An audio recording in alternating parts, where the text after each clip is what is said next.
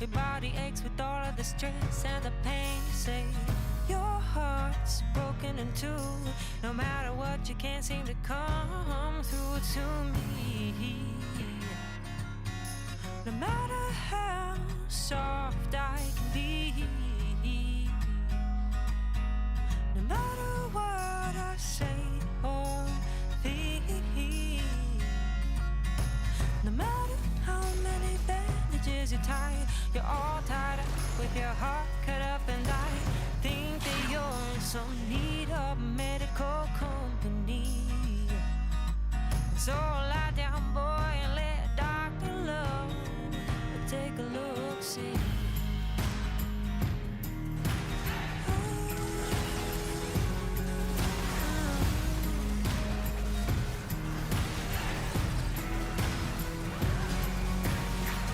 You're feeling ill today, boy. You look sad or overcome. Well, let me help, lover. You should try to rest your head. Your heart's strained enough from lying alone in your bed. So let me put you back to sleep. Don't say a word, just count your sheep. The doctor's gonna heal your wounds tonight, baby. Don't be afraid. Don't put up a fight.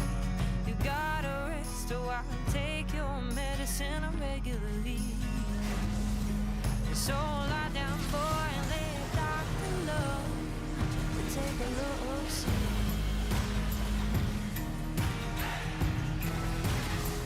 Take a look, see.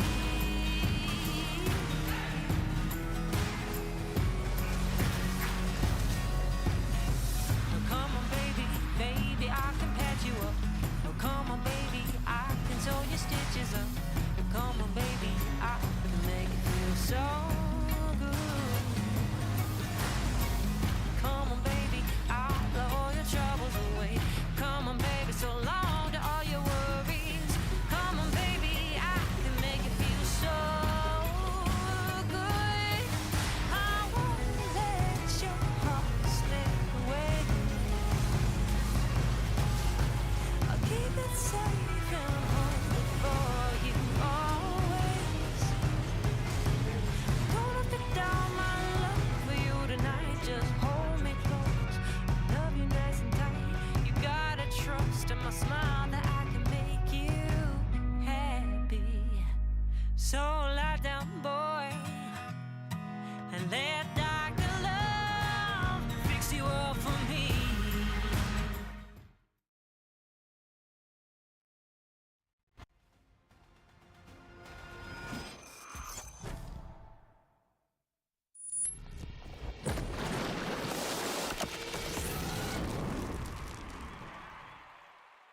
And we are back.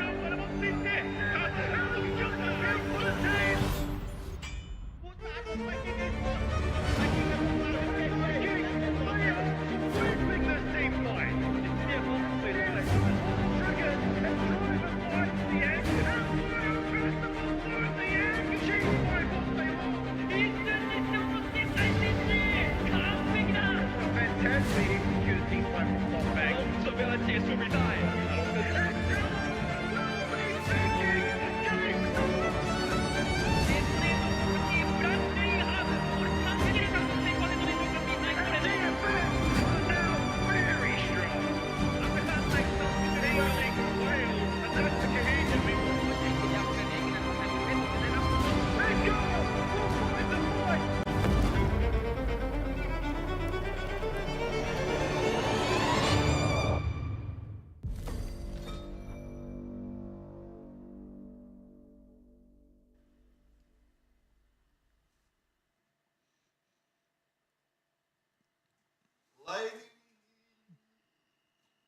Ladies and gentlemen, welcome back to the second night here of week 3 of our mid-season split. I will once again be your host, Veshin. Alongside me is Blue Panda. And a great night of games I think we've got in store for us. Vikings last week looking a bit rough. Yes, it was against CFO. Chiefs, kind of on an upward trajectory in some ways, although still haven't found that series win. And then I think the big one of the night ultimately is that TLN versus Team Secret Wales rematch from Split 1. That was one of the most exciting series we had. Yeah, absolutely. I mean, you look at the first matchup, it's two teams who are very much in the same position. You look at Chiefs, they're trying to find their identity coming into Split 2. They've looked better and better as games have gone on, whereas Vikings seem to have lost their identity a little bit coming out of Split 1. Those lane change, switches that have been coming in make them struggle a little bit. So it's going to be very interesting to see whether that work has been done, whether those improvements are coming from. And I think realistically might be one of the best opportunities for the Chiefs to actually pick up a series here. Absolutely. And unfortunately you guys missed it, but I got to see it on the side here. Husha went 1v1, rock, paper, scissors. Both of them are aware of what's happening. Husha won it. So already Chiefs lead the series. Yesterday we saw the same thing happen. Unfortunately, the victor did end up losing that series. So hopefully for Chiefs, they can turn that trend around. But an exciting match. I mean, Siu Long, I'm wondering how Chiefs deal with him. The Pike seems really hard to deal with. Luon's been playing 10 times, 20 times better than he was in Split 1 I don't even think you can put a number on. Like, it is just Yeah. incomparable how good he is playing compared to last Split. Oh, Poltron is towering out there on the stage. He's a tall man, and he's got a tall task ahead of him. And I mean, look, he said coming into this week there are signs of life, and I agree with him. There definitely has been some significant signs of life out of the Chiefs. And I'd argue better late than never coming into this Split 2 of 2025. The mid-season is such an impactful one for your longevity in the LCP. And for the Chiefs, they are desperate, hungry, needing a victory in this competition, if nothing more than to just confirm that they belong here. Yeah, absolutely. Taps on the shoulders there of Jimmy, and we haven't had the graphic yet, but I'm all but certain he will be playing the 1v1. Yep, there we are. Jimmy in the 1v1 for Chiefs, still undefeated. A pretty criminal 1v1 record at this stage, it has to be. He'll be going up against, we're about to find out. I imagine Guri, who typically does the 1v1s, but for now, yep, there we are. It is going to be Guri. So mid laner versus jungler, both of them extremely capable. New champions in the pool. Yeah, 7 new champions to be exact. I mean, do you reckon that things do change a little bit in terms of what we're seeing? Obviously, they are going to, because you pick a champion, you can no longer play it going into the next 1v1. But honestly, I'm going to go out on a whim and say not really. I mean, you got Varus, you got Lux, you got some of the new ones that are a little bit interesting. Lux sucks. Zyra also sucks. So it's kind of just like, there is Varus. I think Aurelia can be used, but like when there's a lot of champs like Darius, you're not going to want to really play the Aurelia into Darius, for example. There are sort of champs you can get in there, but I think Varus is the big one. However, no need to talk about it no more. It is the Yone up against the Darius. A pretty exciting matchup, and one Jimian will be all but too familiar on. Admittedly for Guri, very recently Darius becoming a bit of a jungle meta pick, especially in solo queue, so imagining through that he would have some reps on it. Emote bar getting sorted out there by the looks of it for Biopanther, I believe. I mean, look, it's 95% metal at the end of the day. A great Australian esports competitor once said, and I do agree, you can do a lot with that emote bar, assuming your opponent has it turned on, of course. Yeah. But I mean, there's nothing worse than dying in lane and then suddenly the emotes are flying. You got to be onto it. Again, you got to play not just the game itself, but the cerebral aspect of the game. Yeah, absolutely. I mean, in terms of the emote game, I think Betty and Doggo lead the league in that stat. They pretty much permanently just throwing those out. And here we are, 1v1, Yone versus Darius. Oh, who do I give this to? I think this should be a 1v1 that ultimately Jimian on the Yone should be able to win. You have so much trading power through the usage of that Shadow, whatever it is, the Soul.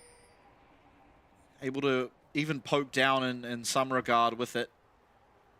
Yeah, so, I mean, you do have to be able to trade into the Darius, because the slow, the pull, Jimian, unless he's got that Q3 stacked up, could find himself in a bit of trouble. Well, I think it's mainly you just need to have that Soul. I don't think there's any real way for him to win it unless he has that up, and we're going to find out very shortly as Guri just man 1v1ing. Jimian doing a great job of dodging out of the heal, but as you see, the bleed now on, trade fairly even between these two competitors. And I mean, look, I think it's a bold call. It's a straight one. Oh, dear. Apprehend lands, Q for the heal as well. Yeah, that's a bit bleak. You don't want to be man-fighting into a Darius. Even pre-6, level 1 even, Darius is a bit of a monster with that passive stacked up. So you do have to play it a little bit smart. Yeah, we'll get a little bit easier for the Yone as this progresses. Depending on itemization, I mean, there's really a number of different paths Guri can take on this Darius that would make Jimin's job incredibly difficult. I think the problem you have, you can't really itemize against Yone because 33% of his damage is just magic damage anyway, making it a lot harder than, you know, the Yasuo, for example, who is just straight physical. I mean, to be fair, you're not relying on magic damage solely to rip through someone. No, 100%, but it does mean that, you know, you go try and stack full armor, well, all of a sudden you're still going to be taking damage. Yeah. It's not going to eliminate the damage that this Yone has. Nice poke. Even causes Guri to take a tower shot there. Yeah, I mean, Guri is about to hit 6. That's when he really wants to pull the trigger. He's done a decent job of getting the lead, so he'll get himself back. He's going to have a little bit of tempo once he returns to lane. But Jimmy doing a good job of picking up what he can. And he's going to be able to shove that wave in as well. Yeah, he will. So I think ultimately should be a pretty decent recall timer for the both of them. You see Guri now coming back to lane. Jimmy hitting level 6, but before he comes back, Guri will also. Matching summoner spells, of course, as per usual in these 1v1s, we most will typically see the Ignite barrier. Occasionally there are things like the Flash involved. Yeah, we don't talk about that Varus mirror matchup. That was something else. Oh dear. Yeah, 6 up and available for both sides. I mean, if Guri can just deny Jimmy that ability to escape with the Shadow, it becomes a very, very scary possibility with the Noxian Guillotine. Yeah, we'll see. I think at this stage it's a lot easier for the Yone. He has the boots. He's going to be able to get that Q up very, very quickly now. Obviously, with this massive stacking wave, you're not going to want to trade into that. So, patiently waiting for the time being will Jimian. But once this comes back to him, should be fine. Does have the Q3, and out he goes. Jimian knowing there's limitations of this 1v1, so you got to respect it there. And yeah, the boots difference. We've seen it a couple of times where the boots difference has been sort of that make or break point, even not just in the 1v1s, but on the Rift as well, just being able to play in and out of some of those big abilities. Yeah. Absolutely. Once again, going for a trade as Jimian. Guri also takes yet another tower shot, but gives himself a play. All tied up, and Guri at a pretty decent disadvantage here right now, HP-wise. Yeah, it can quickly change, though, if you are able to get the bleed stacks going, increase your AD. Yone, Jimian especially, doing a great job of ducking and diving out of those Qs, getting in outside the critical area, although that apprehend means he can't get out of that one, and that's the blood stacked up.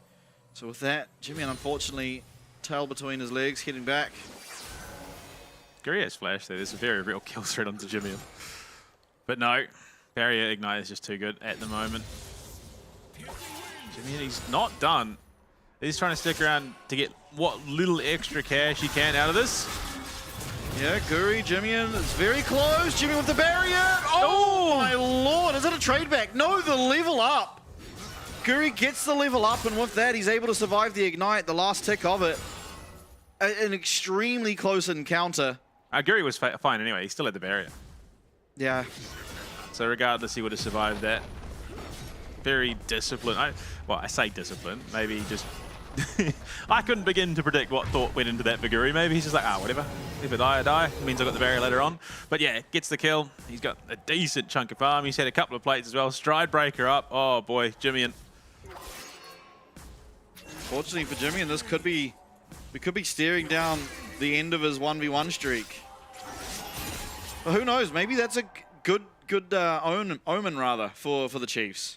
I mean, look, something my dad once said to me, pain is the greatest teacher, and the more it hurts, the better the lesson you learn. Well, Chiefs have had a lot of pain. Stride breaker going to be used. Nice dodge again of that critical, but the apprehend coming out means he's going to be slowed up. Does get that nice Q3 at the back end though, and actually trading positively for Jimian. Oh, misses the fate sealed, and with that, maybe his fate is just... Fortunately, Noxian Guillotine not up. Jimian, though, is just going to go down. And finally, at long last, it takes Guri on the Vikings to eliminate Jimmy in from that 1v1 flawless streak. Blue side selected for the Vikings. Yeah, a bit of a whiff, unfortunately. But again, yeah, maybe it's a bit of a learning experience for Jimmy. He's now lost out here in Split 2. But, I mean, we've seen an interesting one. Oh, boy. Oh, boy. We got some fans. Well, look, if the truth of the matter is, if there are fans for a team, there are quite obviously haters as well. So, unfortunately for the Chiefs, they've got ops in the crowd. Yeah. Yeah. This is the unfortunate situation. No missed mistake today, but still, we did see yesterday he did in fact swap shifts with someone. He's there in spirit. He is, yeah. I guarantee you, he's in their Discord, spouting his what is it, encouragements and his designs. Yeah. He's got some weird and wacky designs. They're quality, honestly. Big Pole, yeah, the head coach, of course, of the Chiefs. Hopefully, looking for a draft that doesn't involve Nidalee top, in my opinion. Yeah. Left wanting were myself and I imagine many Chiefs fans. Yeah, a little bit. A little bit. I mean, look, he did well enough game one. It wasn't a standout performance, but I definitely believe that there is some interplay into this team around both Zoranus and Bio and the way that they approach the game. There's nothing wrong with a ranged top laner, but you need to be able to pair it with a comp that works with it, and Bio also offers a lot to the champion pool. Yeah. We'll see. Biopanther thus far having his Scion banned out every game he's played in. See if that trend continues. Don't see why it wouldn't, realistically. I think looking at this game, a lot of it's going to come down to the jungle matchup. Yeah. Again, game one, the only game that Chiefs have won thus far, won almost because of Guri and how he controlled the jungle in the early stage of that game. You mean Husha? Husha, sorry. Yeah. Husha controlled the jungle. He was able to get a lot of tempo for his team and find himself a large advantage. Did the exact same thing against TLN. So if he's able to do that once again here, you're feeling pretty confident, all things said and done. Yeah, looks like Champion Select is going on there. I see it happening. There's already 3 bans for Chiefs, 2 bans for Vikings I saw there on Biopanther's screen. So hopefully get that graphic popped up on our screen. There was a certain level of ego challenge going on from Husha in his opening game, his debut under the Chiefs banner. And as we jump into it, Scion targeted away by the Vikings. They double down with a Callista and a Vi. It's Nocturne and Zyra. So 3 jungle bans in the opening salvo. And there's the Yorick ban. So it's a ban that now allows Biopanther to play with his team more. So I do kind of like it. Vikings starting Shogun today. Yeah. I think that's a pretty solid call. I think he looked better. Yeah. In the series against CFO. Scary start to the draft, however. Yes, it was nerfed, but Guri started the split with a 13-0 Neferi game. Now he's going to get to play it once more. So Xin Zhao almost certain to be the answer, but we'll see how Husha is able to stack up against it. There it is, locked in already. No real surprise. The highest kill game so far in Split 2, Guri, on that Neferi. And yeah, I think that's a pretty solid answer. Vi's gone. Your most standard answer in the jungle, I mean just the most well-rounded I think jungler at the moment is Xin Zhao in terms of being very, very hard to take down post 6, does a lot of damage, a lot of sustain. It's just an absolute nuisance. Adds the lockdown, and Violet picking up the Varus, which again has seen a huge amount of priority, more so in the ban phase than anything. Okay, so Biopanther really enjoys playing as tanks. And Gwen locked into it means it's a pretty rough time to pick one of them. Scion, typically the tank that withstands the lane the best. Could go the Renekton, and I wouldn't hate to see it. Renekton has a great lane up against the Gwen, and we've seen Biopanther on that champion before and what he's able to get done. So I would kind of like to see the Renekton locked here. It's decently, well, just good into everything shown thus far for the Vikings. So instead, going to go for Ari, get Jimmy in one of those priority picks. Can now look to ban out mid laners. On the other side of the rest, though, of course, Vikings can just ban out tops. Tops or supports is the choice of Vikings. I imagine it's more likely to be supports, whereas probably a good decision for Chiefs if they take away some AD carries. Yeah, lock down Shogun a little bit because he can be pretty volatile down on the bot side of this rift for the Vikings. Talia, actually, going to be taken away from Cardi. Yeah, good matchup into the Ari, and we've seen Cardi on the Talia time and time again. He pops off on it, so I don't hate it. Now, other side, Vikings, what are they going to ban up against the Chiefs? Rel. Oh. Okay, so taking that away from Luan. I don't blame them. Yeah. Luan looks very, very good on it. Yeah, very good ban. Has a great matchup in the Nautilus too. I mean, essentially just a 50-50 matchup, but yeah, Luon looking really good on that champ, so take it away. Now Rise, gone from Cardi. He was the original Rise player here in the league, picking it up before it was cool. The OG Smurf in the mid lane. Yeah. Literally, running around with this big old scroll. And, I mean, what do you find, you know, round it out? It's going to be an ambassador, so Bio losing out on the one of the new fresher champions in the pool, but I don't think we've seen Biopanther play ambassador so far, so I don't necessarily understand the ban. Maybe, I mean, I'm sure he can play it. Oh! Shen, okay. Now, this is kind of a Biopanther classic. I've seen him quite a few times, particularly in in-houses, so essentially custom games, picking Shen, and he does really well with it. It's good against the Gwen, of course. You can block those auto attacks. It also has a really strong early lane phase. Of course, you don't expect him to do what a lot of solo Q Shens do and take the ignite. You kind of immediately lose the tower. That would be a bit of a spanner in the works, yeah. I could definitely imagine a world where it's possible, but not a very, very comfortable world for him. It's more of a sort of Platinum Emerald solo Q thing, that. Maybe it's just a bit of an ego thing, yeah, we'll see. But there you go, it's an Orianna and a Jhin to round out the Vikings comp. We've seen sort of the best and worst of Jhin coming out of yesterday. Yeah, not a great Jhin comp, all things considered, really. You have not that much to set up for the Deathly Varus or the Curtain Call. You do have Nautilus, but that's about it. Whereas on the other side of the Rift, I think the Varus is going to get a lot more done. Nico sort of punishing bot lane. We've seen Luon on the Nico once before, so second appearance, I believe, for him. And if we do follow circle theory in this game, Chiefs have a lot of circles. And they've got some very solid ones, honestly. Yeah. Yeah, definitely. I mean, both teams... I think Cardi has the scariest circle. Yeah, I mean, possibly Luon. The team fight setup from Nico Circle is arguably more impactful more often than the Shockwave. Of course, you have one good Orianna game, and that's not the case. But we'll see. I think ultimately the Chiefs this game are on a bit of a timer. Now, you see Jhin, you don't necessarily think that a lot of the time, but it's Gwen that can very quickly become a massive problem. Not the most amount of lockdown on the side of the Chiefs, particularly when looking at the Gwen. Sure, you've got the Chain of Corruption, you've got the Charm, but when Gwen's untargetable, those aren't going to be connecting. Coach is now leaving the stand. Can Chiefs get their first series win? It's a tall order up against a pretty menacing roster in this Vikings.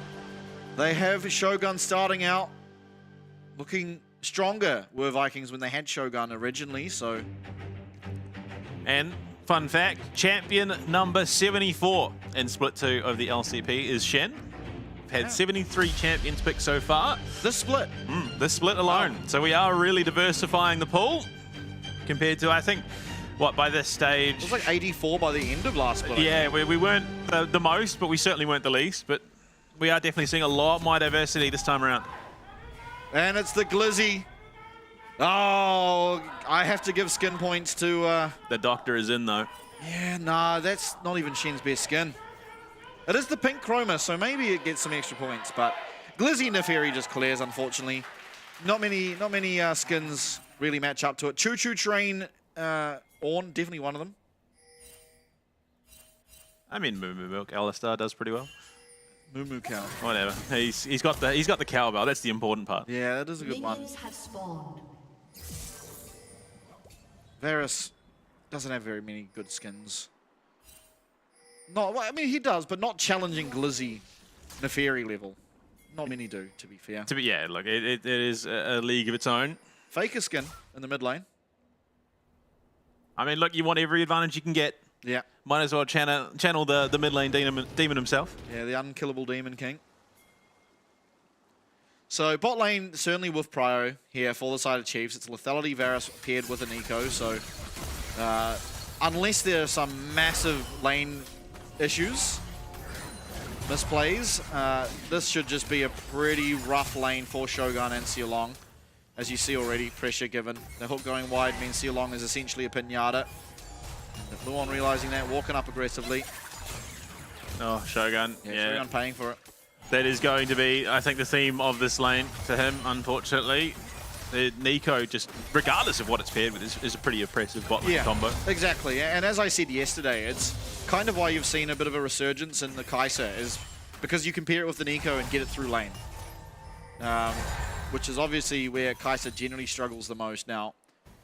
Prio for the side of the Chiefs, but doing pretty good with that Jhin to be able to answer back. But Jimmy and connecting with that Q, Cardi now very low. And again, keep in mind, the hardest part of this matchup for Cardi is going to be the fact he's very gankable. If a charm ever connects and Hooshes around, should just spell the end for Cardi. Certainly force out a summoner or two. Yeah. Notoriously immobile. I mean, to be fair, Jimmy is much the same until he hits 6. Does have the security of the charm, of course, like you said. Yeah.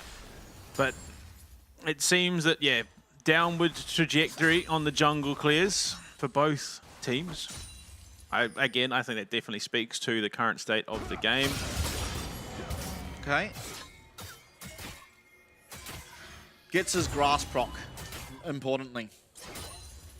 As many tank top lane players know, the most important part of these tanks is how many grass procs do you come out of lane with, because it's the most fun minigame that they have. Well, no, yeah, see, it's not about who actually takes down the other team's nexus. It's like golf. It's a points game. Yeah. But not golf, because you want to score high. So. Yeah. So like any other sport except the exact one you mentioned. Exactly. Scuttle Crab going to be picked up by Husha. It's Guri looking towards the mid lane, looking to chunk Jimmy a little bit and then head towards the top crab, which he'll do pretty successfully. Takes an electrocute, but no harm, no foul. Able to get that crab, going to be able to take that recall, and Jimmy really paying the price for Guri's jungle pathing decision. Okay, yeah, Cardi looking to be a bit cheeky here. Jimmy, I mean, to be fair, it's an Iring with that passive. Does have a little bit of healing incorporated, but not the most massive amount. Nah. Shogun, okay, so lane swap coming out early here for the Vikings. Probably something we want to see more out of them, because this was the aspect of the game in season kickoff that they did do the best in. Chiefs, though, quick to the answer. See Luon and Violet answering back, making sure these lanes are matched. Yeah, I mean, they read that brilliantly, and that was a big disparity we saw yesterday. A bit of a poor read on the lane swap, ultimately costing pretty dearly this time around, though. It's matched and answered pretty cleanly. Absolutely. Level 4 picked up for both Violet and Luon. Should be matched as this wave gets cleared out by Shogun, however, so no real disparity. In fact, you can take a look at the gold. Neck and neck still, as you'd hope, considering no kills have happened and it's 5 minutes in. You look at it, first dragon is up and alive. Kim up. I mean, again, you're not expecting too much priority, as we haven't really seen that since the new changes coming through. A lot of priority given to the grubs as per usual, despite the changes reducing their overall number. So it should be, I mean, realistically, it's going to be another clear from the junglers. They potentially look to back again and do a bit more clearing, and then the grubs spawn. That's when we see the fight start up. Yeah. 2.5 minutes. I mean, realistically, there is the opportunity to look for Dragon. Both of these junglers can solo it, but it is a bit... Oh, that's cheeky. Yeah, unfortunately, I think it was just spotted. Charm will connect, however, so a nice bit of chunk. Cardi now down to half. Doesn't have the luxury of the Ari passive, of course, being that he is Orianna. That tracks. You did for foxes. But, I mean, 6 online, the command shockwave. It's not a great delivery system. Husha. Yeah, Kratos going to be able to dodge away for the time being. But again, you don't need to find these kills. Alleviating pressure is always going to be good. This now frees up Vilepanda to look for the ult. Oh. They're going to find the charm. Cardi rooted up. First blood goes over to Luon. Sealong late to the party. Keep in mind there is still that Stand United there if ever there were a fight to break out after this. But Dragon looks like it's going to be the prize. A little unfortunate, Luon picks up the kill, but ultimately you're going to be able to get to that Hex Tech rocket belt quicker, which isn't the end of the world. Not the worst thing. For those of you that may not have caught it, Driver, very much entertained with what's going on there. He's sitting in the crowd. And fun fact, Driver's dad was in the crowd yesterday. Yeah. He was sitting there cheering the sun on, and just the very, very tail end of the charm lands. And I do believe... Violet, no sums, is going to manage to make his way out, but certainly not what you want. Importantly, not giving over the gold. He can actually probably stay here with his team joining here. Piercing arrow clears out that wave now. It's going to be Luon here. has himself those boots, able to get to lane very quickly, and in fact turns around the health trade essentially in favor of Chiefs. While of course losing those sums is never ideal, but this Nico champion, a little bit ridiculous. Yeah, a little bit. But it's good seeing these teams even coming in, supporting the others in the competition, and a great deadly flourish there. Great dredge line, but with Violet just managing to skirt away from disaster there. That's a huge thing that Chiefs need to be appreciative of. Yeah, Tiamat for by Panther, so we'll see if he upgrades it first. You'd imagine he will. Titanic Hydra, most likely the build. I don't see him going Stride Breaker or Ravenous. I mean, yeah, logic would dictate. You look at it, we are starting to see those big team fight ults coming online. I mean, the only ones that aren't there, of course, being the sports. Oh, that's a big shockwave onto Jimmian, but unfortunately not able to find the kill there for Vikings. Oh. And here comes the Stand United. Cardi's so low. Oh, my lord. Oh, it's all coming up the Chiefs so far. That's the feat of warfare picked up already. They're going to be able to get those Void Grubs as well. Shogun surely not able to answer this by himself. In the meanwhile, though, keep your eyes down bot. Biopanther's going to have to recall here and try and match. Yeah, here we go. Just going to teleport straight there. Some free time alone with that tower for Kratos. So Gold swinging to him in that isolated 1v1. But Chiefs up 1k for themselves and the objective. Guri is going to take that time to do a bit of invading. But you look at it, it looked like it was everything that Vikings were going to need to get themselves something back. But unfortunately, the state of the game, Cardi's not hitting that hard. Brilliant jump in, brilliant chains of corruption.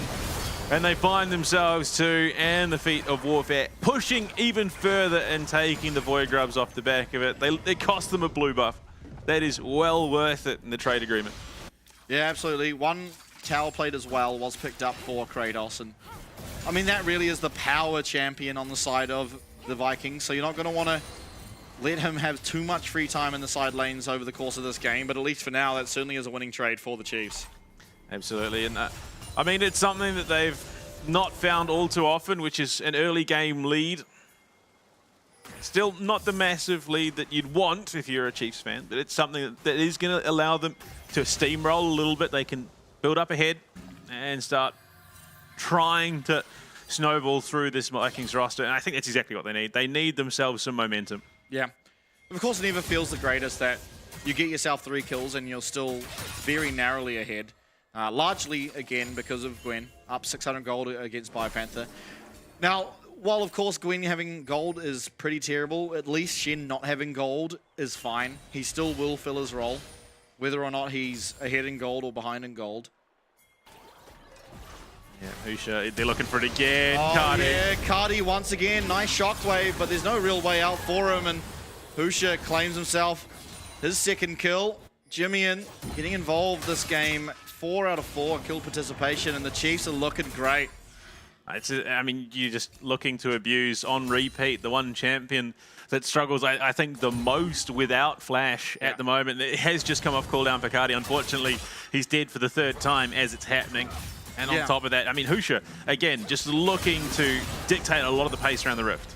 Yeah, I mean, this is the best we've ever seen the Chiefs in both splits punish cooldowns on the Summoners. I mean, Flash used after a great gank, and they've gone back 3 times and managed to find the kill each and every single time. So Cardi, unfortunately, is being a little bit of a liability for his team, which is not something we're used to saying about this guy. Always tremendous. Now, he is getting to his items. He's still getting himself gold, of course. He's down 1k, but in terms of that CS, he's finding it. He's going to be able to get to his item power spikes and should be okay, but he needs to sort of stem the bleeding to get to that point without ultimately giving Jimmian too much to work with.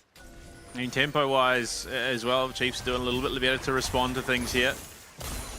Guri going to be caught, but he's not going to be threatened that much. Titanic Hydra finished up for Husha. We've seen this before from him, just to try and speed up that clear just a little bit, provide a bit of extra bulk, plus that damage aspect. Yeah, absolutely. Next fight, sure to break out over this dragon. As you see, it's live. Neither team having one yet. 12 minutes in. Guri waiting in the wings, trying to see what he can find. Chiefs now trying to take priority over this river once again. Clear out this vision. Violet will be able to clear out that pink ward. Jimmian works on the mid wave. Kratos is proxying. Yeah, not a whole lot Shin can do about this, unfortunately. Not really the champion built to deal with a Gwen. It's okay, it's not the worst, but not really ever going to kill him at this stage of the game.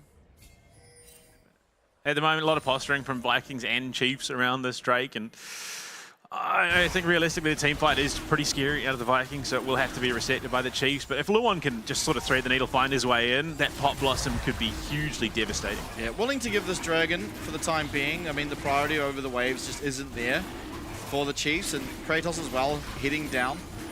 Means it's a little scary. Of course, you do have that Stand United, but give over this Dragon. It's the first of the game. It's not that impactful. In fact, because of how late it is, you don't really feel like the Dragon Soul win condition is all that big of an issue. It's going to be well after the spawn of Baron, so... Yeah. And I think even, yeah, just the posturing, slowing down that progression towards Soul, and it being Chemtech to start, they're perfectly happy with that. Jimmy takes a bit of punishment, but he is going to clear out the wave. Still up, pretty happy, working well towards his Rod of Ages. Should have it. Yeah, it should be online. He should be able to start stacking it up. And we're starting to see again. Actually, no, he's going to hold off in the lane for now. Maybe narrowly not having it. Push this one in, though, very quickly. Gets the gold off this wave. Has the priority over it.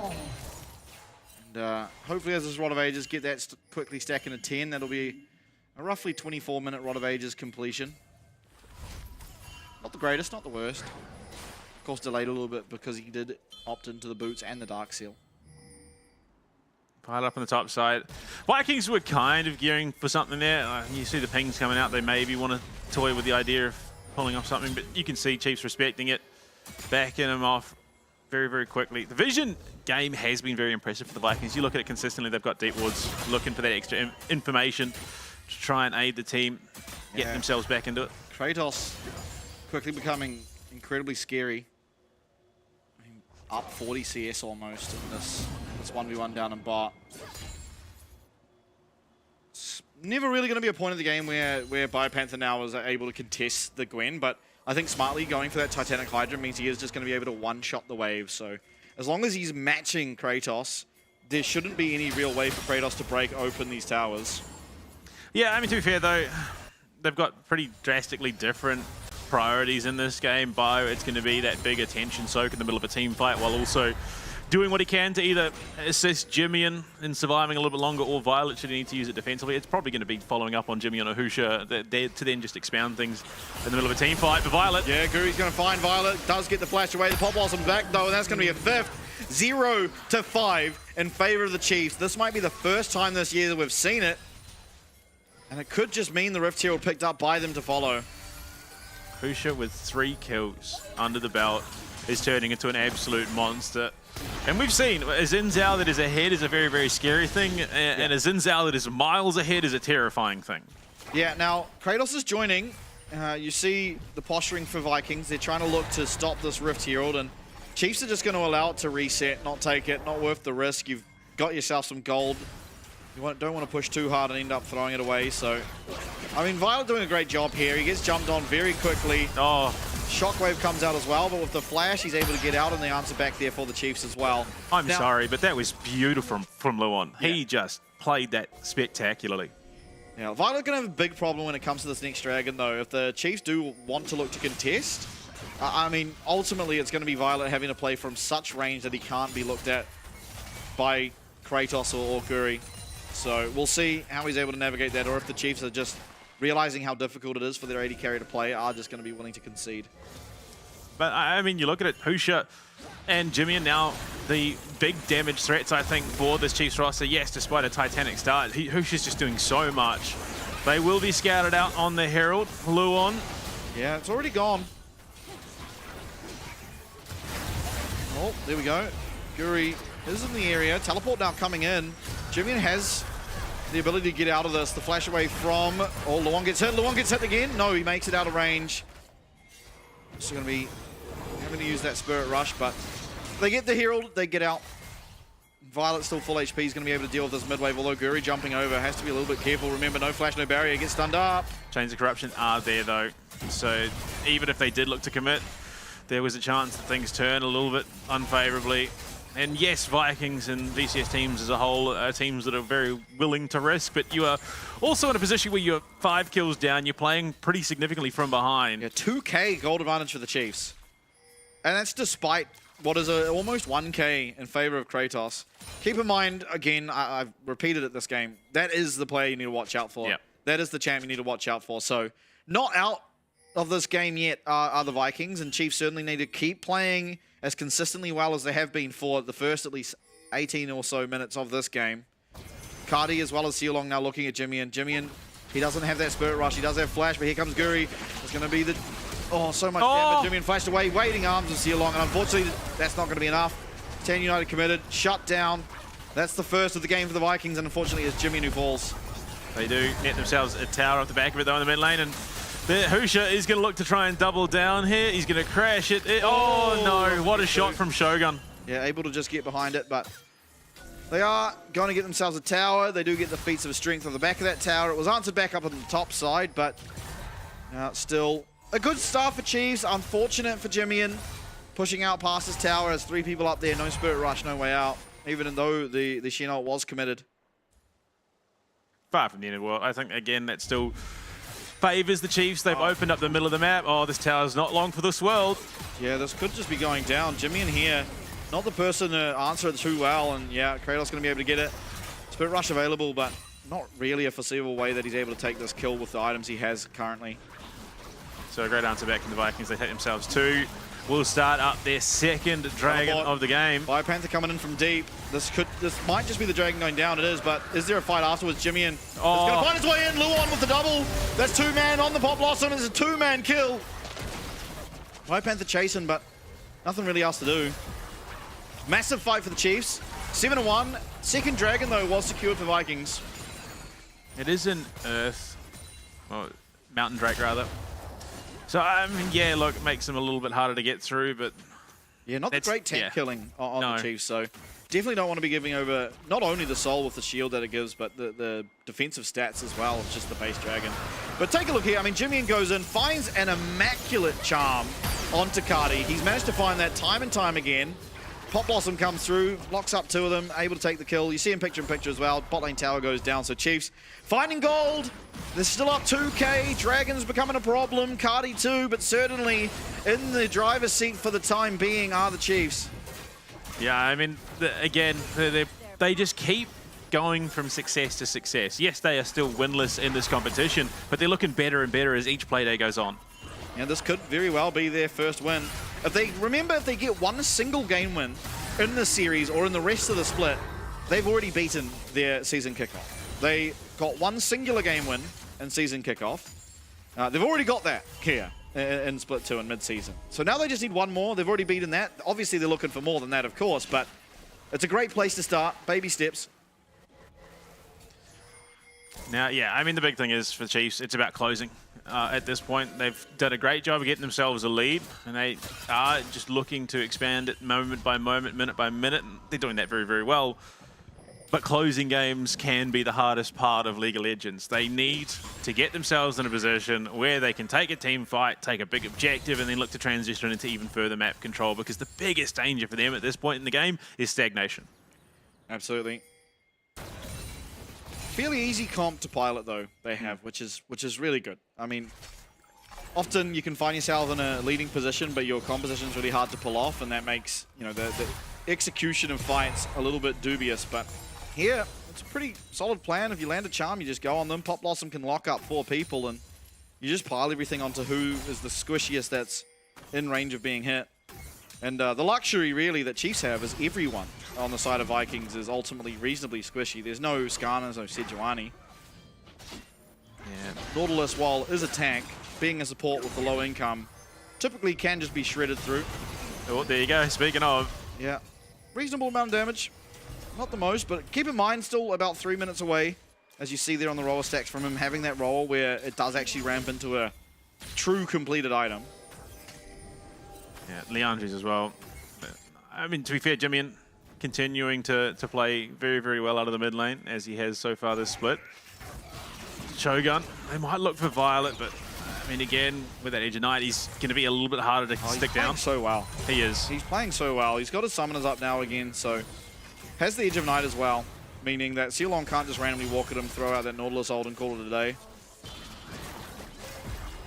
You can feel just definitely a refreshed Chiefs roster. Oh, 1-7. This is their best start I think they've had ever.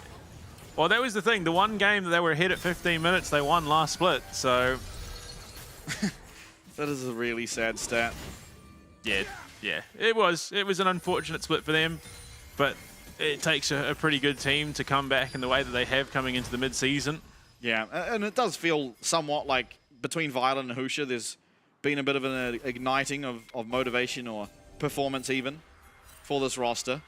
Husha's certainly performing out of his mind for almost every single game. Now they're looking for this top tower. There is an answer back for Vikings, but not the greatest. Cardi will be able to flash away this time. It's a trade of flashes, teleport coming in. Both top laners are going to be able to be here, but just disengaging of the Chiefs. Wise. Why commit? They've lost the teleport. You don't have to do anything here. Tower's gone though, so not out of the woods just yet as Panther marching that mid wave in. Guri taking a lot of damage from this Arakan, and Chiefs have just got away with a tower for free. Oh, Bio, that's cheeky.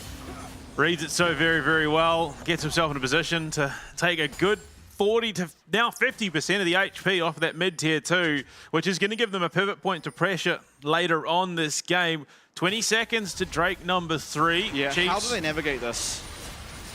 I don't know. I mean, Chiefs, it seems like they know that Vikings are probably toying for this Thornbound right now, and you can see positioning-wise, they are almost certainly looking to try and start this one up. They don't really have a champion that can just sit at Dragon and solo kill it, so a 5v5 up in the top side is what I imagine is going to occur. Now Luon, seemingly the one to face check, down to half HP is this Atakan, but Husha's going to be able to arrive there. Kratos trying to peel, down now, very low is this Atakan. Keep in mind how important it can be. Pop Blossom's good, Jimmy gets one, Kratos off the map, and Husha gets the smite, follows through. That's the carry, that's Cardi who's just running for his life. No flash, knocked up, and by God, it's the Aussies. It's going to be the Chiefs taking the fight, taking the Atakan, and all the priority in the world to now look towards this Dragon. This is not just the best game the Chiefs have had this split. This is the best the Chiefs have looked. Full stop. Like, this is night and day difference from the team that took to the rip to start things off, and it's BDE man himself, Husha. He's got the energy, walks in, just completely zones out Guri, gets the steal of the Thornbound, and just carries on, foot on the throat, squeezing out the life of Cardi. And Chiefs are looking to take what is going to be their most dominant win this year if they do continue and pull it off. Oh, look at the coach and staff. Absolute elation back there for the time being. Still, you got to get it done, boys.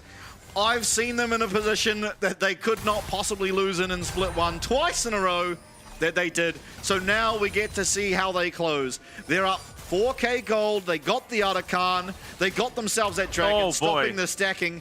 They are doing the damage, but they still have to close this one out. They're not done yet. You can't take your foot off the pedal.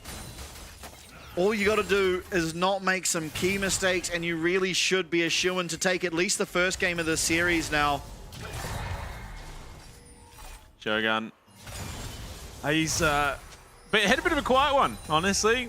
No kill to participation so far whatsoever, but he's been farming like an absolute champion. And you look at it, that is largely what is keeping him even with Violet at the moment by potentially being targeted a little bit here. But again, he's fairly tanky. They're going to have sustained damage on him to try and take him down.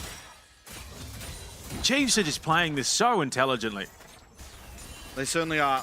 Now, Violet playing well, 105 despite, you know, ultimately all of the pieces of the puzzle that Vikings have that just crushed down on him. A flank from Kratos, Guri going in, you've got the depth charge. Still, he's been playing around it.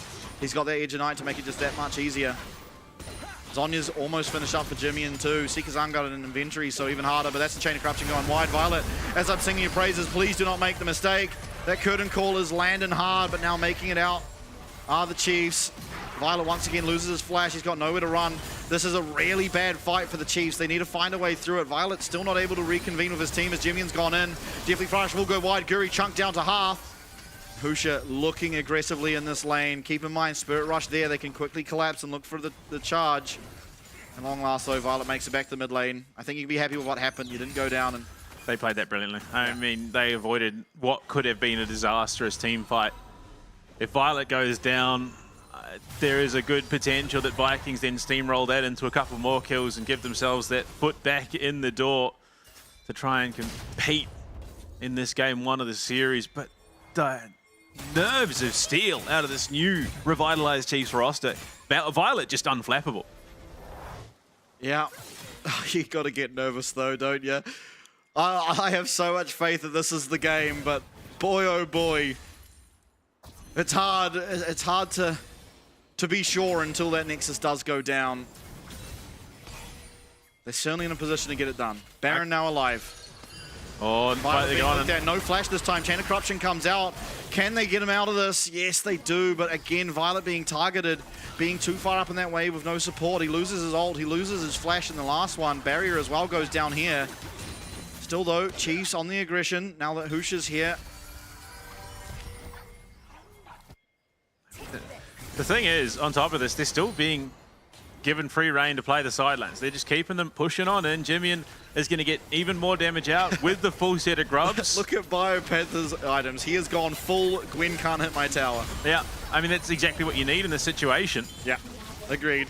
And he's sitting there. He's sitting there in the side lane, keeping Kratos prioritized, because as soon as Bio interrupts Kratos' teleport, he then can just go and join the team fight and find themselves in a pretty significant overmatch. Yeah, I think BioPanther's never going to a team fight unless Kratos goes first. Which is fine, because you're Shen, so you have a really good answer. You can come second. I like this Shen pick. As soon as you see that Kratos is at the team fight, you just ult there. Unlike most champs, you know, where you teleport there, he has immediate impact in the fights by the ult through that shield. Vikings are so thirsty. They've been hunting Violet desperately. That is a ward. Not the most scary ward. I guess it is the most scary ward, but never going to catch them by surprise like that. They just want Violet so desperately. And Guri again positioning around for it. With that dragon spawning up in about 30-odd seconds, Chiefs, they're in a great spot, but Vikings want to try and take control back of this game. Yeah, 100%. Violet has to play so safe.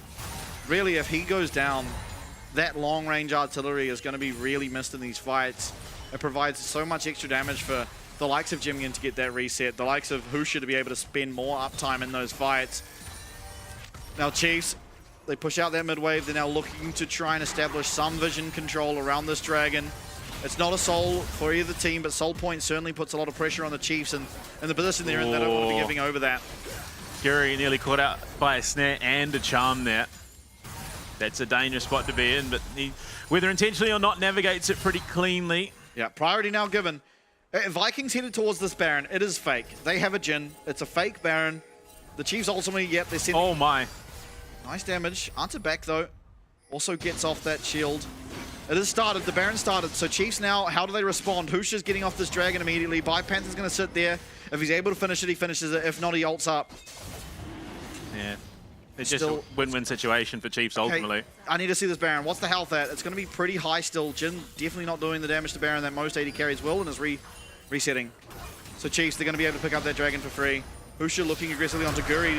Luon being flashed on. That's the depth charge. Oh no, Luon, don't go down. Chain of Corruption's great. The flash away and Sealong's down. Oh my god. In comes Kratos, but he is 5v1. Oh, but the damage from the needlework's great. The healing's there. Husha loses the Styrax. Able to get a grace hold off. Chiefs have navigated again. It's a 1-for-1. Luon for Sealong. Both supports down, but Dragon secured for the Chiefs. And they're going to get a bit of priority in that mid lane as well. Violet's going to walk it up, keep that shoving in towards the towers. And I mean, look, Bestian, you know what the best place to find Iglizzi is? It's at the ball game. And unfortunately, with Husha swinging the bat like that, you're not getting close.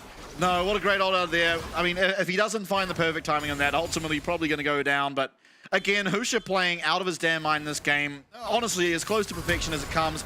Take a look at it again, though. Luon just targeted by Sealong. They realize the teamfight power largely comes out of this Nico. They find him with the knockup. Kratos comes in and just annihilates him.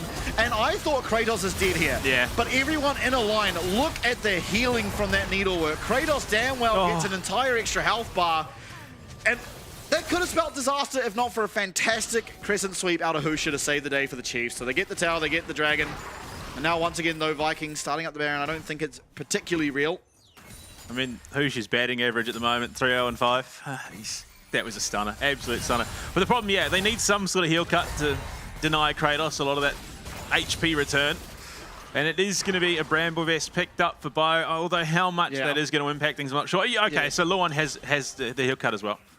Luan doesn't. No, sorry, that's right. Yeah, no, that's the shield. It's the shield one. It should be fair, again, pretty solid pickup. It's Husha that has it, because ultimately, yes, you have the Bramble, but unless it's in the side lane, he's just picked up the execution. Kratos is just not going to auto-attack Shen in these fights, and then you never lose that healing cut. So I think a reasonable decision for the healing cut to come out here onto Husha. I don't think it's the greatest champ at utilizing it, but as long as it goes onto this Neferi and onto the Gwen, you're pretty happy. Husha loses half his HP, though. Slow burn Jin game means that, I mean, you look at it, Shogun, he's got his IE, he's hit his third item with single assist to his name. And it's not a position that we've seen a lot of Jins make it to. Yeah. 6k gold lead, however. Well, almost, I guess, more like a 5k in favor of the Chiefs. Oh, Luan, cheeky little stuff. Tags the Baron, and Guru's going to take a bit of punishment. And they know it's there. They're trying to get Shen out of the side lane, but there's no real reason for him to for the time being. They can just wait for Husha to engage now. Down to half HP is this Baron. Luan looking. One big Pop Blossom could end this one. Jade Corruption comes through. Husha's looking for Guri. Oh! Husha gets it again! Shogun running for his life! And it's the flanking Varus up top that finds one! Curtain call interrupted! And the Chiefs are running away with it! See you long, buddy! You've got nowhere to go! 14 kills for the Chiefs, make that 15 as they look to take game number 1 against the top VCS competitors in the Vikings. What a showcase from the Chiefs. This is what we have been waiting for, not just this year, but for years in the League of Legends esports community, and the Chiefs pull out a stunner from down under. Aussie, Aussie, Aussie. Oi, oi, oi. There we have it. The second game win of the split, meaning they've already topped their season kickoff performance. But more importantly, they've got all the momentum going into game number 2 to try and desperately get their first series win. Look at Husha, Elation, Jimmy and Elation. Definitely the two people on the Chiefs that have the most local fans, being that they are locals. I mean, Husha, again, coming in for this Chiefs roster, adding some brand new life to the team, just ripping and tearing through the Vikings. And you look at it, a 15-3 game going the way of the Chiefs. Remember, Vikings were a top 3 finisher in the kickoff season. Yeah, an unreal performance here, and certainly you can be happy with that as the Chiefs, but the job is not done. Come back down to earth. They've got that one win. They now just need one of the next 2 to get that first series win for them, for the Oceanian fans, and they've got the momentum. Again, I said it. A lot of the champions they had here are power picks. They didn't lose much in the top lane, right? The Shen isn't something that you're really thinking as you go down the list of champions. They also have the option now to bring in Zoranus to have a full spice up. We saw them get the win with them in their first one against DFM on that Aurora. But really, all the cards now on the side of the Chiefs, and this is how it all started. I mean, 3 times we'll see essentially the same thing, but what a magnificent charm from Jimmy. I mean, long-armed. I mean, that was the maximum possible distance on that charm. It just goes from bad to bad for the Vikings. For Chiefs, it goes from strength to strength, which really mirrors the trajectory they've hit here in the mid-season. And consistently, repeatedly, they were hunting for that pick onto Violet, and it just never came for them. Yeah, absolutely. You can see that the Chiefs really came into this game and had fantastic cohesion, right? Every single play the Vikings looked for was answered. Now, it can't be understated that 2 of the biggest plays of the game was Husha winning a smite fight. Here on the Otacon, later on the Baron, I'm sure we'll get a replay of that as well. But without that, this game is a lot more dodgy, right? The Otacon goes to Vikings, all of a sudden they have that extra combat power. The Baron goes to Vikings, the game's certainly not ending there. The elation between Zoranus, Politron, and Brindy there is really justified. Now, in Split 1, By the end of it, it felt like Brendy had aged a decade. He's looking a bit younger after that game and just continuing to find success, continuing to find openings, punishing and brutally beating down this Vikings roster who were, again, very tenacious, very scrappy in split one. And here, the second steal, Husha just ego walks into the pit with Bio teleporting in onto him, smacks Scurry away and steals it, and Violet in the backline. They're just hunting for him at this stage. He's now ramped up. He's the big bad bully on the Rift. Again, a new fresh addition and another fadeaway shot. My goodness. What a game for the Chiefs, and you can't help but support them off a showing like that. And speaking of supporting, you can too.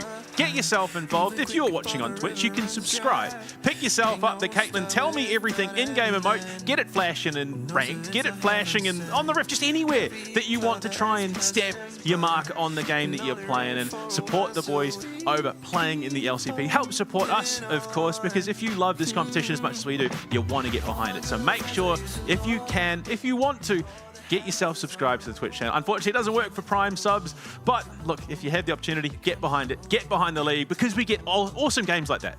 Absolutely, and with that, game number one is all done and dusted. The Chiefs take the 1-0 lead for the second time this split. Can they get it done? We'll see you after the break.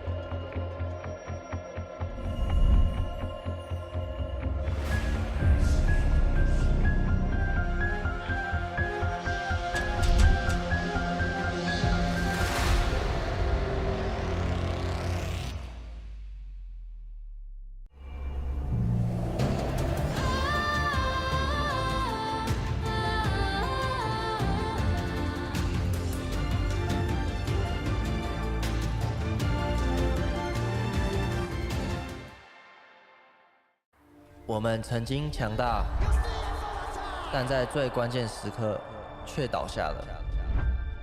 Tụi mình đã đánh giá sai trận đó. Giải đấu này khó hơn tụi mình nghĩ. 応援してこれるペンに報いたい。次はチャジャコで行く。This wasn't the goal. This was only the first step. Tụi mình đã làm cho mọi người nghi ngờ LCP và đó chỉ là nó bắt đầu thôi. やるべきことは分かってる。言い訳はしない。この勝負にかける。Tụi mình đã giáng một đòn chí mạng với team mạnh nhất. Giờ thì tụi mình sẽ hạ gục họ. 从没人看好到谁都不太小看鲁蛇。不，我们是那支势不可挡的队伍。我们掌握了战局，但却让他溜走。这种事不会再发生了。这一次，我们会牢牢抓住。あとは結果で証明する。僕たちの本当の力を世世界に見せる時が来た Cả thế giới sẽ biết tụi mình là ai. Đã đến lúc vươn tầm thế giới. Tụi mình luôn có niềm tin rằng mình có thực lực. Bây giờ là lúc chúng mình bung hết sức. 勝つために必要なものは全て僕たちの中にある Đẩy đối thủ tới giới hạn là chưa đủ. Lần này tụi mình sẽ bứt phá vượt qua. The real battle starts now. It's time to prove you deserve our place. 曾经被看轻的我们，现在是让你们打鼾的存在。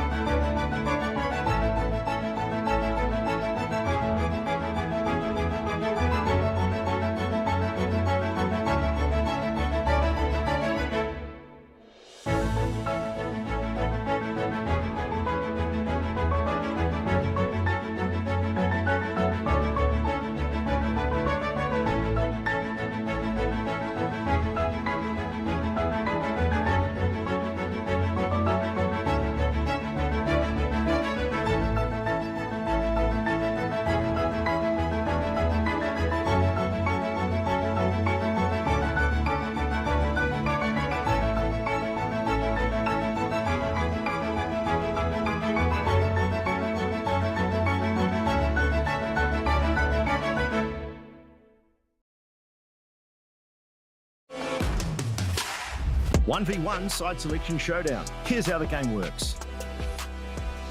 Players are only allowed to pick champions from this draft pool.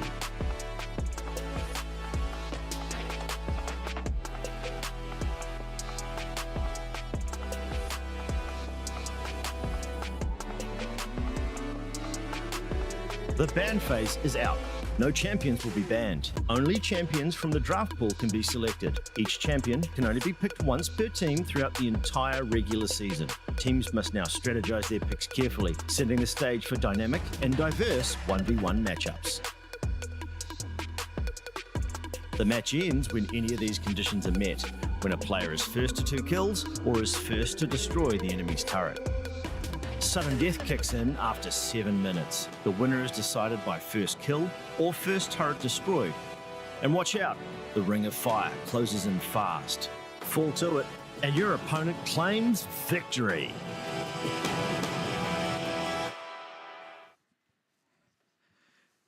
Now, could it be, Mr. Blue Panda, that Jimmy in losing the 1v1 was the key? I mean, to be fair, how many 1v1s have we seen lost that then transition into a win regardless? Like, it just seems to keep happening here in the LCP. I don't know, maybe that's the code. Again, sacrifice is required for success. Yeah. Blood for the blood god, skulls for the skull throne. Jimmy and losing the 1v1, Chiefs winning a series. Could be. But I think it has to be said that still in this series, the Vikings should be considered the favorites. Oh, absolutely. They absolutely lost game 1. It was not even close. It was an absolute thrashing. Great signs for the Chiefs. Their biggest problem so far has been keeping the success or the strength that they look in game 1, against DFM, winning that, looking considerably worse in game 2. Even Talon, they lost both games, but game 1, a close affair, lost it, and then looked way worse in game 2. So here, we're at the point where you realistically can beat this Vikings roster. You just proved it to yourself. It was not even close. It looked like you're in a different tier of gameplay than the Vikings. Play like that again, you can very quickly find yourselves finally getting your first win. And importantly, early on into the split where there is a real opportunity. You still have Team Secret Wales, you have SHG, CFO, I mean...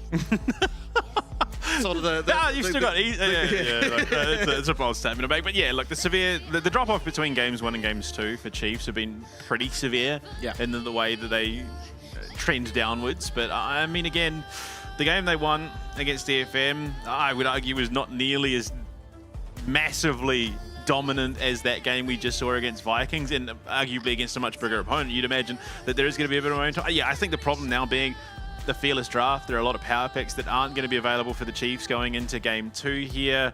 I honestly, I think if this wasn't fearless draft, 100%, I have faith that the Chiefs can do it again. If they get those power picks again onto the people that you want them on, like who should get the Xin Zhao a second time, that'd be very, very scary, but it's not an option. Now they need to show that they've got that depth of champion pool. Yep, absolutely. Violet there on your screen. Was the target of many attacks. Navigated all of them, I believe, ending deathless there on the Varus. Obviously now Varus gone. Scion, Callista banned away. It is the Zyra, and you're against the VCS team. So what do you ban? Nocturne. Yeah, Vikings and the VCS as a whole, if they can go forward, they will go forward. And if it's towards your team, even better. So yeah, Nocturne probably the best at that in the current game. Scion, arguably also pretty good at it as well, a little bit less targeted, but for sure. In terms of what we're banning away coming into things here, I mean, Silas, yeah, look, makes a lot of sense. Jimmian has had a couple of showings on it pretty well. And I mean, the way that he's playing, you don't want to give him anything that he could potentially look to leverage an advantage on. Absolutely. Last ban now to come through here for the Chiefs in the first stage of the draft. Yorick, so, I mean, Vi's just going to be picked up immediately. It will be a Vi blue side first pick, almost. Rumble maybe is the only thing that would come above it. Yeah, I think Vi is just too good at the moment in terms of what she offers. Just guaranteed lockdown onto, well, all but guaranteed lockdown onto a single champion, depending on, obviously, counterpicks. There is obviously ways that you can get around that, but what do Chiefs want to prioritize here? I mean, Bio, no one for tanks pretty much, but it looks like it's going to be Talia picked up for Jimmy in the mid lane, and you do want to enable him, especially off a performance like that. Yeah, absolutely. I'm really concerned that they're giving over both the Vi and the Rumble. Of course, you can, for Biopanther, pick up that Galio as a counter to the Rumble pick, but we've already seen that matchup before many a time, and while the lane's great for the Galio, eventually Rumble just chucks down his ult and feels completely okay. Husha, gonna be once again on one of those early strength junglers in the Pantheon. Little less powerful in my mind than the Xin Zhao, but certainly can get a lot done in the early stages of the game, and you need someone like that to match up against this Vi, so don't hate it. Also offers a little bit of map pressure post-6 with the Grand Skyfall. We've seen how many times teams underestimate the fact that 6 is up and online. Suddenly what was looking like an easy fight turns on its head as Pantheon decides to get involved. Ezreal picked up, I think, more than anything to deny Violet that pick, because it does do well into the Vi. Yeah, it's also good into Pantheon and Natalia, so definitely a good pick here for Shogun. I'm not really sure what Violet will look towards this game. I mean, there's the Misfortune, and I'm not certain that the Misfortune is a great champion. Like, I'm not convinced that it should have all the priority it receives. It's even I think worse they're reading into a Misfortune with the Leona. Yeah, as soon as you see this Leona, it becomes even harder. Leona as well, good into the Talia. Basically, any of these immobile champions, it's really good to play Leona because you can have a non-committal engage through that Solar Flare. Yeah, I mean, I think, if I'm being honest, we are likely going to see Violet pick up. Okay, no, I was going to say Misfortune, but the Kai'Sa coming out, we are seeing a lot more of it. So, admittedly, one of Kai'Sa's best matchups is Ezreal, because you're able to just sort of breeze through lane, and you're not really going to be ever under any real threat. Now, the same can be said about Leona. He's going to take cleanse, and as long as he has that, he's going to feel perfectly fine. So I think a really smart pickup of the Kai'Sa here before bans come through, because it's all but certain to be banned heading into the second phase. The question now becomes, what do you pair alongside it? Nautilus is gone. The Nico is also gone. Two of the better sort of champs that often are paired with it. The Rakan is an option. Not the greatest Kai'Sa pairing, but certainly not the worst. Yeah. Alistar is going to be taken away from Luon there. Yeah, so Rel will probably be the next ban. I think that it has to be. Luon, despite the lossless state of their split so far, Rel was probably one of the scariest champions I think we saw Luon on. Yeah, definitely. That game 1 against DFM was a real performance out of him. Taking away 2 of these longer range control mages from Cardi. Obviously, I think so far the Chiefs did a really, really good job of targeting him and sort of show the weakness of these immobile mage mids, but Talia's certainly not as capable as Ari at finding those gank opportunities. Admittedly, Pantheon helps a lot with that point and click stun, but not always easiest to actually get in range of that. So Rel is taken away. I imagine Rakan has to be coming to the forefront of the mind here of Poltron. but we'll see. Yeah, there we go. I mean, it synergizes reasonably well with the Pantheon as well. Yes. Just following in on that heavy engage. I mean, look, it can even just sit on Violet, wait for that cease and desist to go through, and then all of a sudden Vi is just in the thick of things in a lot of danger because there's a huge amount of CC to follow it up. And it activates the passive of Kai'Sa really easily against the Vi, so you can very quickly look for it. And now this is the thing I'm worried about is what do you pick into it? I imagine it's going to be Galio. And admittedly, not a bad Galio game being shown thus far. I mean, the global pressure from Chiefs, not semi-global, I suppose. It's not the full map, but it's enough that it becomes a bit scary. Cardi going to pick up the Aurora in the mid lane. So a decent amount of magic damage coming up. Crazy amount I of think the Galio definitely becomes even more valuable with the Aurora pickup. Yeah, a lot of magic damage being shown, even Israel. While I mean, yeah, even the owner passive just adding that little bit of extra magic damage. So, but is Bio willing to go that route? No, it's going to be the Ornn option. Yeah, or not quite as good, but scales a lot better. So, and also, actually, it's a pretty tough Ornn game considering the mobility that does exist on the side of. Hold on, that's a mistake. He's made it. He made it there. I mean, that is true passion. He's made it. He told us he wasn't going to. He felt it. He felt there was magic in the air this week. This was going to be it, and he couldn't miss it for the life of it. I would almost argue that it might be because he's there. The guy is the times that Mr. Steak has been there cheering the Chiefs on, they've looked better and better. Yeah. Arguably, he's omnipresent. He is. He just seems to be. Absolutely. Poltron there, finished up the draft, get those final words in, and then is going to head off stage to watch in the back rooms, as will the coaching staff of Vikings. Certainly, it would be a big upset here, especially if it was a 2-0. Oh, yeah. Chiefs to take this series, but poised to do so. I think if it is a 2-0, we might need to get a medical team back to the Chiefs area because there's a good chance Brandy just straight passes out. Yeah. Like, just the sheer excitement. Yeah. Yeah, there's a reasonable chance of that, but here we are. Team comps there on your screen. It's a scary early game for the top side there in Bio Panther, but again, Hoosh is on a champ that can impact the map and impact it early and well, so looking to him to do so. He's done it time and time again this split, even up against TLN, who has been their toughest opponents thus far. He himself individually looked phenomenal. As we now load onto the Rift, it's Chiefs who get this, everyone. Lead the series 1-0. Really honorable Fnatic signs there in memory, of course, of Shushay. Great sportsmanship. Great ode. Yeah, I mean, look. I mean, we've got the greatest yesterday coming out as well to pay respect to the man. But, I mean, coming into it, yeah, you got to respect this Chiefs draft as well. They've got a lot of setup from range. Once those sixes come online between the Weaver's Wall and the Grand Skyfall, there's a very, very quick turnaround possibility in team fights that Vikings are going to have to respect. Yeah, look, while I'm fully on board of Chiefs winning this, I have to say the honorable 5 Fnatic signs does give me a little bit of, you know, wanting of the Vikings to succeed. And I mean, to be fair, again, the caliber of team, it would be arguably one of the biggest upsets this year, much alongside Team Secret Wales taking down CFO. Yeah. Although at the time we didn't realize how big of an upset that was. Yeah. A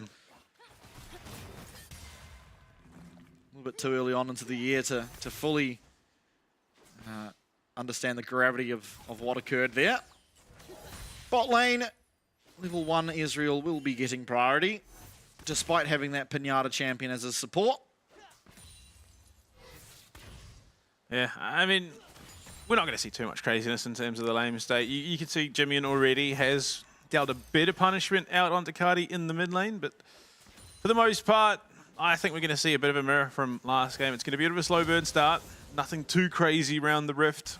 Right, and then 3 immediate back-to-back kills in the mid lane. Because Cardi didn't have flash and was on an Orianna. This time has mobility, being that he is on this Aurora, so a lot less gankable. But if somehow Husha makes it and gets that stun, then yeah, quickly you'll find yourself in a pretty rough spot. Panther trading well here into the Ornn. Has the pink Choo-Choo Ornn skin. Although in saying that, we did have Blizzy Neferi and it didn't win, so... Maybe there is just no room for shenanigans in this matchup. Yeah, I need to... Okay, IG Kaiser, so correct skin picked here for Violet. Just objectively does more damage. Rakan skins are kind of neither here nor there. I personally like the Star Guardian one, which I think is... No, he's got Cosmic. Either way, I mean, you look at it, it is going to be a bit of a mirror matchup. Husha hitting top side on his clear, whereas Guri working his way down. There is potential for maybe something to occur here. Yeah, pretty hard to look for the dive here in the 2v3, ultimately. So just going to try and get some vision established. Likely look for a recall after this Scuttle Crab is taken.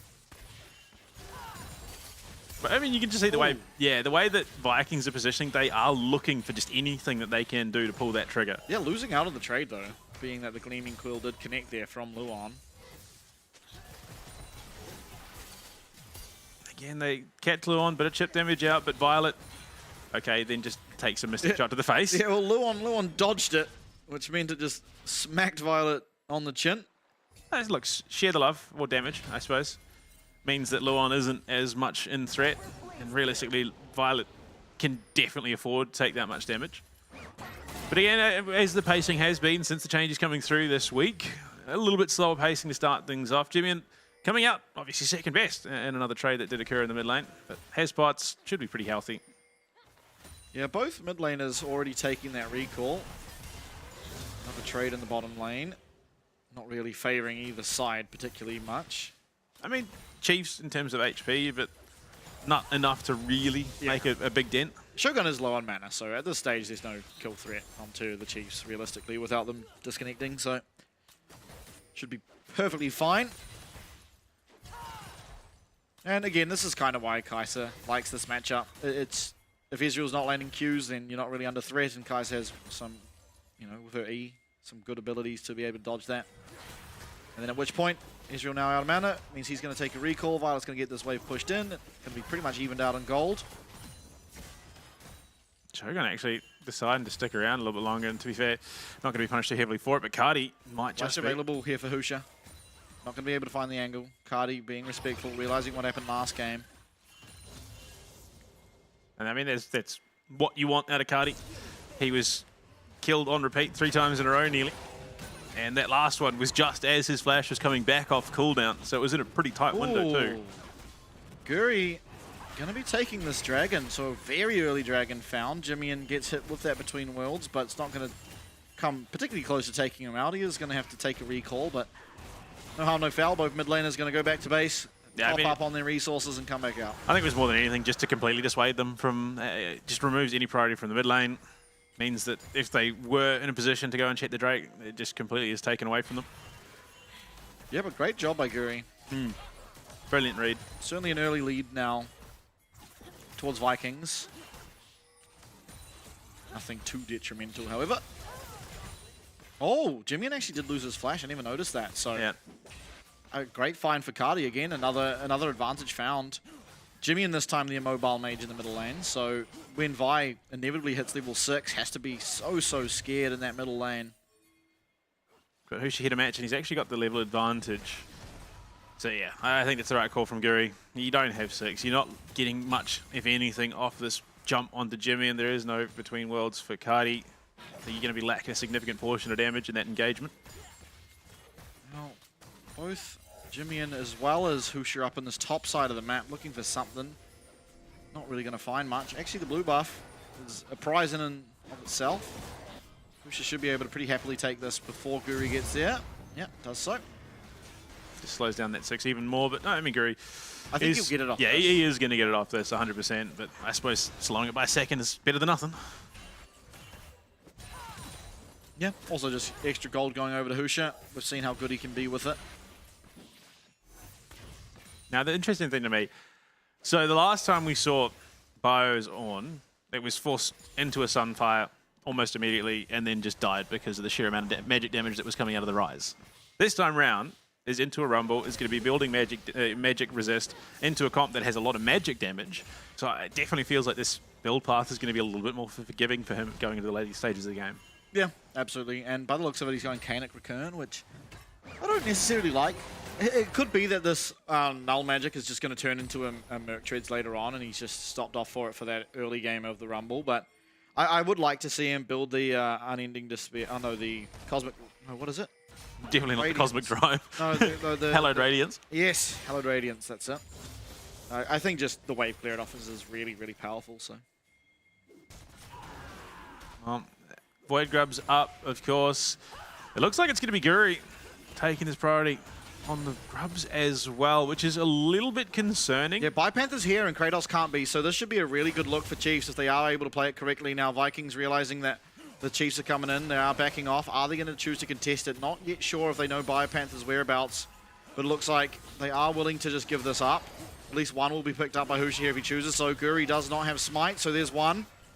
Channeling. Yeah, he saves the Smite for the second. Yeah, nice. Okay, so picked up there by Chiefs. They get 2 to the 1, so a slight advantage for them. But in the meanwhile, it's again similar to game number 1. Kratos just spending that extra time down the bot side, claiming himself some gold, claiming himself a very substantial CS lead. Yeah, I mean that's what happens. These plates are being given over pretty freely across the rift for Chiefs. We saw that even in the last game as well, where they just do give over a little bit of extra gold where they probably shouldn't need to, but ultimately it didn't really cost them that much in the end. They still handily take game 1. This time around again, very slow start to the game. Violet has the mana to be able to potentially threaten onto Shogun. Shogun, yeah, says, no thank you, I'm just going to leave now. Yeah. So it's a quiet affair. It is. Building. It's building up. Unfortunately, traditionally, these are the games Chiefs struggle the most in, where not a whole lot's happening. Obviously, there's a lot of carnage in game 1, and Chiefs being the benefactor of it all meant that they did get themselves a sizable lead. This one essentially staying even the whole time. Means they are just going to have success, more superior macro or micro in the fights. Not always necessarily been Chiefs. Sure. Oh, here we go. Looking for their first kill here. Equalizer comes out. It's not really going to be able to find a kill.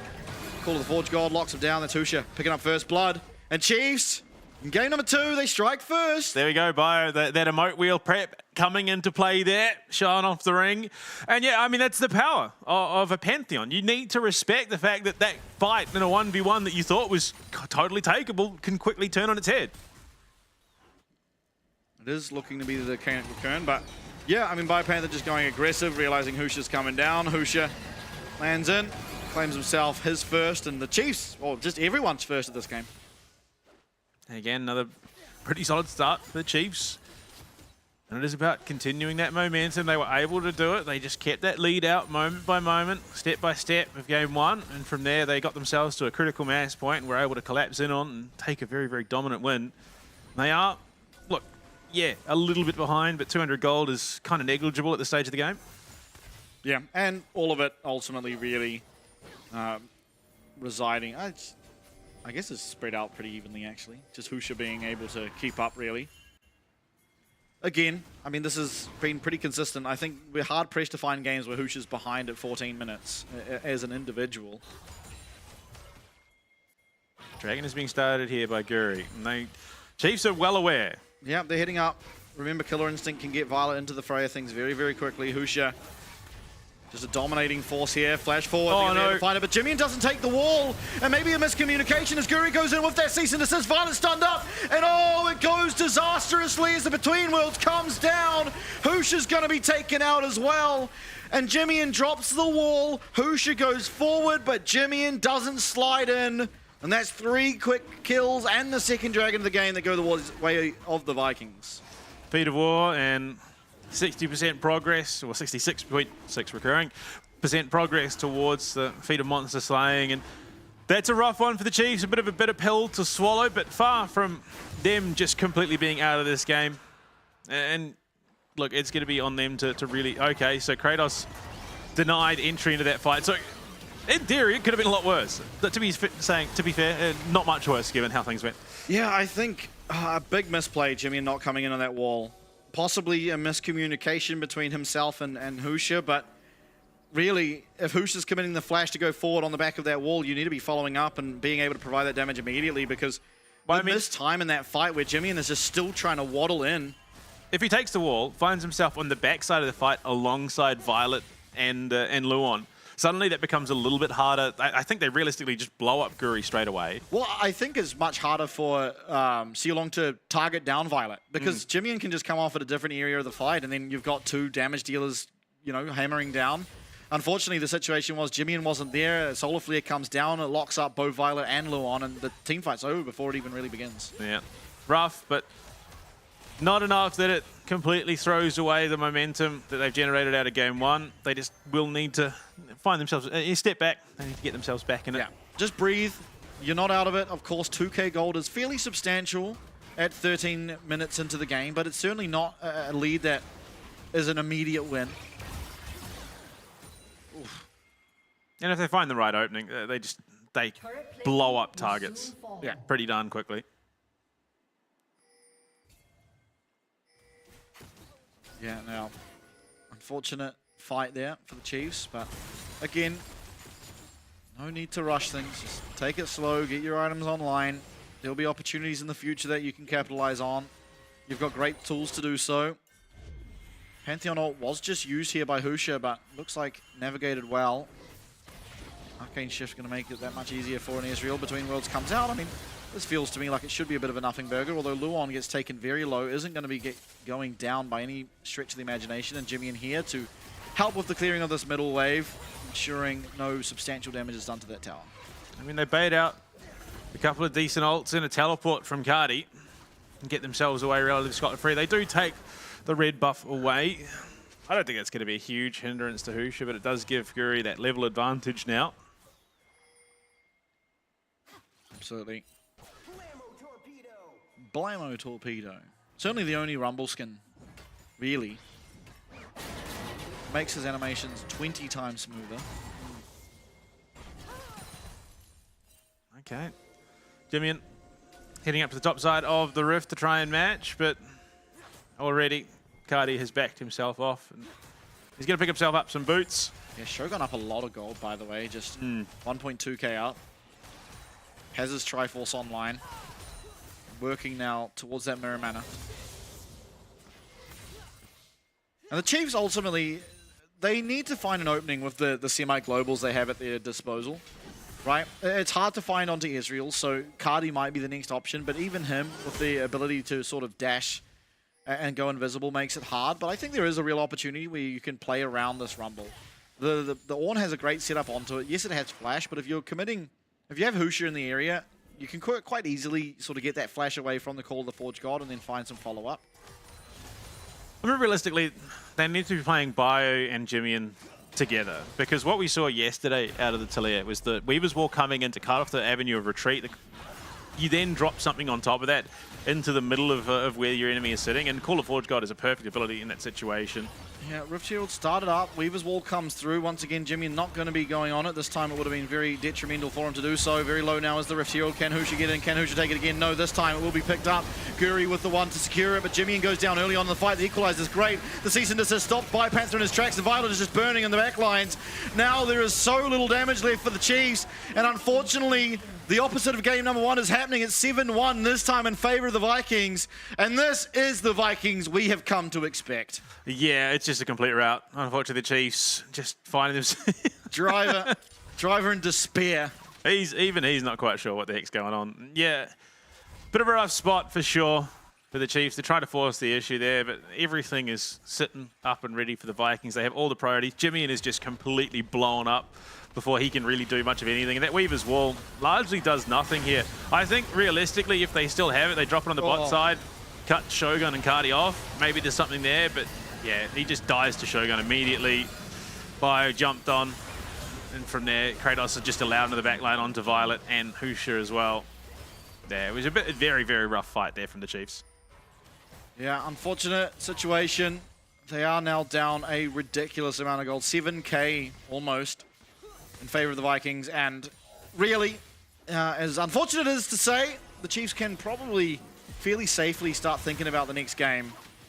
Not really the tools to deal with a gold deficit like this. The damage is there, but it's going to take a lot of misplays out of Vikings for it to truly matter, considering they also in themselves have fantastic team fighting through this Leona, you know, the Aurora and the Rumble on top. Just No objective control so far this game for the Chiefs. Yeah, look, they did force Vikings off those last two grubs, but Guri had already got what he wanted out of that situation. So definitely feeling a little bit wanting in this matchup, unfortunately. Sole point now for the Vikings. Less than ideal. Unfortunate situation here in game 2, but the positive is that Chiefs won game 1. So usually in a position like this, you know, especially in the season kickoff, oh boy, the series would just be over. Jimmy is all but sure to go down here. Yeah, Cody's coming up. Didn't even see Kratos. Has his ult. Is not going to be able to even get off, and he's just completely one-shot. The unfortunate series of events this game for Jimmy. On the other side of the map, though, looking for a two-sided play. This could be Chief's opportunity, although the teleport coming through and Guri getting out on that blast cone means there is absolutely nothing to be found, unfortunately. And that will be, once again, Vikings just brawling their way, this time into the jungle of the Chiefs. And very quickly steamrolling down this one now, really looking at these side lane towers. The Baron going to be spawning still 6 minutes away. The Ocean Soul, as well as the Atakan, the next two logical objectives, and not really the tools at the moment, the Chiefs, to deal with it. Yeah. Top tier 2 takes a lot of damage. Kratos is going to stick around, so he doesn't just brute force the tower down. He's going to slow it a little bit just to get himself a bit more fun before he backs himself off. But it is primed. Lord. Yeah. The numbers are a bit bleak. It's fine. We bought ourselves one extra game. And took some big champs off the board. Yeah. Yeah, this is true as well. The Vi, the Rumble. Israel as well. Leona. Aurora. Yeah. All of them. Yeah, Aurora less priority these days. Honestly, we've seen it more in the hands of Cardi, though. Like someone like him, you want to reduce that pool as much as possible. For sure. Still, 8k gold lead at the moment in favor of Vikings. Slowed down the pace of the game at the moment, but that's just by virtue of there being no objectives. Atakan now spawning. Again, if there was ever a way to throw this, it's at that guy. Yeah, it's always the Atakan. Yeah. I don't know, it's just hard. It's hard to see a way back into this. Vikings are playing in the pocket, so they've always got someone in position to help respond. Yeah. And I think they really have underutilized the semi-global pressure of a Talia Pantheon. They are going to drop it here. Yeah, looking for Kratos, and they should be able to pick this one up. It's going to be traded for the Atakan, but at least you're trading. There hasn't really been much of this the entirety of the game. Violet coming out would be really good if he was at the one to pick up the gold, and they can just let that be the case. So, I mean, look at the damage. There we go. Violet does pick it up. So, shutdown goes over to him. 500-ish gold onto the Kaiser means that he will be getting to this Gwinsu's before the Dragon's Soul does come up, giving him some strength in that fight, and, you know, maybe if able to play it literally perfectly, there's an avenue for him to get some shutdowns, get himself back into this game, but it's just going to be so difficult. You see the item disparity coming through. Almost 10-stack Dark Seal, as well as 2 items here on Cardi's Aurora to what is just 1 and a bit items in the inventory there of Jimmy. I think it is definitely Violet. He is the clearest route back into this game. Yeah. We know how scary a Kaiser can get with just even a little bit of a bailout in terms of cash injection. Those later levels, and there you go. The Gwinsu is going to be up and available. Has a further recurve bow. So if the team sets up for him and he could just play around the team fight, he could well and truly shred through this Vikings roster. Yeah. Now they have 1 minute. They have 1 minute to try and find an avenue to look for these fights. One massive problem for them is because of how early Guri took that first dragon, Biopanther's not going to get to the point where he can upgrade his team's items. So this Kaiser's going in without that extra 1,000 gold buff from the Ornn item. Yes, Ornn now has an upgraded Canik Recurn. It's not that great, really. You're looking for your carries to get their upgraded items because then them packing more of a punch is going to help you just that much more in these fights. Ultimately, the upgraded Canik Recurn not going to do much in the face of the Vi and the Israel. Yeah, especially with Shogun well on his way towards that Shojin. Should be coming fairly quickly, given how things have been accelerating. 24 seconds, and it's Vikings setting up a bit of a trap here in the bottom river. Void Seeker will be able to provide some vision, though, as Chiefs making some work on this mid wave, trying to fight their way back into that river. Aurora missing out. Here comes the call of the Forge God, though, as Biopanther going forward, not going to be able to get the reactivate. Oh, Violet. And you see on the bottom, Violet getting so low, having to make his way out, but that between worlds is massive. And it's just so impossible. The damage isn't there, the tankiness is not there. The team fight cohesion, not the same as game one. It's a 2-0, and that's going to be the Dragon's Soul. And at least in my mind, that spells game number 2 certainly in favor of the Vikings. Yeah, I mean, Chiefs needed to be a little bit more proactive there. They needed to start something up, because what happens is Equalizer gets dropped exactly where it needs to be. Violet can no longer come into the fight because he's taken such significant damage. And there's just no space created for him whatsoever, unfortunately. And with the Vi up and available, he's not going to be able to... Yeah, I mean, you just look at it. They jump in onto Jimmy, and they're so busy trying to deal with Xu Long. There's no one to create that space for Violet. It was definitely an issue of positioning, unfortunately. Yeah, absolutely. An unfortunate situation, but game number 2 quickly getting out of control here as I said, that Dragon Soul Ocean of all dragons to be picked up there by the Vikings. Baron in 1.5 minutes. All but a done deal, you'd have to imagine, outside of some heroics from Husha, a possible Baron steal, maybe an avenue back in. Certainly, in 5 more minutes when that Elder Dragon does come back up, there is a chance that if Chiefs are still holding on, they get a smite steal on that, and then your combat power is just going to be explosive, but still, that is really searching. Yeah. Violet running over a ward there. He's going to stick around to try and clear it out. Dangerous game. Jimmy in court, unfortunately, again down on the spot side. So no Weaver's Wall for the next 45 seconds, which means that Vikings pretty much have free reign to get themselves set up with vision around this Baron pit. Yeah, Chiefs doing what they can to at least have some vision established in their jungle, but you see Guri just walking in. He's going to be able to staunch that out. Shogun and Xu Long here. Now heading onto this mid lane inner tower, and we'll be able to take it out. One upgrade, Kraken Slayer, is found now for Violet. So it's something. Unfortunately, that 1k only barely dents the gold lead that the side of Vikings have found, but here comes the flash stun onto Kratos. Call the Forge God coming in, Violet is as well. That should be 1 kill possible. No! They interrupt and they flash away from that Call of the Forge God. Luon finds a 3-man though. Could this be their way back in? No! Absolutely not. Just like that, the Between Worlds comes down, and with it, Chiefs are left wanting. Biopanther nowhere to run, is going to flash over, but double kill for Shogun. Make that a triple, and make that game number 2 here for the Vikings. Only Jimmy in remains, but cease and desist not used. Will be now. It's an ace. It's 25.5 minutes, and it's Vikings marching towards the nexus of the Chiefs. Yeah, I don't think they necessarily have time to end it here, so there is a chance if Vikings try and force the issue too heavily, they might just throw it a little bit, which ironically is something that Chiefs were guilty of in Split 1. They've done that several times themselves, but Husha, I mean, look, they thought they had the opening, they really did. Yeah, the numbers advantage. I mean, they see the top side. Guri is in the top river, so it's a 4v5. Jimmy wasn't yet alive. He teleports in the second he is, yes, but by then, already 2 people are dead. Cardi is just doing so much damage on this Aurora. No one can withstand it. The Vikings are just permanently healing up with their Ocean Soul, and unfortunately, even when Husha goes in, I guess not quite in range, was Violet at the time. The flash was there for Kratos. He flashes away from the Call of the Forge God, and really just spells despair. It also doesn't help that Shogun's playing out of his mind on the Ezreal, which is always going to be a tough spot to battle into. But 16-2, so Chiefs get it done very, very well in game 1, but Vikings looking to get it done even better in game 2.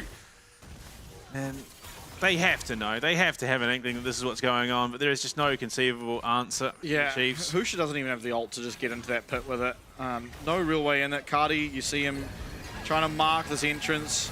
In comes the Weaver's Wall. It's doing not much, but Violet just gets one shot. Violet's down. Jimmy and low, Luon low. Husha left to the Wolves on the top side, and unfortunately Biopanther much the same. And with that, Baron not needed. Death timers are most likely long enough to see the end of this one, as just tanking up the tower will Guri. Of course, he's going to get all the health missing back from the incoming minion wave from that Ocean Soul, and the minions now joining Cardi. Will not be able to stop the recall of Luon, but one Rakan against the world is certainly going to take the world, in my opinion. Luon not even able to find a way in with that quickness to actually try and contest the minion wave, and just like that, It takes 27.5 minutes, but Vikings come back, and they come back hard. Yeah, look, if the game 1 was a roar, game 2 was a bit of a whimper, I think, from the Chiefs. It was just an absolute shutout from the Vikings. For all that energy, for all that intent in game 1, they just could not find it in the second. Yeah, absolutely. And I think, unfortunately, the reality of the situation is this is more or less the game you expected to see coming into the series. Chiefs have proven they can win it. Game number 2, Vikings have proven that we can win it a damn lot harder. And so when you go into game number 3, Chiefs, they have to go into that back room. Poltron has to have some wise words. Get them to recoup. Ultimately, there are a few timings there that really threw the game and blew it open, I think. Husha, he goes for the flash stun. It looks like a great look to the fight. You've got the Weaver's Wall coming straight through, but Jimmy doesn't take that wall. Yeah. And all of a sudden, Husha's just left completely alone in that fight. He goes down. Yes, Violet ends up coming in with Luon on the backside, but because Jimmy's not there, they're then able to just target down that bot lane, take them out. It's a 3-0. They get the Dragon as well. Yeah, I mean, look at the damage numbers. Like, it was just such an intensely quiet game from the Chiefs. I mean, the fact that Bio had the 3rd highest damage, Violet didn't even have a shield, and he was just zoned out of almost every single fight past the 15-minute mark. Couldn't really do much of anything. The one thing they did get was the 2 grubs to just deny the full set. But I mean, it was just an intensely quiet game. Yeah, this was the start of it, though, as Husha, utilizing that Pantheon ult, gets the first blood of the game, but almost immediately after, it was just essentially the end. You see it here. Really, Jimmy just joining the fight here as already 3 people are taken out. And you can't have that when I imagine the play was called off the back of the Weaver's Wall going down. Shogun already at this point pretty much one-shotting whoever he's able to have any uptime on whatsoever. And yeah, just an unfortunate sort of turn of events for game 2, considering how well Chiefs did in game number 1. Yeah. It does shape up to the fact that if both teams play how they did, if Chiefs play in game number 1 how they did, if Vikings play in game number 2 how they did in our last game, we could have a very close and intense affair, but really struggling to have both teams, you know, performing to peak at the same time. I mean, the thing is, I'm not saying it would have completely turned that game around, but I think the Galio definitely would have offered a lot more than the Ornn in that game, unfortunately. Just being able to 100% back Husha up when he goes in for the full commit. And the entire team kind of wanted to follow up on that engage from Husha, and the Galio just enables that a little bit more. It's unfortunate, but I mean, you look at it, this has been an unfortunate continuing trend for the Chiefs. Game 1 is pretty stellar, honestly. Game 2, very much a drop-off from that point. So coming into game 3, yeah, there is a lot of work that Poltron has to do, not just as a coach, but as a motivational force for this team to get them back into it mentally. Yeah, absolutely. Unfortunately, just a bit of a Vikings highlight reel, really, as the set of highlights. And there was pretty much game number 2, but ultimately, now we stand in a tied-up series. We're going to a 3rd. Can Chiefs get their first series win, or will Vikings honestly answer how you'd expect? We'll see you very shortly.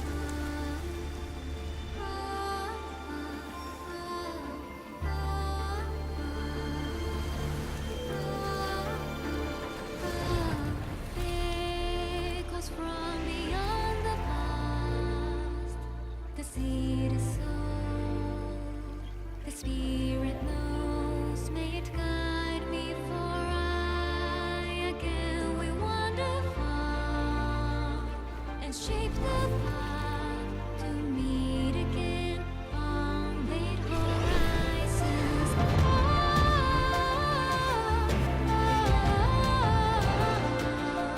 The wind is calling your name, a whisper of the souls who never leave you.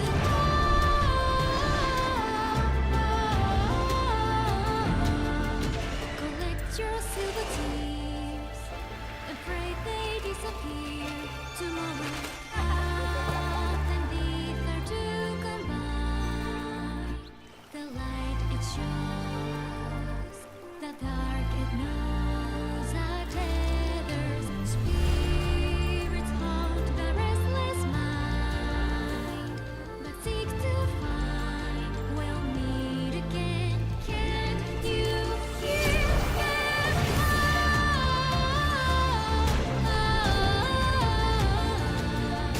The wind is calling your name, a whisper of the souls who never leave us.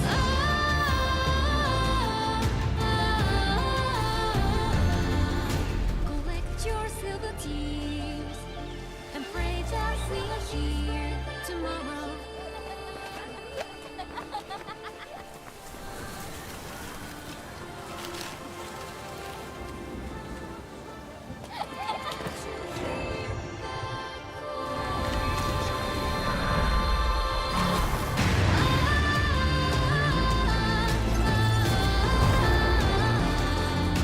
The wind is calling my name, a whisper of the souls who never leave me.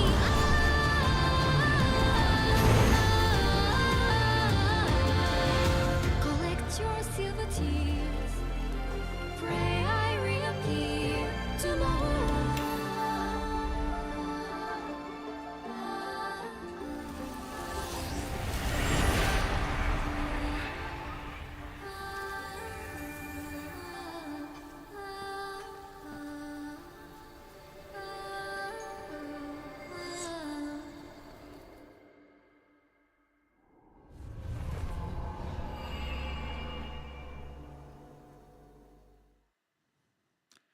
Welcome back, everybody. Game number 3 here between Vikings and Chiefs this time choosing the blue side.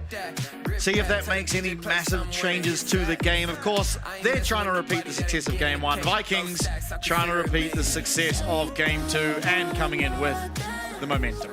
I mean, the crazy thing is, the most successful side for the Chiefs is the red side in 2025. All their wins, I think, have come out of red side wins. So opting into the blue side, I think just, you want to get some strong picks on the board through the draft, and opting into that first pick is going to be the way to go, given especially how this draft has gone through the fearless. There's going to be a lot of power picks that aren't going to be available, so you're going to want to take the absolute top of the barrel, the cream of the crop, because there's not much left. Yeah, it's crazy to me that last game Vikings managed to pick up the Vi first, of course, being blue side, but then they also just got the Rumble.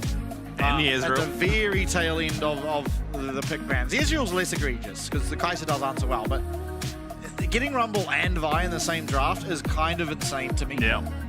Anyway, those champs are now gone. So no longer do we need to linger on the thoughts of Vi or Rumble. They will be gone from this one. Not sure what angle we're going for now. A lot of champs gone. Very seldom have we seen Chiefs have to dig this deep in the series. This is only the 3rd time. And with Sion permabanned against Bio, what does he go? Renekton. Time to whip out the croc.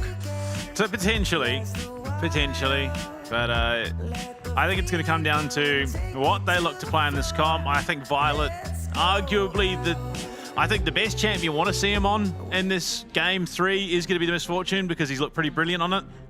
But again, how likely is that to be let through? Sion is going to be banned out immediately. They do not want Bio having the super tank. Yeah, they have been traditionally banning the Kalista. We'll see if they do it again.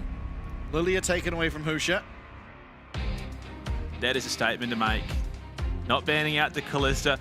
I mean, unless they're that confident, and it is going to be the Croc. Ban out the Renekton. Okay. I mean, it is something that BioPanther likes to somewhat default back to. Okay. Fortune going to be locked in. Callista up and available for Shogun should he want it. How confident are the Chiefs that they can play into this if the Callista is taken by Shogun? I mean, that is a lot. That is gauntlet throwing, really. Oh, absolutely. Laid down in spades, and it's going to be a Skarner Figuri to start things off. Yeah. Mildly concerned already for the Chiefs. Yeah, they do have the answer of the Sejuani, so you can match those tanks, and you could argue with all the nerfs that come through onto Skarner that the Sejuani might just be a little stronger, but that is going to be an Ashe pickup. Wukong is the answer here for Husha. I like that. I want to see Husha. Oh, there we go. Put damage, and there we have it. Luon. We've seen this before. This was where they got their first win. It was the Misfortune in the rail in the bottom lane for Violet and Luon. And that last game, it wasn't because Violet was positioning badly. It was just there were so many abilities that could catch him out even from that slightly detached position. This time around, I don't think they have to worry about it as much. And when he's given that freedom, he positions pretty darn well. And I think the Misfortune Rel combo is going to be a scary one. Ambessa for Kratos. So there is already a target on Violet's back between the Skarner and the Ambessa. Yeah, very scary. Very, very scary. Now, 2 top bans can come through. I'm not even sure what you'd ban. BioPanther hasn't really shown much else other than what we've already seen in this series. Yeah, I mean, the Shen coming out for the first time this split, so definitely a little bit of a pocket there coming through for him. Vikings, I mean, you'd imagine they target Jimmy, and I think more than Bio. Sante. Okay. Definitely something he has picked a lot, actually, but I just feel like Kasane's not that strong currently. Yeah, he's definitely fallen out of favor. Yeah, a few nerfs and just changes to who is being picked up. Really struggles to deal with Gwen, struggles to deal with Ambessa. Okay. Aatrox, definitely not something I associate with Bio there. That might actually work for the Chiefs if we aren't aware of what he's likely to bring out in the top lane. And with an Aatrox ban coming out, clearly Vikings aren't 100% sure either. Let me think back. I've laned against BioPanther many a time. Oh, okay, yeah, that one's justifiable. Nasus is a champ he's played into me. Don't think it's happening here. What else has he played? A lot of tanks. He's played Jarvan top into me. Again. I mean, with the Misfortune, I don't think it's the worst. So Ashe Karma bot lane. Okay, it probably is the worst though, because you're just going to get completely dominated by Ambessa. So, I don't know what he goes. Kennen could be an option. Big circle theory. Yeah. Circle theory on top of circles. There's already 2 pretty solid circles for the Chiefs. Yeah. And a cone circle. Jax, Jax is reasonably okay. It does reasonably well into the Ambessa. Ambessa's fine in that matchup. And circle theory, so. Yeah. Ambessa does fine in this matchup, but ultimately Jax, a strong champion, is strong into the Ashe. Struggles a little bit into the Karma, being the peel that can be available there through the Mantra Shield or even just the Qs. Victor. The Victor. Okay, that's a massive Okay, pickup. it is just circle theory. That is the Chiefs game plan right now. I rate it though. This comp can be very, very oppressive. If everything lands the way they want it to, Vikings could very much struggle to contest. But Vikings, you look at the comp, if they are the ones to aggress in this situation, Chiefs just have to position that much more cleanly and away. Okay, well, I mean, just a fairly even mid lane matchup, all things considered. Both team comps with pretty clear direction, right? You said the Chiefs, you're probably going to look for a flash engage coming out of Luon or Husha finding his way in to then be followed up on by Violet, Luon, and everyone else. Whereas the other side of things, it's really reliant on Kratos hitting an ult or Guri finding a really nice engage off the back of something like an Enchanted Crystal Arrow. So very clear direction for both these teams. It's going to be really important for the Chiefs not to get caught out by the Ashe and Skarner sort of combination that can come through. And likewise for the other side, vision control is going to be so important because if a fight breaks out and it's optimal for Chiefs, they're just going to run away with it. Yeah, I think, look, a large portion of this game comes down to Violet. If he plays the Misfortune the way he did in his opening game of the split, this should be Chiefs closing out their first series of the year because he was magnificent on that Misfortune. And for the final time this weekend, the coaches will leave the stage. It's all going to be left on the Rift now. It's Vikings who even up the series in Game 2 against Chiefs, who are still left searching for their first series win. I can only say that so many times until it actually comes to fruition, and it could be here. They've got a comp that's awfully reminiscent of their first win this split up against DFM. And if they can play like they did that game, if they can play like they did in game number 1 of this series, we could have their first victory up against Vikings. But Vikings are no slouches. They're not going to go down without a fight. They were the team that came third in our kickoff season for a reason. They're an extremely talented bunch of guys, and it's not going to be made easy now. Not at all. And I mean, look, Chiefs have already done better than Split 1. That is unarguable. They picked themselves up a second game win, but why stop there? Why limit yourselves in this situation when you could take the whole series, the kit and caboodle, against the Vikings and put yourselves in a pretty solid spot contending for playoffs? Absolutely. Now, skin warfare, no one really standing out. That is the Victor skin I use, so Jimmy already gets a +1 for me. Pool party misfortune, not bad. I don't even know what ash skin that is. One of them. Yeah. It could be the Spirit Blossom. I don't know. I couldn't tell you. I use Project. Project Ash does more damage, so. Well, Taco. I've never even seen that emote. Yeah. I've never seen that one Violet's going with an oldie but a goodie. Yeah. A solo queue Violet Classic is the Silas thumbs down emote. So, whenever he's displeased with his support. Nearly, but not quite for Bio there. Trying to bait Kratos in, just misses out on the counter-strike. I'm excited to see Bio on Jax. We haven't seen it this year, I don't believe. And maybe you could get that stat up. Violet, though, taking a massive trade. Unfortunately for him, going to be taking the brunt of what is level 1 Ash Karma. Shilong does burn the heal, though. Yeah, just to trade more positively. It's certainly a massive win, because ultimately Violet doesn't have a combat sum. No. So. But with the pathing for Husha, he is going to be heading down to the spot site. Yeah, so is Guru. But actually, Guru's a step behind. No, Husha just ignored his Gromp. So okay. Husha's gone for a unique path this game. We'll see where he ends up. Coming to his Grubs now. Okay, so Husha's known, at least on the spot side. So you can see, yeah, Vikings just do back it up a little bit. They've got the ward and the try, but...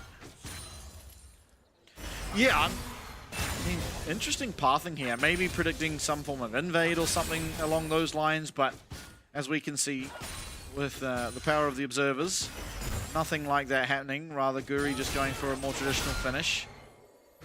And it is going to be Husha eventually finishing his clear on the top side of the map, meaning he'll get that top scuttle crab and be there to support Biopanther. I mean, Cardi coming out worse in these trades, but not really surprising in this matchup, just the amount of damage output available to a Victor.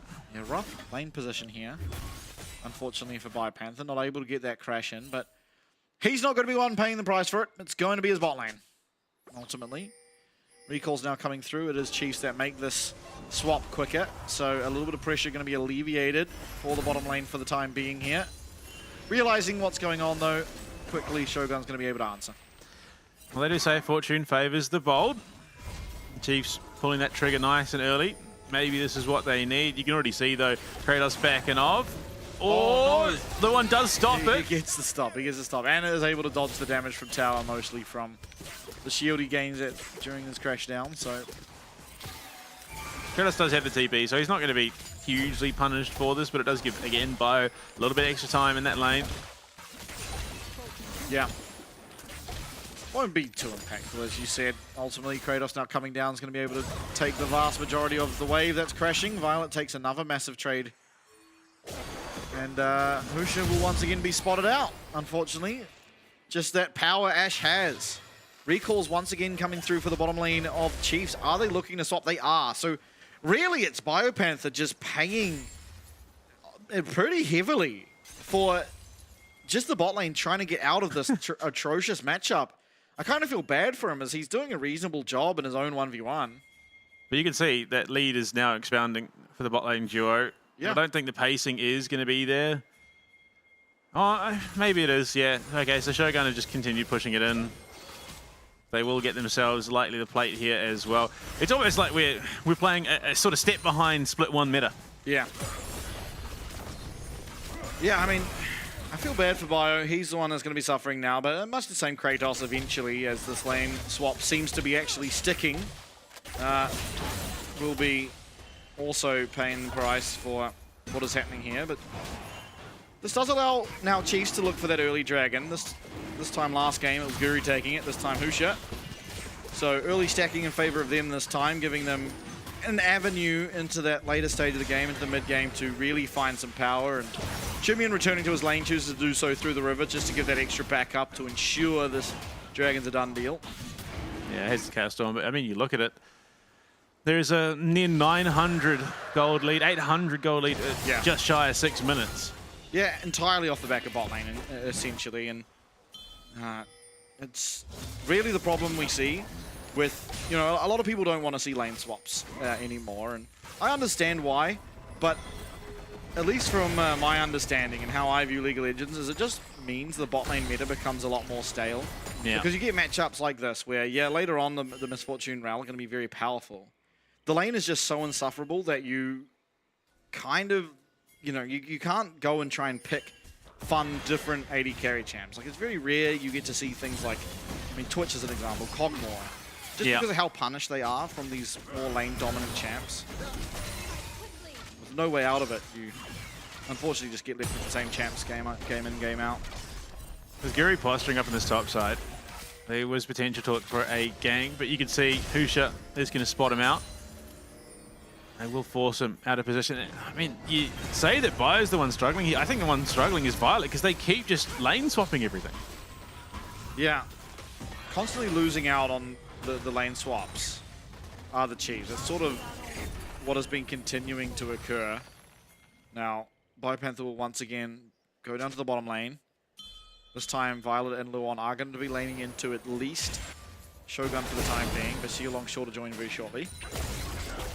Yeah, he's just pathing that way, but that's a BF sword to a Vamp Scepter difference right now. I mean, that is... I mean, you got to respect the Chiefs after that last loss have to do something a little bit different here than the Vikings, but whatever they're doing, ultimately it's costing them more than it is actually benefiting them. Yeah. This is akin to sort of what we saw in Split 1, right, where nothing too much has happened realistically on the map. They've got themselves a dragon, but they are just down 1k gold. Even more than 1k gold, and it looks to continue expanding as Violet and Luon still haven't found out a way to navigate this lane. The Enchanted Crystal Arrow comes out, Luon's going to have to flash away from it. I mean, look how much he's hitting right now with the volley. It's just some crazy damage, honestly. Void Grub's going to be started up by Guri. Yeah. There's just no threat because Violet hasn't hit 6 yet. If the bullet time's up, then yeah, conceivably they could potentially make a play on it, but without that there for them, I don't think they can. Yeah, down so much XP from all this swapping shenanigans, while Shogun and Sealong had the luxury of just staying in their lane. They are very strong in the 2v2. Hold up. Another dive here onto the MBS. I've seen this go wrong too many times, and it looks to be again. Biopanther will be going down as a trade. Yeah. Not the worst. That is minions going to be lost now for Kratos. So it is ultimately, you get the assist gold, you get the kill, and some minions lost. It is a winning trade for the Chiefs. But a great job for Kratos to navigate it well enough to at least pick himself up the one. Yeah, for sure. He played that very, very well. Husha going to start up the blue, but he is going to be spotted. I mean, yeah, Chiefs in this situation, honestly, they had to do something here, and they tried. Unfortunately, this is not the damage output there. Bio still tanky, he decides to go back in to try and assist. They do burn Kratos' flash as well as getting the public execution off, so definitely going to put him in a bit of a weaker position in the near future. Yeah, now Jimmy's still very strong. Guri coming in though, he has to be careful, not going to have the range on Skana. Does get the ult off them. Not sure that Jimmy really is under too much threat, although down to the Spiring Despair comes down, Jimmy flashes away, but Husha's here trying to answer back. Jimmy will narrowly survive that. Husha now taking a really sizable amount of damage. A little bit greedy with the flash means that Jimmy's going to pay for it. There's a minion wave going down and plates over to Cardi. That's just more gold going the way of Vikings. They are continuously growing their lead bit by bit. Bullet time's available. Luon's still well away from the Magnet Storm. Violet. Arrow, that's be cleansed. I mean, just suffering. Oh my lord. Dear, he's almost just gone down to just the abilities. The range on the Ashe, the range on the Karma. And Sealong's certainly not going to permit any close recalls. Yeah, bit of a disaster start. 20 CS lead. Oh no, no, no, no, Violet, what are you doing? You know he's there. You know he's hunting for you. Just some questionable decisions being made here. To be fair, look, they're not out of it. Yes, they are down good 1,700 gold at the moment, but you've still got Jimmy, who is doing reasonably well in the mid lane. Yeah, he's stacking up. Yuntel now picked up. For Shogun on the Ashe. Has Violet still not really even made too much of a dent into the purchase price of a Bloodthirster. Yeah. Vipan's even up in the top side, down in XP. Violet down in XP. Yuri now found out in this river bush, but going to be under a tremendous amount of threat, being that all that this Victor has for the time being is that Catalyst. Flash away from Guri though, Cyclone used from Husha. A reasonable trade, but it does mean that this Dragon will be going the way of the Vikings. Near on impossible to fight this one, being the Cirrus is fully completed for Cardi to just the Catalyst in Jimmy's inventory. But also Lewin still doesn't have 6. No Magnet Storm means that the team fight threat is not there. They don't have the setup for Violet, other than... I mean, Violet just doesn't, they could have the most perfect setup ever, and he's not killing anyone. No, unfortunately. China Crystal arrows up, no cleanse for Violet. He's in a 1v2, and you can see that Cardi is sort of positioning around. They could look to potentially collapse down onto the spot side. Husha's... He's looking for a steal, but I don't think it's worthwhile, because you would definitely go down, being that no flash is available. So, gives over the Dragon. It's 1-1 now. Again, the early Dragon found by Husha does mean that they bought themselves some time. Infernal Cinders, meaning Infernal Dragon, is the soul. Bullet time being used, but oh my lord, before the wave can even be cleared, it's almost just a solo kill. Jimmy in the middle lane getting focused down now is going to get the shield, and Guri going to pick up that kill. Husha now arriving to clear out the wave, but again, things just going from bad to worse. Across the rift, as Vikings now take themselves a 3k gold lead at just the 12-minute mark. And just no lane is in a good state currently. That Eclipse up is just hurting by so badly.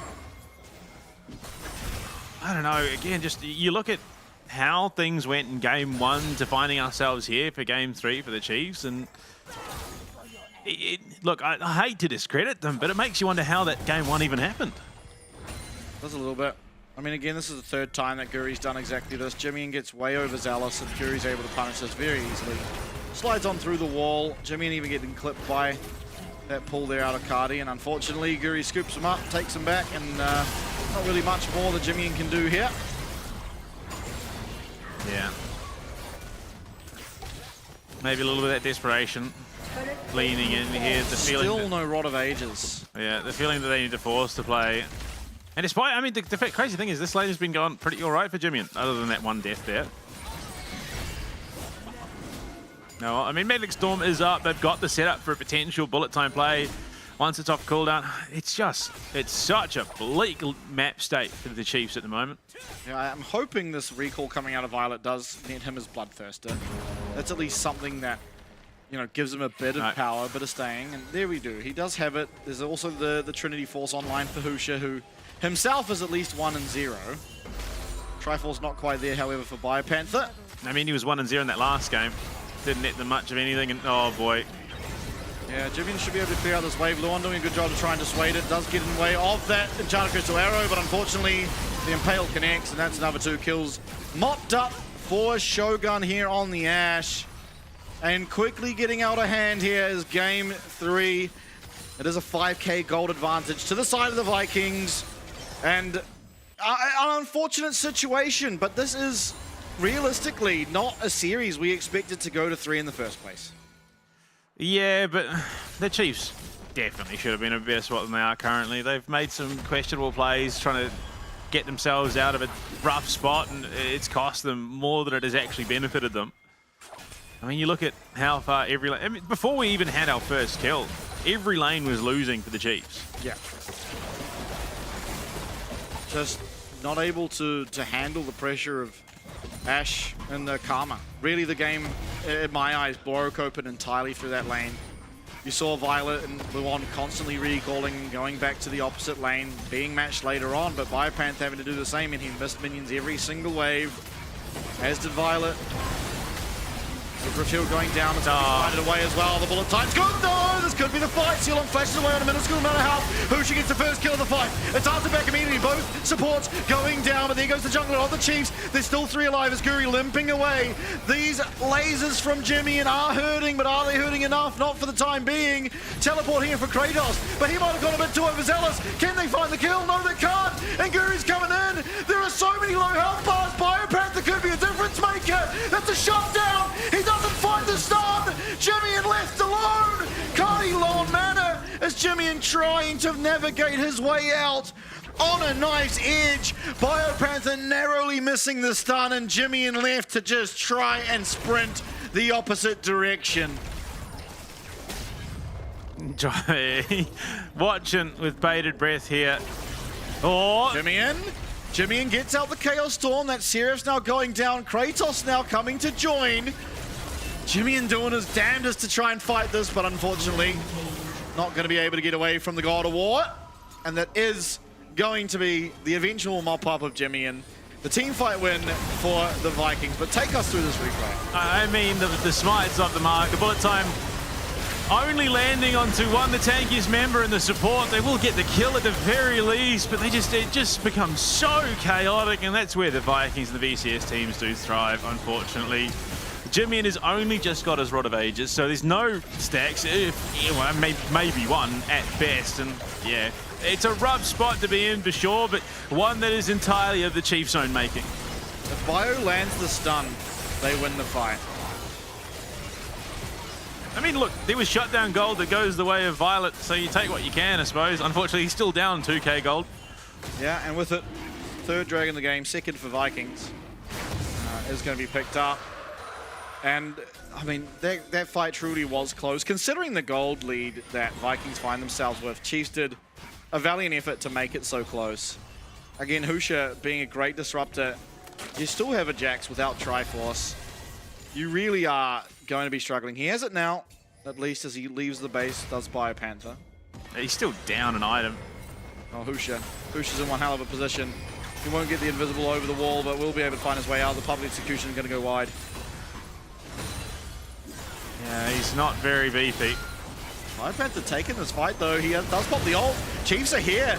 This is a winning fight for the Chiefs. Crashdown is coming through. Luon, unfortunately, the one to pick up that kill. Shut down over to him. Oh, the 3-man impale is only going to buy some time as Biopanther claims himself one. Meanwhile, in the mid lane, however, it is the Rift Hero put down, but it's going to be Shogun and Sealong making their work on this mid lane and a tower. You just caught it on the top side, but Sealong just sitting there like, oh well. I could have, but probably not worth it, honestly, and he just sort of backs himself off. They know full well they can still take something out of that, but, I mean, Chiefs, given enough of those opportunities, could very much find themselves in with a grin. You really hate that the gold went on to Luon. It was a shutdown, and it's not his fault ultimately. He jumps in, puts down the Ignite, and the Ignite takes it, but... It is what it is. Yeah, I mean, it's gold if nothing else, and a shutdown on top of it. I think most importantly, it's time where Kratos is off the map. Yeah. It buys an extra couple minutes now for the Chiefs to try and line those pockets with some much-needed gold. Jimmy and still, while his score's not that good, he is going to keep quietly scaling up into this game. He's got the Rod of Ages stacking away. Really needs to get that Leandries as quickly as possible. Of course, very, very far from it currently. They are making moves, though, to potentially try and cut off Jimmy in here. But no, they might just be looking once more onto Kratos down the bot side, and I don't hate it. You're losing the fights, why fight? Just look for those picks on the side lane. Get some much-needed gold. You start to develop that side lane threat. If we throw our minds back to yesterday in the DFM SHG series, DFM were down something like 3 kills to 20, and yet it was still a competitive game because of the side laning coming out of Ray Farkey. Yeah. Maybe the Chiefs can try and do something with the Jax being an even stronger side laner than Jace. Yeah, I mean, the problem is he's so significantly down compared to Kratos, who's just down on the spot side. Cardi's going to teleport in. Artican is coming up, and it looks like Vikings are going to try and take it off spawn. Is on a ward. And if there was ever, again, an objective where Chiefs could turn this game on its head, it's this one. It absolutely melts through your resistances. It turns you into paper. Turning into paper against a team with so much AoE CC is a very, very hard look. Down to half HP now. You see the Chiefs, they're trying to find a way into this pit. Luon, he's going to be spotted out. Teleport now coming in for Kratos. It's matched by Panther down to 5k HP. Is the Artican. A fight is certainly brewing. Artican is getting down very, very low. Luon's looking for his way in. Kratos, though, looking for this. Carries on the top side. Husha trying to peel. Husha finds his way in. Husha finds Card. He's got the spiraling spear, but he's looking for the kill. Luon, unfortunately, going down the bottom side, and will Husha as well on the top side of the fight. It's the 3, Jimmy and Violet and Panther left to run back to their fountain. Jimmy might not be long for the world as Guri comes on in. The Impale's there. The flash away is as well. It's another summoner spell lost for the side of the Chiefs as unfortunately the fight goes awry. The Artican goes the way of the Vikings, and the game looking to do much the same. They just split themselves, and they don't even clear out the ward in the tri-brush. Like, they were known that entire time. And Vikings make a brilliant call there to collapse onto the top side. Husha feels like he has to try and make something as Jimmy is being threatened, so he tries to turn it there on Ducati. And look, yeah, to be fair, it was a rough spot, but with the public execution down on top, Violet was never in position to get the bullet time off either. It was a very bleak situation for the Chiefs that continues to get bleaker. They need to be a little more proactive. They needed to force a fight there with the bullet time, and they just weren't allowed to. Yeah, a bit of a disjointed look. Ultimately, Luon just melts. Doesn't even have the aftershock to provide that, you know, extra durability that you like to have. Instead, with the bypass on the top side now. Really going to struggle up against the Investor. Does have the leap strike. Is going to be able to get his counter strike off as well. And Kratos getting so low. The tower's going to hit him one more time. And close affair ultimately, thanks to the help of that tower. But well played by Biopan that did not only live, but get out the teleporter. Now it's going to be Jimmy coming in. No flash for Kratos. This could be a big pickup for Jimmy. Yeah. Impossible. Doesn't have any vision though. So Kratos going to have a pretty good time of trying to play around it. And drops that gravity field. The shield now gone. And Jimmy does pick himself up a kill. So a much needed kill. There's no Baron. This should be able to be cleared out by the bullet time of Violet. But they are losing what little is remaining in terms of their structures, having not taken a single one for themselves. The fact that Chiefs are holding on as well as they are in the situation is still very impressive. I mean, realistically, Chiefs have split one, would have crumbled by this point in the game, likely would have been over, but they are still holding on. I mean, to be fair, there is still a potential win condition here. Infinity Edge is done. They've got the bullet time for Misfortune. They've got, I mean, again, yeah, Circle Theory. It is really just Circle Theory. Oh, Enchanted Crystal Arrow. Connect, and okay, the last tower shot doesn't hit, but Husha's going to go down, and he's turned around. Luon's here, the bullet time is 2. Vikings not expecting all the follow-up. It's a 1-for-1, but it's a 1-for-1 from a position that Vikings certainly thought they were leading. Guri now on the way back. Luon finds the way onto Sealong. They're turning it. Sealong trying to get the healing in. One more attack. No, the heal comes through from the Karma, but Violet flashes forward and gets one. Now it's going to be mop-up though, as Shogun does take a sizable amount of damage, but Jimmy in left to his own devices will go down. It's still a fight win for the Vikings, but a good look for the Chiefs as they try desperately to find gold. The one big boon is that by the time the Chiefs are back up, there isn't going to be an objective they can lose. But that is just gold. It is so much gold. And what an arrow from downtown from Shogun. And connects onto Husha. Yeah, and then Cardi comes in on top. Husha does what he can with Luon, but it takes so long for Sulong and Cardi to be threatened. I mean, Sulong survives even on top of it. I think realistically, if they back off there, that's an 800 gold shutdown in the hands of Violet. Yeah, they just can't because Guri's on his way up though. They turn it around, unfortunately just 1 damage short of taking out Sulong. Violet commits his flash, does get it. Turns back a reasonable amount of damage onto Shogun. So the damage is there for this Misfortune. And they do get some much needed gold. Ultimately still down a significant amount, but this gold lead isn't growing, which is important. Yeah. The armor pen now coming online. What is almost certainly going to be a Lord Dominic's. Just with the scar, I don't think you want to go the other avenue. Yeah, there is a bit of healing. We'll see. I think argument can be made for both, and I think that he has a longsword. It will be the Lord Dominic's. I think, yeah, Guri's just such a big unit. Yeah. I mean, no, sorry. I think it will be the Mortal Reminder. Oh, okay. Yeah, with the Karma healing and Bessa healing as well.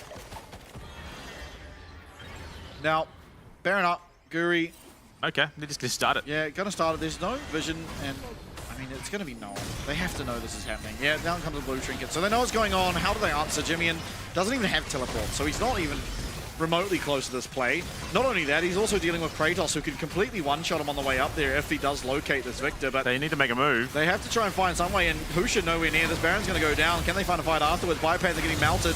Biopanther taken down to 1 HP. Kratos arriving in the fight. Will be able to take him down. Good crash down as Luon does have to commit his life to keep the rest of the boys in safe distance, but unfortunately it's just more going over the way of the Vikings. That's the Baron buff. They're up so much gold, they're up so much tempo. It's 5v3 for the foreseeable future, and really not a whole lot that this remaining 3 members of the Chiefs can do to try and stop the incoming destruction, I guess, of their structures. Yeah, I mean, all you've got is Cyclone Gravity Field combo to try and set up for the Bullet Time and Chaos Storm. So unless Vikings are all clumped up, I don't see it happening. And that tower is just melting under the face of this Vikings roster.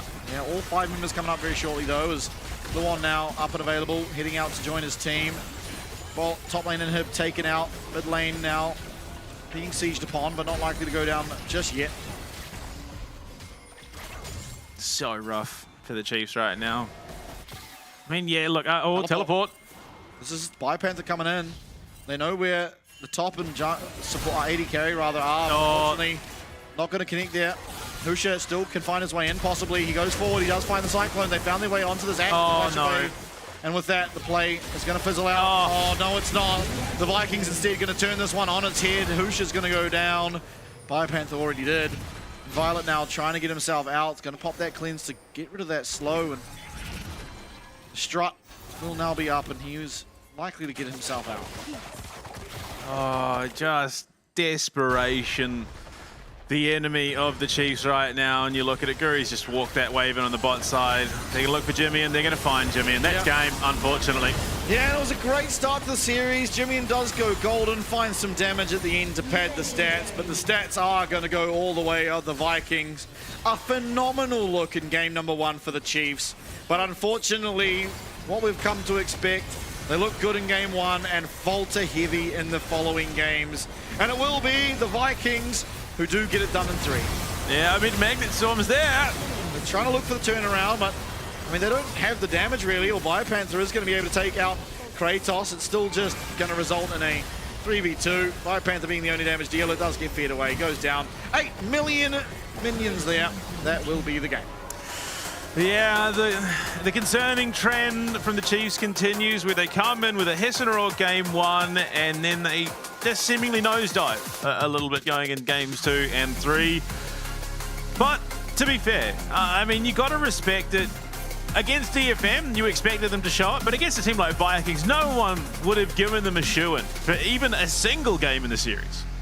Yeah, absolutely not. And so what you can say as a Chiefs supporter, they have at least topped their performance from Split 1. It was an unfortunate end to the series, an unfortunate game 2, unfortunate game 3, but they showed just how good they can be when all cylinders are firing. The one concern that is now coming up is when Husha's on this sort of Exodia jungler that is Zinzao, they seem very, very strong. Husha's playing well on everything else, no matter what. Yeah. But it feels like the Chiefs just can't quite rally around the other champs the same, or maybe Husha's just not able to have the same impact on other things. No, it's definitely not the same impact as the Zinzao, which, I mean, unfortunately, yeah, the Chiefs are looking a little bit one-dimensional.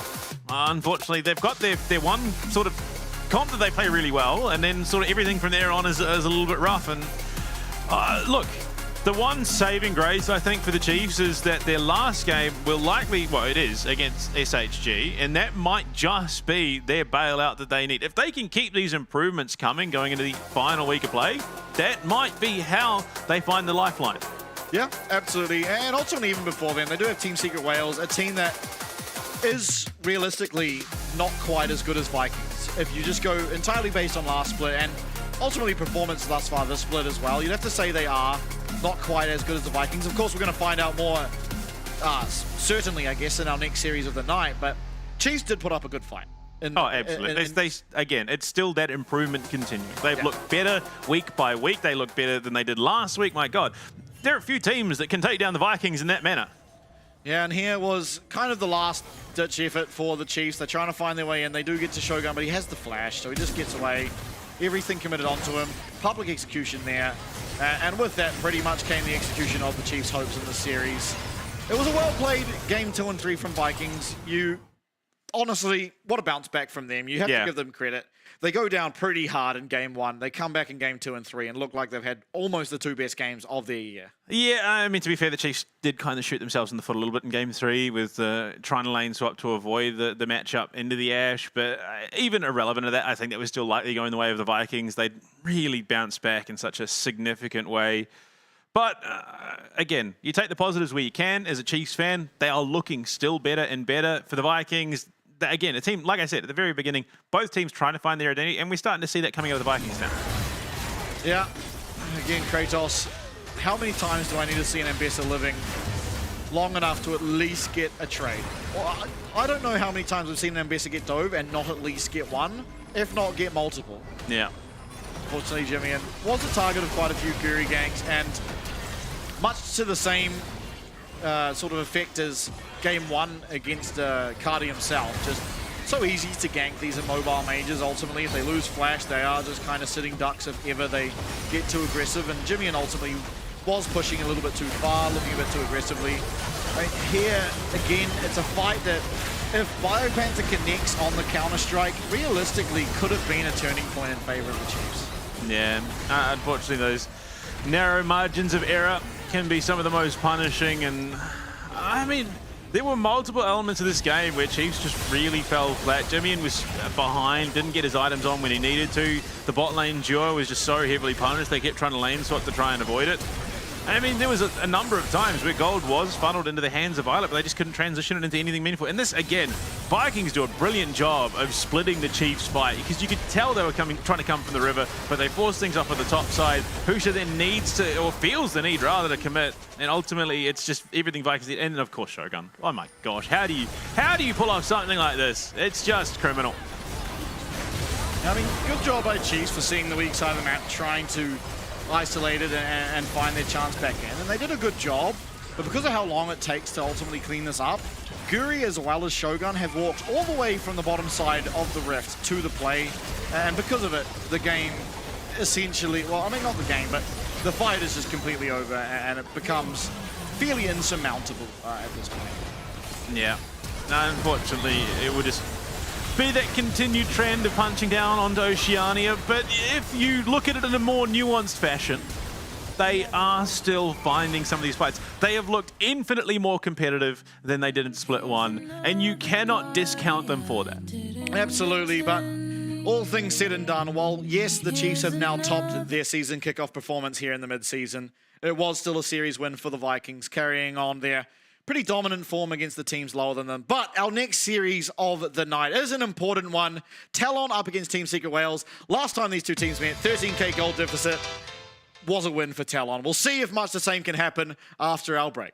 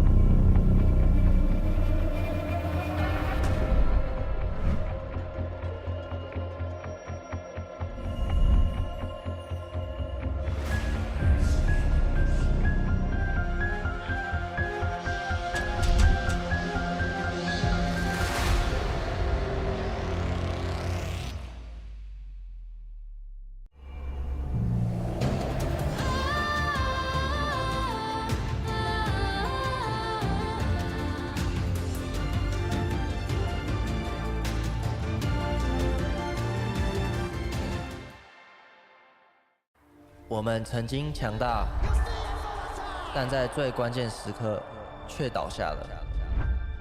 Tụi mình đã đánh giá sai trận đấu. Giải đấu này khó hơn tụi mình nghĩ. 応援してこれるペンに報いたい。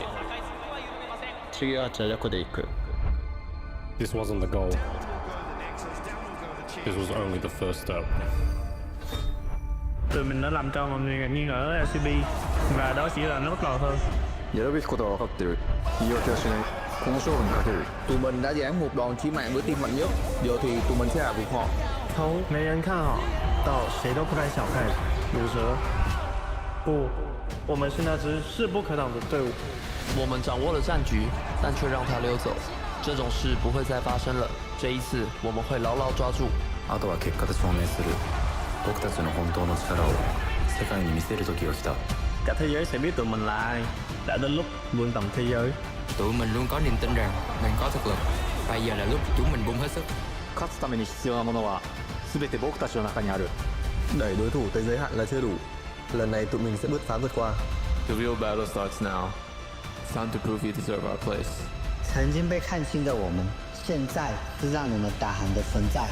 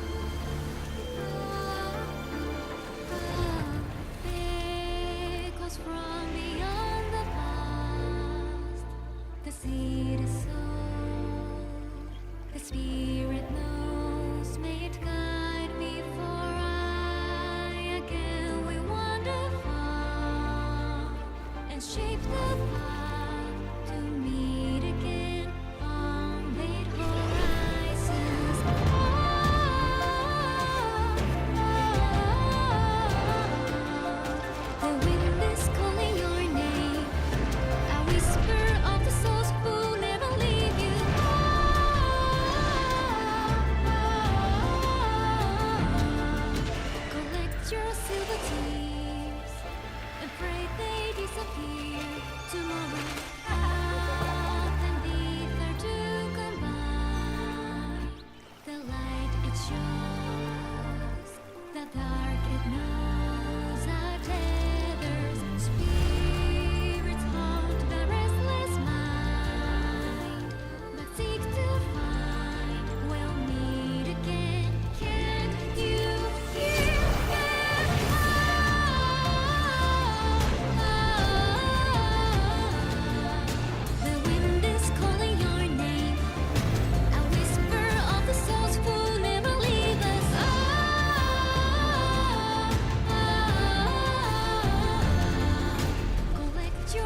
your tears and pray that we are here tomorrow.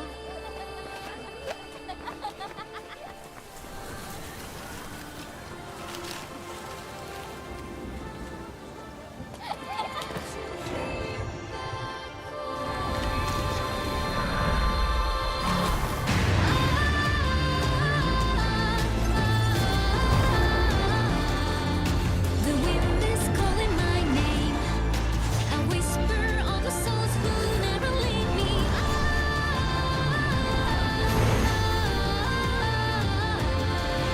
Collect your silver tears. Pray I reappear tomorrow.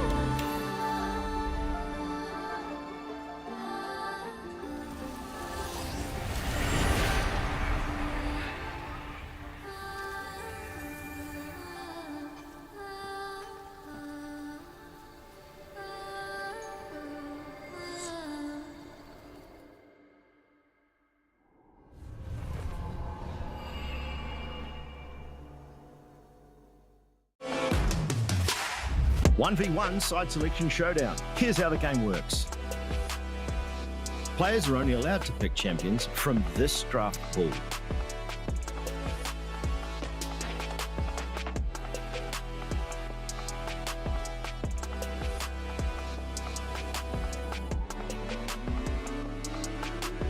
The ban phase is out. No champions will be banned. Only champions from the draft pool can be selected. Each champion can only be picked once per team throughout the entire regular season. Teams must now strategize their picks carefully, setting the stage for dynamic and diverse 1v1 matchups.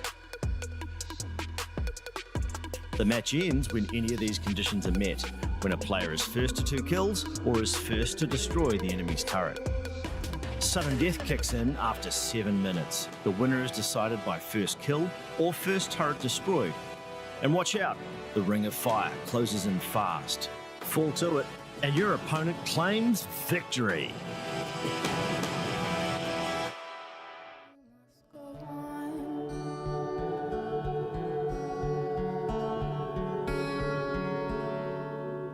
When night comes the dark, like how I feel within, I try my best to never let you know. Mindless remarks about how both our days have been. A glass of wine helps conversation flow. Why are we going through motions when surely we both know we're falling, but neither one head over heels? Would it be kinder if we left each other before we uncover something that is messy, my friend? Again, forced affection, empty. I love you, so do I play alone when it's gone. Nagging questions like, is this for me, or do I play alone when it's gone? We'll stumble on, 'cause the show must go on. I wonder what you'd say if you could see the way that I've behaved. Would you have stayed? I wonder how you'd feel about the choices that I've made. Am I okay? Honest, truly, I'm not all I can be. All this time spent wounded after you. Surely I'd be confident and carefree. Now I only feel that in my dreams. If you could take it back,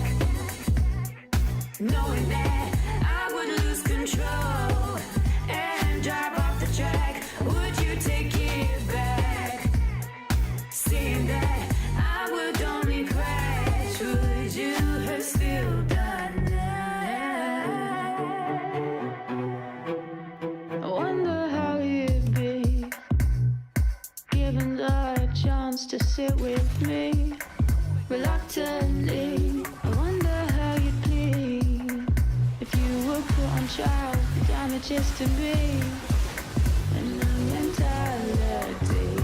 Well, too late for that, 'cause you're not coming back. So why am I still holding out for you?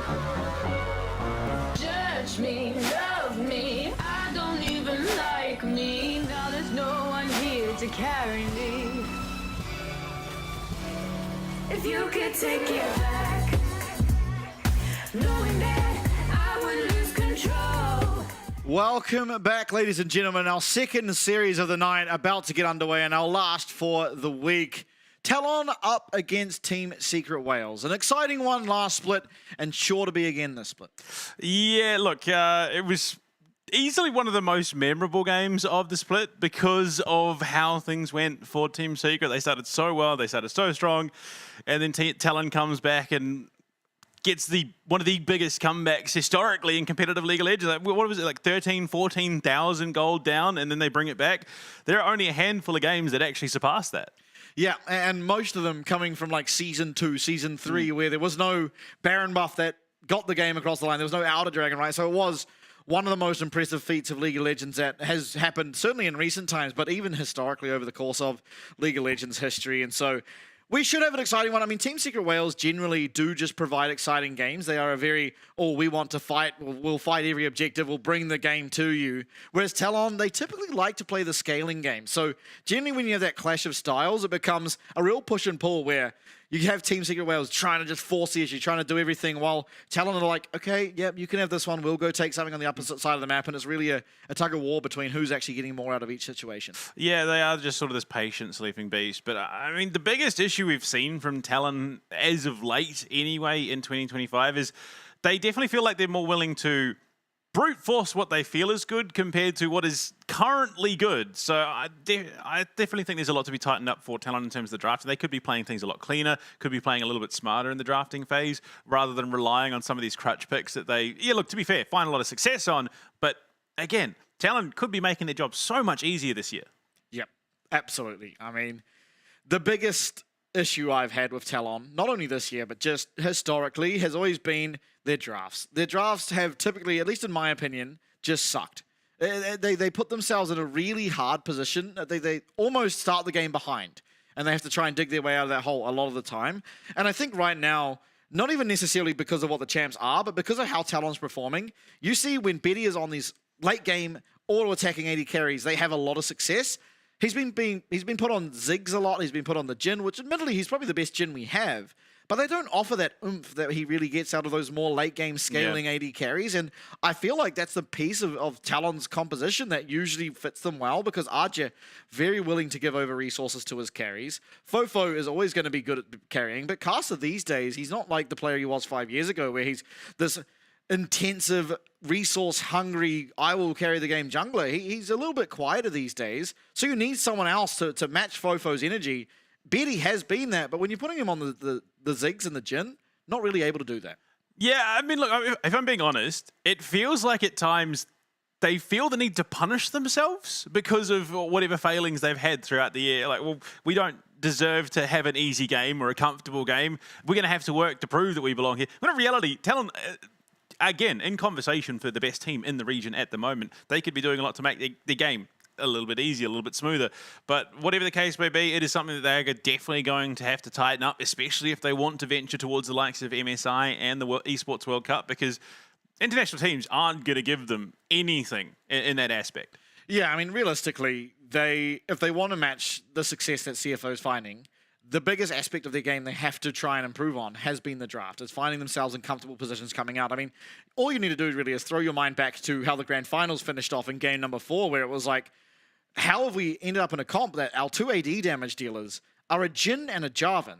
The enemy team has a Sion, and then we just have AP Gragas, AP Victor to try and deal with them. All Drive had to do was build some magic resist, and the game was pretty much over. Yeah, it was rough. Yeah, as we have players now walking out onto the stage. Dire, for some reason, already on the stage. What has happened here? Dire He ain't got time for that. He's got a 1v1 to win. Okay, I'm interested to see what happens now when Fofo walks out. What is going to... Oh, they just did a love heart. They did a love heart. Well, yeah, sometimes love is a battlefield, and in the jungle it very much is going to be... What? I'm assuming there's something that Dyer has had to address at his station, which has kept him over there. That is, we are just seeing the biggest ego of the split. Yeah. Oh, Petty not playing around. No handshake, no fist bump, nothing. He means business today.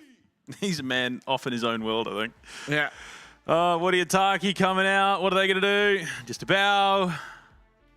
And another love heart. 2. I mean, look, yeah, arguably the roles that clash, I think, the most on the Rift outside of the junglers probably is the support. They just go on sort of hammer and tongs to try and find the opening. No, just absolutely nothing. Corgi stonewalls the crowd. I got places to be, games to win. All right, let's get it started. Come on. TLN fight. Oh no, it's brain rot. Oh, it's brain rot. I see that brain rot absolutely everywhere nowadays. I actually cannot believe it. This is just a sign of how old I'm getting, I think. Where all these things are popping up and it's just absolutely no idea what it is. Betty, he's going to be playing that 1v1. I think typically is the 1v1 player for the side of TLN. We'll see who he's steering down against. That was such an ego move. Oh, no. It's just a bit shit. But I mean, to be fair, Dyer. Oh, okay. 80 carry matchup. Betty and Eddie. Sounds like the start of like a 80s yacht rock love song. See, I was feeling it was really sounding almost akin to Eddie and Eddie. Yeah, Ed and Betty. Yeah. I mean, I wonder what they're going to play. 280 carries. Do they go for the Varus, the newly unlocked champ? I mean, they could. They could go for the Bard. I mean, to be fair, they could go for anything. We've sort of seen a bit of everything. I mean, Teemo versus Vayne, which did not go Evie's way at all. But to be fair, I think that's probably the boldest anyone's been in the 1v1 so far. Yeah. I'm waiting for the Soraka. Aurelia. There we go. Okay, that's exciting. That is exciting. A very mechanics max champ. I wouldn't have imagined 80 carries would be the best to put on the Aurelia out of everyone involved. Would have thought more, you know, Dyer's speed, maybe Hero's an Aurelia player. Dyer's just pulling faces. He is. After egoing the Don as well. That's a bold call. I mean, LCP mob boss himself, Fofo, walking out alone. I think would you have it any other way? I mean, to be fair, maybe it was his decision. He said, you go sit down, I got this, don't you worry. But if at that level, interpret it however you want. If it's disrespectful, if that was the intent, I don't think it was. I think Dyer just had something to sort of the station. But I think Fofo could potentially take that a bit personal. Okay, Aurelia versus Aurelia matchup. Looks like the league officials are doing something to help Eddie at the moment. No, he's asking how to play the champion. What do I do? What does this one do? Holding on the F1 button. What do you mean run forward? Ooh, what champs? That's Betty. I would imagine the one in the middle was... I didn't see. I think it might be Woody, possibly. Potentially. Definitely didn't look like Fofo. No.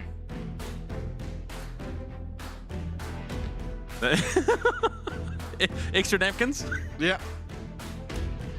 Oh my lord. We've had a spillage. A lot of extra napkins. It looks like we've had a spillage.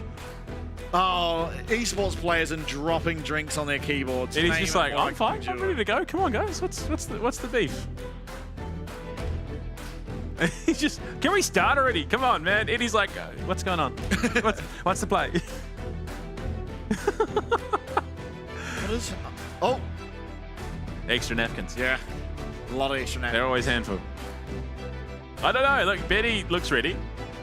Now that the spill has been solved, Eddie has just been ready the entire time. There's something going on. I mean, yeah, well, yeah, there is. Unfortunately, no idea what. I know what it Hopefully is. We get into It's League of Legends. What if we have a repeat of week 1 where Aurelia and we just get 2 entirely different champs? Yeah. I'd hate that. I'd love to see Aurelia. No one's looking particularly upset. Yeah, look, I don't think it's going to be anything too significant. Oh. Okay, so we've been told that one of the players banned the wrong champ, so they're restarting. So there was no ban. There is no ban phase. Yeah. Unless they filled in, like, unless they're meant to fill in like Darius and Yasuo. The ones that are banned already. Yeah. Okay, that could be it. Or no, that's an unfair advantage. Little shoulder rub going on. He's going to be way more limber than Betty. Outside interference flag on the play. 10-yard penalty against Team Secret. See, hopefully in. Oh. All right, good mechanics on the drink. And he just seems to be bracing himself a little bit for what's to come. Yeah, Rally vs. Aurelia has really all the potential of being one of the more exciting 1v1s. Outplay potential certainly there on that champ. Oh, there's so many languages to learn.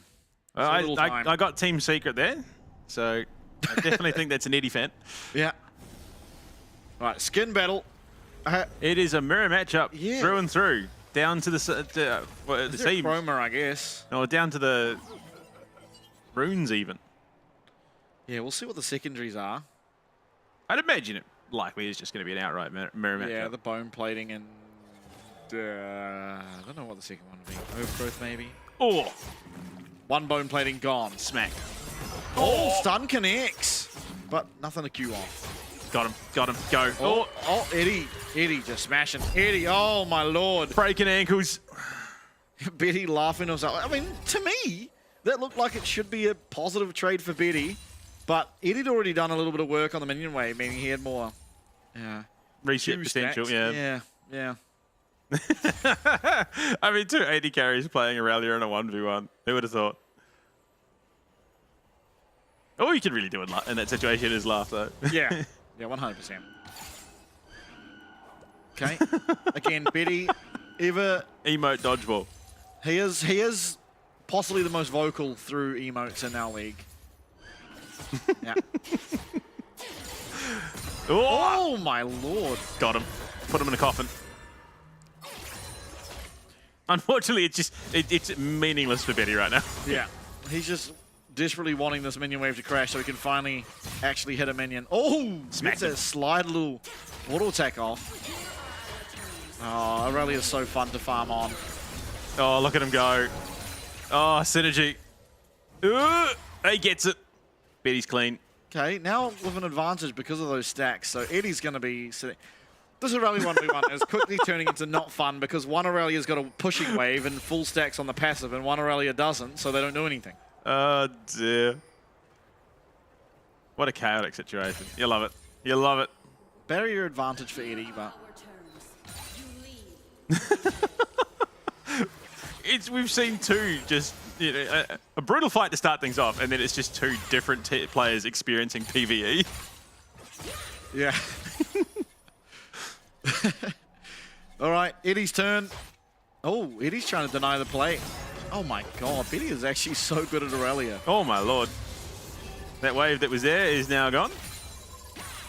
Oh, he's not missed anything. Oh, he's so clean with it. Look at him go. Yeah, again, we're just still playing PvE. Okay, Betty's going to miss minions. Eddie takes the upper hand. Oh, Betty's full build, but Eddie's going to be as well. Aurelia with Vamp Scepter aware. Oh. Steel caps. And Vamp Scepter. Yeah, full build. Even more full build, arguably. I think smart purchase from Eddie. Certainly will be, in terms of raw power, stronger with the plated steel caps. Blocks damage from the Q as well. PvE gaming. You love it. Yeah, not a whole lot to really comment on here. And Betty's going to use the Q. Oh, he uses another one. That's 4 stacks of the passive, looking for even more as Eddie hides in the bush. Oh, Eddie. Stun. Gets out the ultimate as well, and Betty trying to trade back. He gets reset.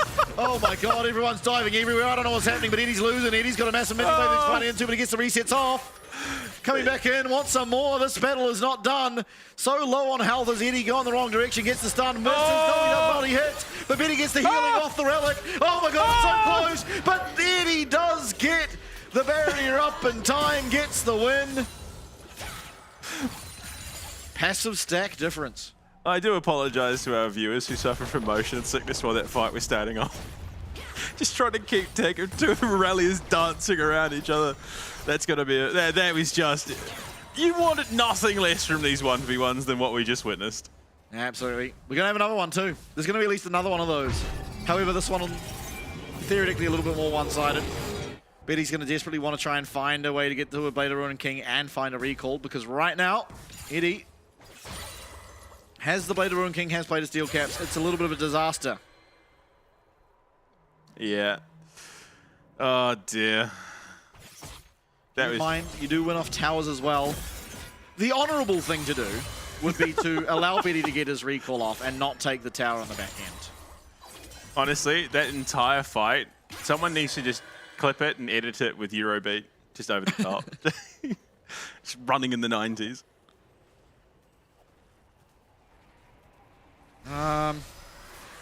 Yeah, I mean, Betty needs to try and find some way to get a recall off to get Blade of the Ruin King.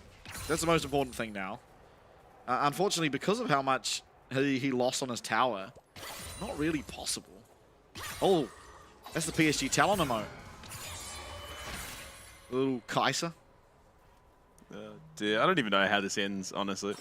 I think realistically, yeah, I think it ends with Team Secret Wales having side selection. Yes. I think realistically that is the truth, but it's easily been one of the most entertaining 1v1s I think we've had, not just this split, but the year.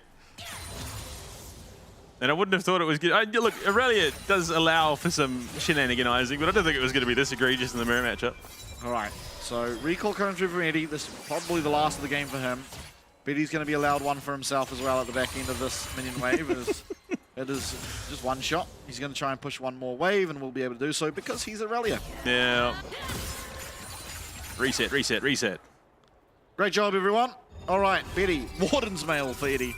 I thought this was League of Legends, not Farming Simulator 2025. God. Okay, he's not going to find Betty. He's not going to get that cancel. That would be disastrous. End it now, or the Nexus will do it for you. Oh, dear. It's just going to come down to the exact same craziness as the circle comes in with nowhere else to go. Oh, blue trinket for Betty. That's value for money. Oh, okay. Mail. Okay, different route. So, going to be cutting the healing. It's a battle of... Yeah, you can heal less in the 2 seconds that we're both alive. Well, Aurelia just heals so much because of her Q, so... I mean... But there is an ignite anyway, so... Yeah, actually, good point. Yeah. He probably just didn't have enough for Warden's mail. Yeah. Which means he certainly wouldn't have had enough to play the steel caps. Yeah. At least he will hit level 11. Still going to be at a disadvantage. He got the bone plating. The gum time emote too. Jeepers. These guys are just characters. All right. It's almost time. That circle's coming down. Eddie's going to use the stun. Does it connect? No, Betty's able to dodge away from it. Oh, misses! Oh, misses! Oh, Eddie goes under the tower! Oh, no! Oh, God, Betty! There's no way that Eddie gets it and just throws it away. That was the great... Tom Brady, known as the GOAT of American football. Betty might just be better. I mean, Eddie, rather, might just be better at it because what a throw. The yardage he got on that. Yeah, that was a Hail Mary and a half, and unfortunately it hit some poor bloke in the stands. It's made him spill his beverage.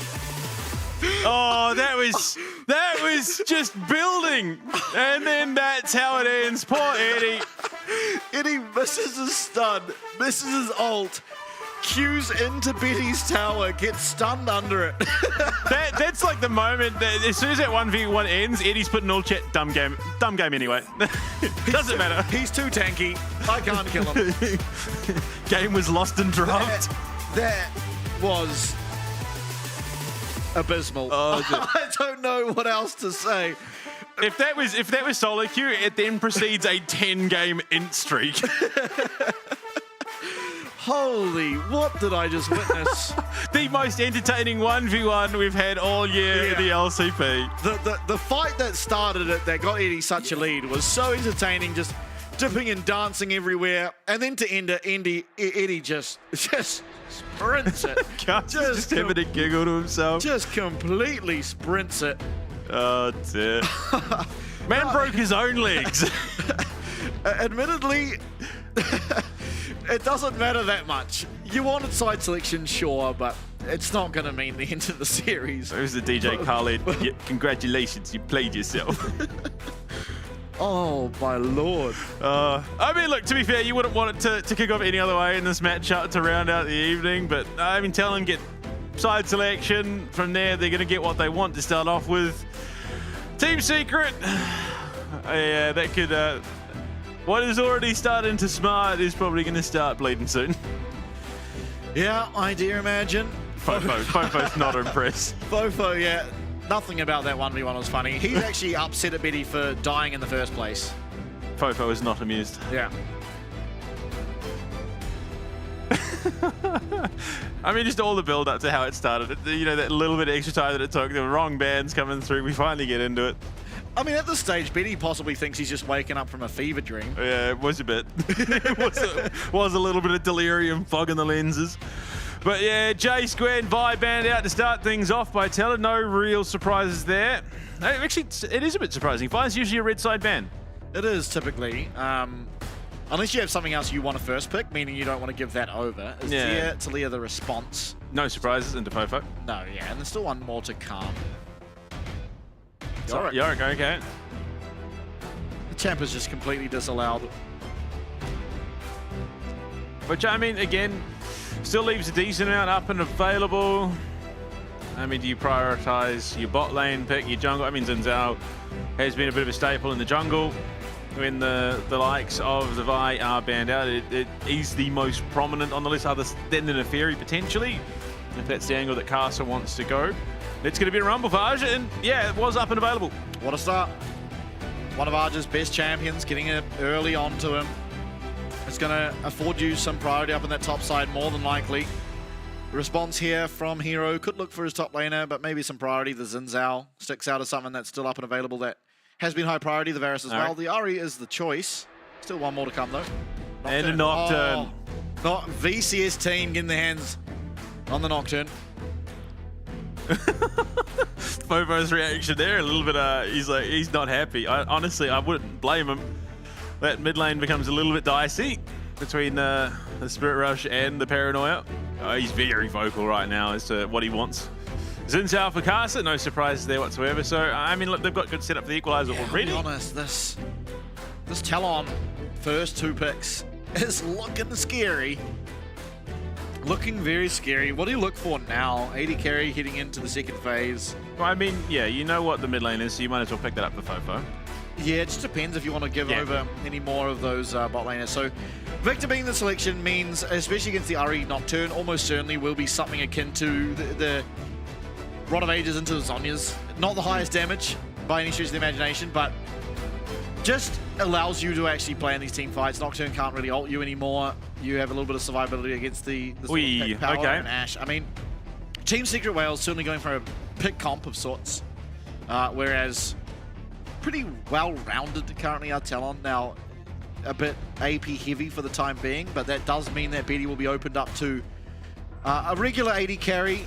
Could be the Jhin, admittedly. This is actually a decent game for Jhin. Outside of, I mean, for his team it is. It's probably not the greatest into Ahri Nocturne. Yeah, very mobile. But, yeah, I mean, it's already a scary enough game for Eddie.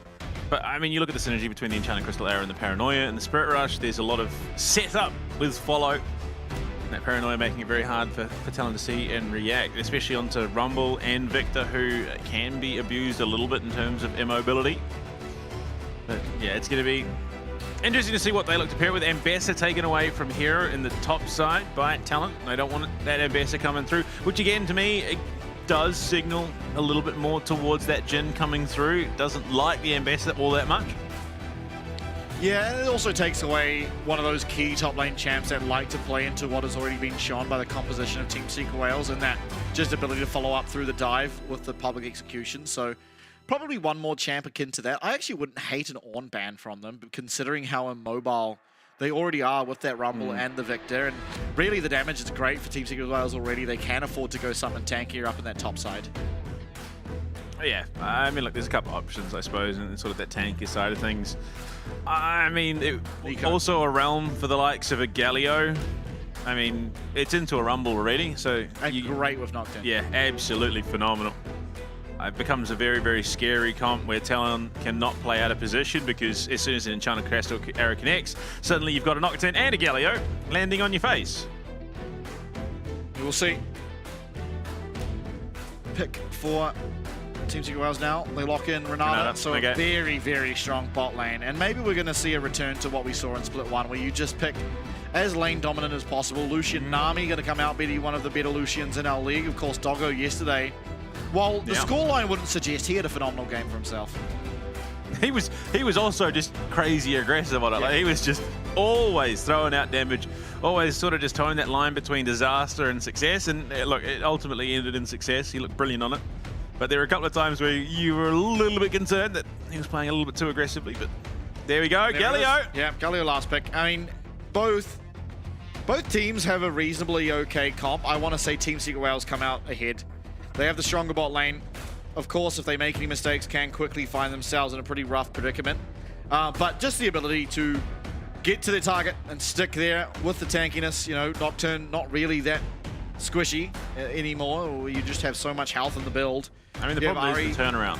Yeah. So you dive in, it is a fairly far disjointed. So you suddenly, yes, you've got Nocturne Galio and potentially an Ari there on top of things, but you then turn it around with a tidal wave, you drop the Chaos Storm and the Equalizer on top, and suddenly those two champions, while also being isolated, are taking an insane amount of damage. Yeah, I mean, the strength of Team Secret Wales comes through picking people off, right? Where if you are disjointed from your team at all on the side of Talon, you are going to get punished. And it's very easy for the side of Team Secret Wales to find you out of position because they have access to the Ash and the Ash birds that just come. The Hawk Shot flying through gives you vision whenever you so need it. Talon fighting. We'll see. I mean, they've definitely got their work cut out for them. Positioning-wise, they are going to have to be, again, on point because one wayward running champion, suddenly things turn dark. You get hit in the face with a giant ice arrow, and there's a big golem on top of you. Yeah. And if you're really unlucky, you turn around and start punching your teammates. So it doesn't get much better. Yeah, it can be rough, but we'll see. I mean, Talon hopefully going to continue sort of, for them, of course, their streak from week number 2. Start off rough against CFO. Hardest competition to go against, especially in the first week. Certainly wrapped it up come into week 2, and now week number 3 against Team Secret Wales. So they did win 2-0 last split, but struggled against. See if they can clean it up. Team Secret Wales, I think, have put together a fantastic composition for themselves. Going to be interesting to see how Betty and Woody can survive the Ashe Renata down the bot lane. I believe yesterday was actually the Varus Renata up against the Lucian Nami. So a little bit different of a look. Certainly if Betty ever takes an unopportune timing on his relentless pursuit, he will just be chased down the lane by Ashe rather than Varus, who doesn't really have the ability to do so. Yeah. And, I mean, once that 6 comes online for his toe, the Nami does become a pretty juicy target, honestly. Very, very, very squishy champion. But, I mean, honestly, the tools are very much there for Talon to deal with this comp. They have to play a little bit more reserved. They have to let Team Secret Wales be the ones to force the issue and then look to collapse and punish. I mean, to be fair, they could also just completely ignore that and go on the offensive and steamroll over Team Secret. Because it is very hard to play the Nocturne Galio comp the way you want to if you're playing it reactively. For sure. Yeah, it is a comp that wins harder, essentially. And, I mean, they have some defensive capabilities in the fact they do have that Galio and Renata. But certainly not a comp built to be playing on the back foot by any stretch of the imagination. Now, with the Ari, with the Ashe and Renata bot lane, they should have priority. They got a good match up top as well in the Galio versus Rumble. Okay, word on the street is that Histo is having a mouse issue, so... Yeah, I mean, as you can see, very animated. Switching it out. They're switching it out. Hopefully get that up and running. Get into the game here. Still very curious as to what was going on with Dyer in the player walkout. There is also a chance where Eddie might have had a mouse issue actually on the Aurelia in the final play. Before that, fantastic, but I'm sure he would claim that also when asked about it later on. But I mean, coming into it, I borrowed his toes mouse. Yeah. I was at his station. It was his fault, not mine. But I'd argue off the back of that win for Betty, they've definitely got what they want to for this comp for Talon. Unfortunately, playing into Team Secret Wales, they're a team that are looking to fight in one of the, again, VCS, a region that will, if Nocturne is available, just slam that on. There is just no doubt. It's like, Nocturne? Yes, please. Okay, give me more. Yeah, not scared of the dark are our VCS representatives. All three of them, really. As soon as that chance open, lock it in. Certainly a lower priority. And that's the interesting thing that has stuck throughout most splits. It's not like the VCS come in, they pick Nocturne every time it's available, and all of a sudden every team is like, oh, we should just pick this champ if it's open. It's still a VCS-only situation where Nocturne is getting banned exclusively against the VCS. It's getting picked first round, or first rotation, exclusively by the VCS. And I think this is the first time this split we're actually seeing the Nocturne be given to one of our VCS representatives. It took 3 weeks in the very last game for them, or last series. Yeah. Well, I mean, you look at it, some chatter coming through. Oh, I think we may have resolved the issue. Certainly hope so. I think it's time. I think we should. Let's get it done. Let's hit the button, Ben. Right, start guys. the game. Absolutely. Time to get away from winter tot, ladies and gentlemen. The game's getting underway. Here we go. See the graphic. Game number 1 starting up. A lot of Talon icons coming through. You best believe that is the side of Talon. There was a Fnatic one as well there. Yeah. Staring down across from them, though, is a pretty menacing and scary team in Team Secret Wales. And the VCS representatives carry on that aggressive trend. Unfortunately, well, I say unfortunately for them, Talon are going to look to match the aggression. Probably the most aggressive I think we've seen Talon off spawn. Oh boy, there is collapse shenanigans. There's something happening here. Talon also realizes this is a 4v5 because they walk over a ward, they see there's only 4. Talon have made it into this bush completely undetected.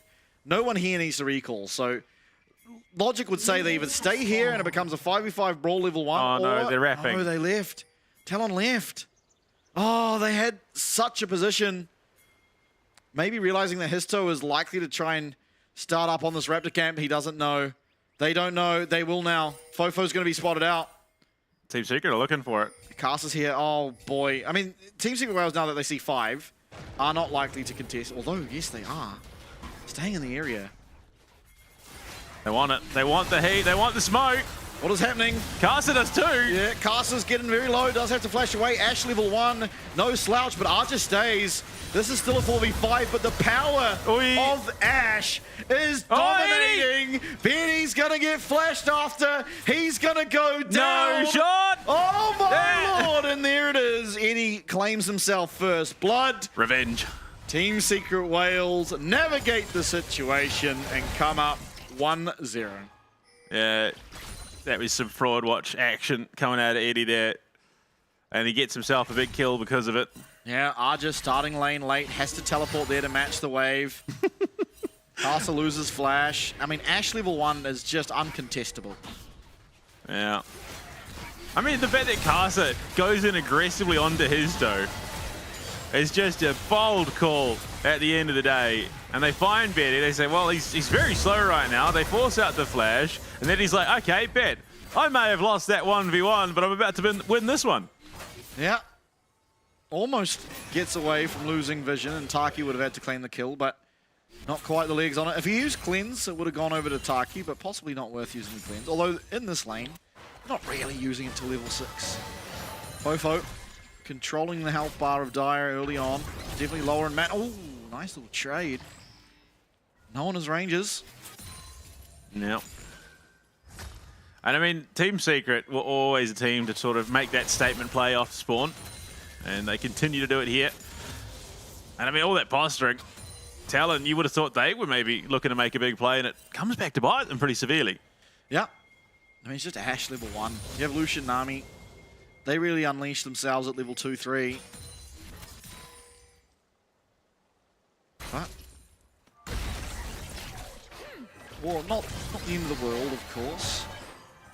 You still have the mob boss. This is the exact champ Fofo was playing last time they were down 13k and 1, so... But the fact of the matter is, that's the last. Oh, yeah, let's get brawling. Let's get brawling. Spell shield, fantastic out of Histo. He's trying to find his way onto Caster. Knockups there. Flash to follow. Bot lane, though. Betty getting low. The turnaround. Flash. Caster's going to be taken out. No worries! The bailout keeps Taki up and alive. Now Betty having to dash away. What a near miss. It's so close. Almost having it to Talon's bot lane as Caster fights for his life. It's electrocute on the Lucian this game. Yeah. No, wouldn't be too surprised to see him go for the voltaic Cyclo Sword actually this game. Some very much fight, kiss, kiss, kiss energy going on at the moment. So the flash handshake and Betty just trading aggressively. You see Caster, we were watching that during the time. He comes forward, finds a massive amount of damage, and there really was a possibility maybe, and we'll have to look at what abilities were up, that Talon could have possibly come in and got 2 of those kills. They would likely go down to Histo, so probably not worth it, but a very close affair despite how one-sided it truly looked at the onset. And not only has Eddie found a kill to start things off, but Histo's then followed up with a second, purely off the back of the fact that Caster burnt that flash because he played a little bit too aggressively off the invade. Connects onto Fofo. Getting very low now. Woody, not much he can do. Fofo's just to go down. He has the flash. Hero can follow. He can Caster. Yep. Not going to be able to help. That's the flash coming out of Hero. We'll be able to pick up his kill. That's the feat of warfare. Already secured and 5 minutes nearing on a 2k gold advantage at the 5-minute mark. And it's quickly getting out of hand. Oh dear, this has all the energy of Team Secret win this, and you'd ask the question, oh, how does it feel to be at the top of the leaderboard beating Talon? What do you mean leaderboard? I thought we just wanted to win, and I mean Team Secret, this is just everything that they've been doing coming in from Split 1. They're just so unpredictable. Yeah, they are. I mean, almost beating Talon last split into almost getting 2-0'd by Chiefs. They have massive highs, massive lows. Bubble will not connect. It was the heal used from Taki for that additional movement speed. You can definitely see there's storms are brewing. A feeling of discomfort for Talon right now. They're not used to being the ones in this position. They're the ones used to putting teams in this position after exploiting a mistake. And Fofo... No flash. We saw this game 1 of the Chiefs series. Immobile Mage against Ari. Charm will connect. He drops the Chaos Storm though, and the amount of damage put back onto Histo does mean he's going to be okay. Still a less than optimal situation in terms of those minion waves for Fofo. He's going to be hard pressed to find a solid recall time. He's looking for one now, as you see on the minimap. And off the back of this wave, Dyer should, well, he will hit 6. There's no should. He is going to, and he does tick over just there. And Histo as well is rapidly approaching his 6. Paranoid going to be up and available. Aja rotates mid to cover the wave that Dyer is handling right now. We're seeing Talon now forcing lane shenanigans. Yeah. Unfortunate situation they find themselves in, but all this posturing. Betty using that relentless pursuit just to get hit right on the chin there.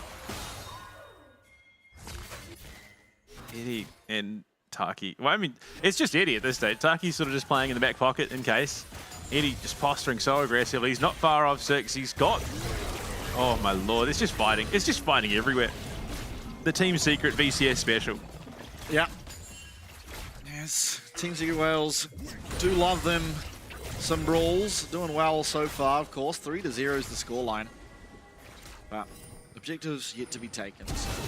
Hold up, Caster finds a way onto Hero, does get the equalizer on top to help him. There is no flash available for this Gullio, but Caster not able to get back onto the Gargoyle for the time being. Ult there, knock up to cancel, and that's going to be a kill going over to Arja. Great answer. Meanwhile, Histo, though, will be picking up these Void Grubs. Should be a Dragon, though, so a trade of objectives is not the worst thing. Yeah, I mean, look, there is an Enchanted Crystal Arrow and a Paranoia available. Very far away. I mean, look, a cross-map play is never in doubt. You need to be wary, but yeah, look, Talon, they do take it down. It's not going to be contested. They know full well. And to be fair, Talon know full well that they cannot stick around with Eddie hitting 6 here, and arguably understanding that Hesto very much has probably hit 6 by this stage. Yeah, Castle's going to lose his blue buff. See if Histo sticks around for anything more. Unlikely to with the recalling of his bot lane at the time, and Arjet makes it up to the top lane. Hero here as well. Doesn't have the ultimate, unfortunately, but they're just being in the vicinity to help out. Casa has just been forced to play reactively this entire game, and you can definitely feel he's not in the greatest situations. This is not where he wants to be. He wants to be the one helping the team force the issue.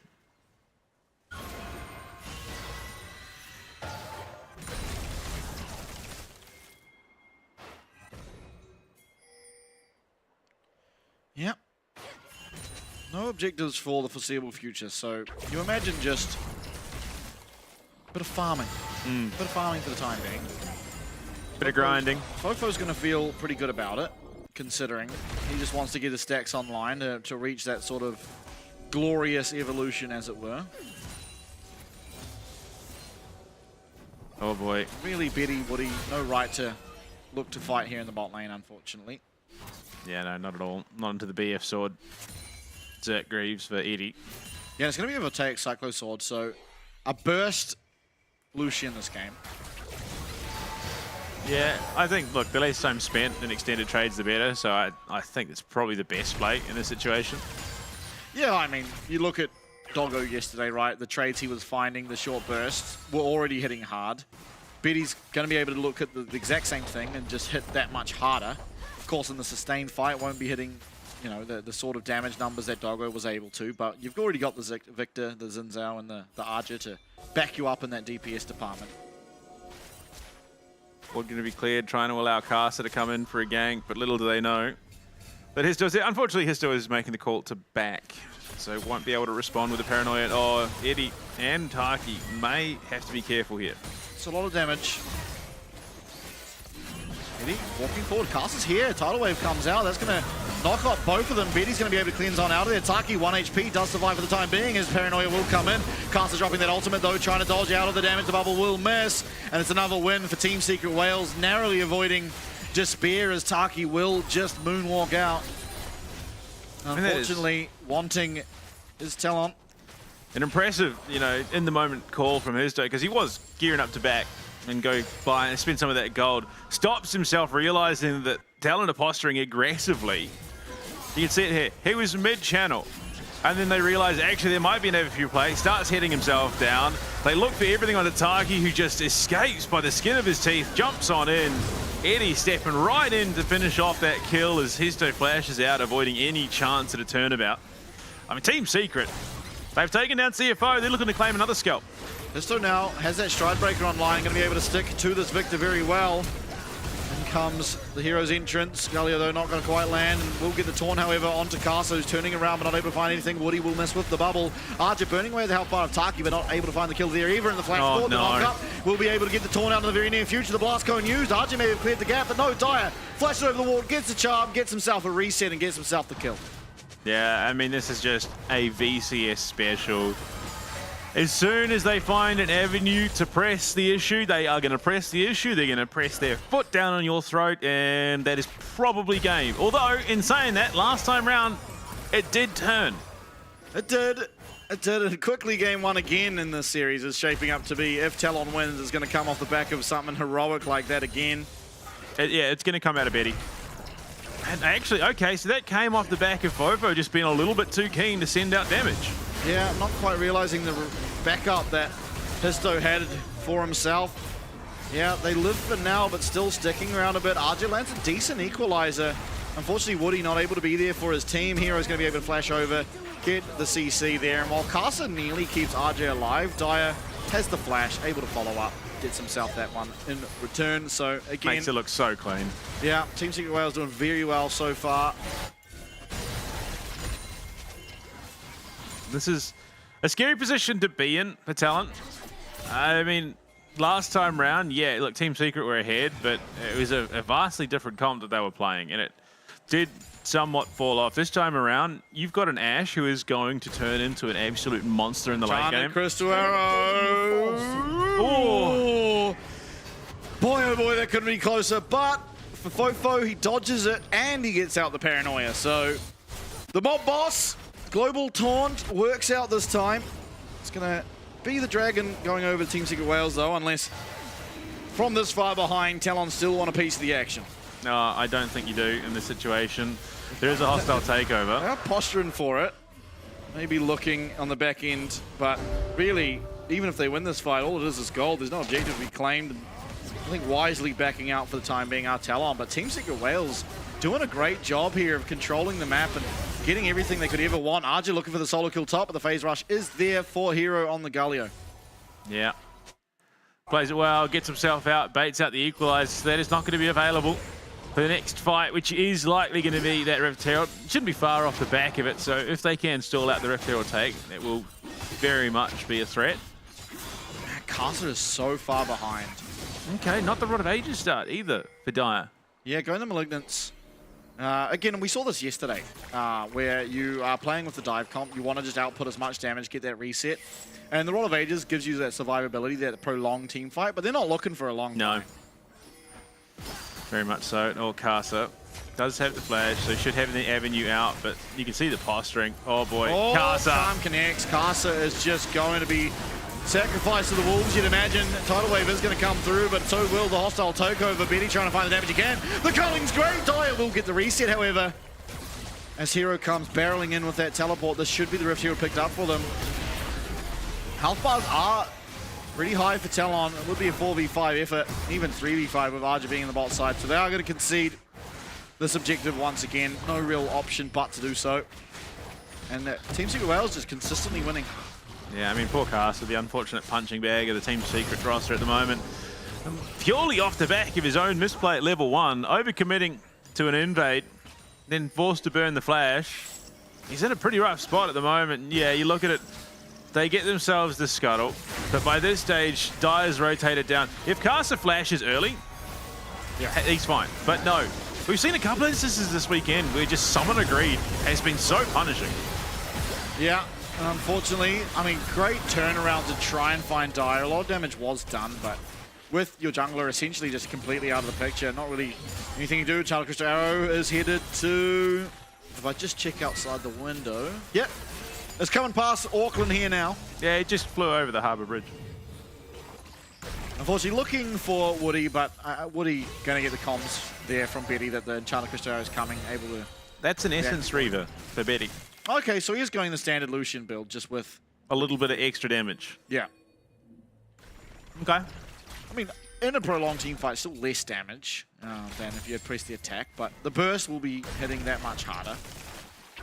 Honestly, works out in his favor as well that Dire is going for this Malignance variation of RE. It's going to be a little bit squishier, so the Electrocute's going to hit that a little bit harder. Yeah. Hero proxying on the Galio. Okay. I mean, to be fair, he's had a pretty solid game of it so far. Decides better of it with Arja. I mean, Arja is doing a lot of damage to him still. Yeah. Yeah, I mean, no, at this point of the game, the Galio isn't that great against the Rumble anymore. It's more it just survives and beats out Rumble in the early stages of lane, which not many champions on the League of Legends roster can. Casa might just be called out. Oh, Casa, no. He has a blast cone though, and now the Histo is really in a rough position. Gravity Field comes down, and so will the Chaos Storm. Dire though searching, hunting for Betty with the cleanse. Oh, Betty! The bailout is there, but not able to get a Hero flash forward, and Betty dodges once again. It's Hero stuck in a bad position. Casa might be so as well, but Archie comes in, and he's burning through those health bars. Eddie flashes away, and boom! Arjet finds the harpoon, takes down the whales, and it's going to be an ace for nothing, Talon. History repeats itself. Team Secret had the game in the palm of their hands. They get overconfident, they get greedy on the fight, and if not for the fact that it's a Chemtech Soul, if not for that souped up blast cone, suddenly Tisto isn't nearly as deep, they're not forced into as bad a position, and they aren't turned on as aggressively as they are. Diet, he just so heavily commits. Heroes forced to try and follow up to secure the kill. And as Aja comes in, he's been pretty free scaling for the entire game so far. They do not find a single kill for all of that. Yeah, and what was a massive advantage for Team Secret Wales has completely turned on its head. You're seeing it there in the bottom of your screen. TLN, you can never count them out, and if you take a wrong team fight, Histo, he sees Castle, he's out of position, he pulls the trigger. But the Chemtech map, how unforgiving it is with those blast cones, is going to punish. And now it's Team Secret Wales struggling to find a grasp in this river. Enchanted Crystal lands on the Woody, but there's no vision, there's no follow-up. Fofo teleports in, that's the Don! Histo, oh, he won't have the luxury of the blast cone, but he will have the luxury of seeing a grey screen as he's taken out Fofo, hit by the charm, and now chasing down Taki. Equalizer does all but equalizer, just takes the team fight, gives it to Talon. It's still a 2-0. Dyer no longer with ult charges, and Fofo continuing his forward progress to that glorious revolution. It's a little fox, the Pyre Fox will be going down eventually. Yeah. Eventually, Dyer. Okay, he has flash, he's fine. So does Fofo. Oh, the blast cone. It's not worth it. Yeah. Oh, the blast cone. Vision plant, I guess. Still, another team fight win. It was 2-0.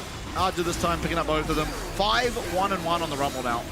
I mean, the worst bit of it all, Taki, the hostile takeover comes off cooldown as he bleeds from the bailout. Yeah. I mean, Talon now in a commanding position. It's crazy how often this happens, where Talon falls behind early and somehow finds a miraculous team fight and comes back. Take a look at this one. Enchanted Crystal lands perfectly onto Woody, who could be a really good target, but no one able to follow up. So it is just Histo left alone. Fofo hits the blast cone, disallows Histo from using it, takes him down. Equalizer comes through from the back end of the team fight, right onto Taki's head and just claims another. Yeah, you look at it, it's just coming off cooldown in here, and as he bleeds out, it comes off cooldown. And that really could have helped in that team fight for Team Secret Wales, but too little too late. Hubris is the biggest punisher in this competition, and it seems that it's striking Team Secret Wales twice. Yep. Riftfield marching down, might actually get himself a tower, so an objective for Team Secret Wales.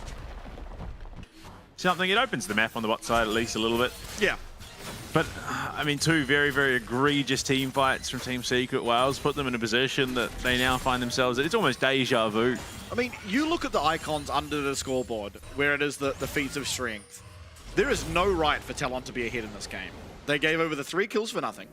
They gave over the 3 objectives for 1, and the first tower of the game was just claimed as well by Team Secret Wales. So essentially winning out on all 3 of those sort of early game progression bars, if you will, to sort of signify how well you're doing in a game, more or less. And yet it's Talon with the gold lead. Yeah, that's what happens when you take one really, really poor fight. It was more than just a bad fight, too. They completely wiped themselves and don't even get a kill in response. Yeah, a fight that went about as poorly as you could ever dream of. And now it's Talon that do have those 2 dragons as well, so dragon stacking in favor of them. Oh. Darrow lands once again, this time onto Woody, and there is the follow-up. Woody's going to go down, no way to get that ultimate off. Teleport coming in as well. This is going to be Gullio coming into the midst of the team fight. It's a massive ultimate coming from all directions. Castle going down, the bailout's there though, but will not get the reset as Benny, on the most minute amount of health, does get himself out of harm's way. And it's the Don left menacingly in this mid lane. He just does so much damage, this Victor. And again, he was so integral to the last time that Talon were able to pull this off against Team Secret Wales, and it looks like he might just be the one leading from the forefront here. And you look at it, it did look like that TSW might have found the opening. Woody shut down, and he's a lot of dissuasion for their team fight. They commit in, they find the kill quickly, succinctly, but then the turnaround comes. Unfortunately, Aja is there, but for Hero. If Hero's there just that little bit earlier, the Hero's entrance comes in, that fight is not nearly as messy as it is for Team Secret Wales, and they, I think more than likely, probably come out on top. Yeah. I mean, they started off 4v5. Yes, a lot was committed for that 4v5. Ultimately, 3 ults. However, just the priority given to RJ. Pulls the trigger on that teleport first. Gets there, gets the equalizer down, and has the impact in the fight needed. It was Betty limping away on 1 HP. Castle much the same. But Once that does happen, you get the kill back. There's no more any chance. But oh my god! Yeah. It's an exchange of ults, but it's an exchange of an entire health bar. I mean, one ult was used for damage, the other one was just used as a lifeline to survive. Yeah, let me out, please. Yeah. No, stop. That hurts. Leave me alone. But you look at it, I mean, yeah, again, you just that last team fight, for example, there likely would have been a 3-man hero's entrance there, which completely turns it on his head. Betty would have been caught for sure. Fofo would have been caught for sure. And then Eddie can just really start to go to town, but because Hero is reactively teleporting there just to try and catch up, he doesn't get the ultimate off. And from there, things just go from bad to worse. Betty is now really hitting his power strides. He's got 2 items. He's doing so much damage. Yeah, a very close affair in every regard other than that top lane. That is really the point of strength for Talon. Of course, you got a 5-in-1 Rumble. Yeah. Now has the Bloodletter's Curse, which only lets Fofo do more damage in these fights. Kind of gets a Void Staff without even needing to buy it. And effective onto everyone in that team because of just the Rumble's kit. Yeah, even Lucian, when you pair it with an army, does something like 40% magic damage. Yeah. So it really is going to be paying dividends as Enchanted Arrow lands. Cast is certainly not the target they wanted. Teleport coming in though. You see Dyer coming in from the flank, and this could be the angle that they're searching for. Fofo going to be jumped on. He does have that Seeker's Arm Guard, but he goes and he gets fed. He's going to struggle to get it off, but no, he's just walking away. He's on a very low amount of health. The flash forward from Dyer. The ultimate as well. Oh no. The equalizer's great! But it's an 800 gold shutdown. Fofo going down first in the fight, and Talon left scrambling. Still, low health bars are across the rift, and the Otacon being started up, hit even by Team Secret Wales. Fofo down, not going to be able to play a part in this upcoming Dragon fight. Do Talon even dare attempt to contest? I think realistically they probably can. Aj is such an absolute beast. Caster still has the ultimate, so he can dive straight into the thick of things. And then, of course, Betty is absolutely tearing through these HP bars.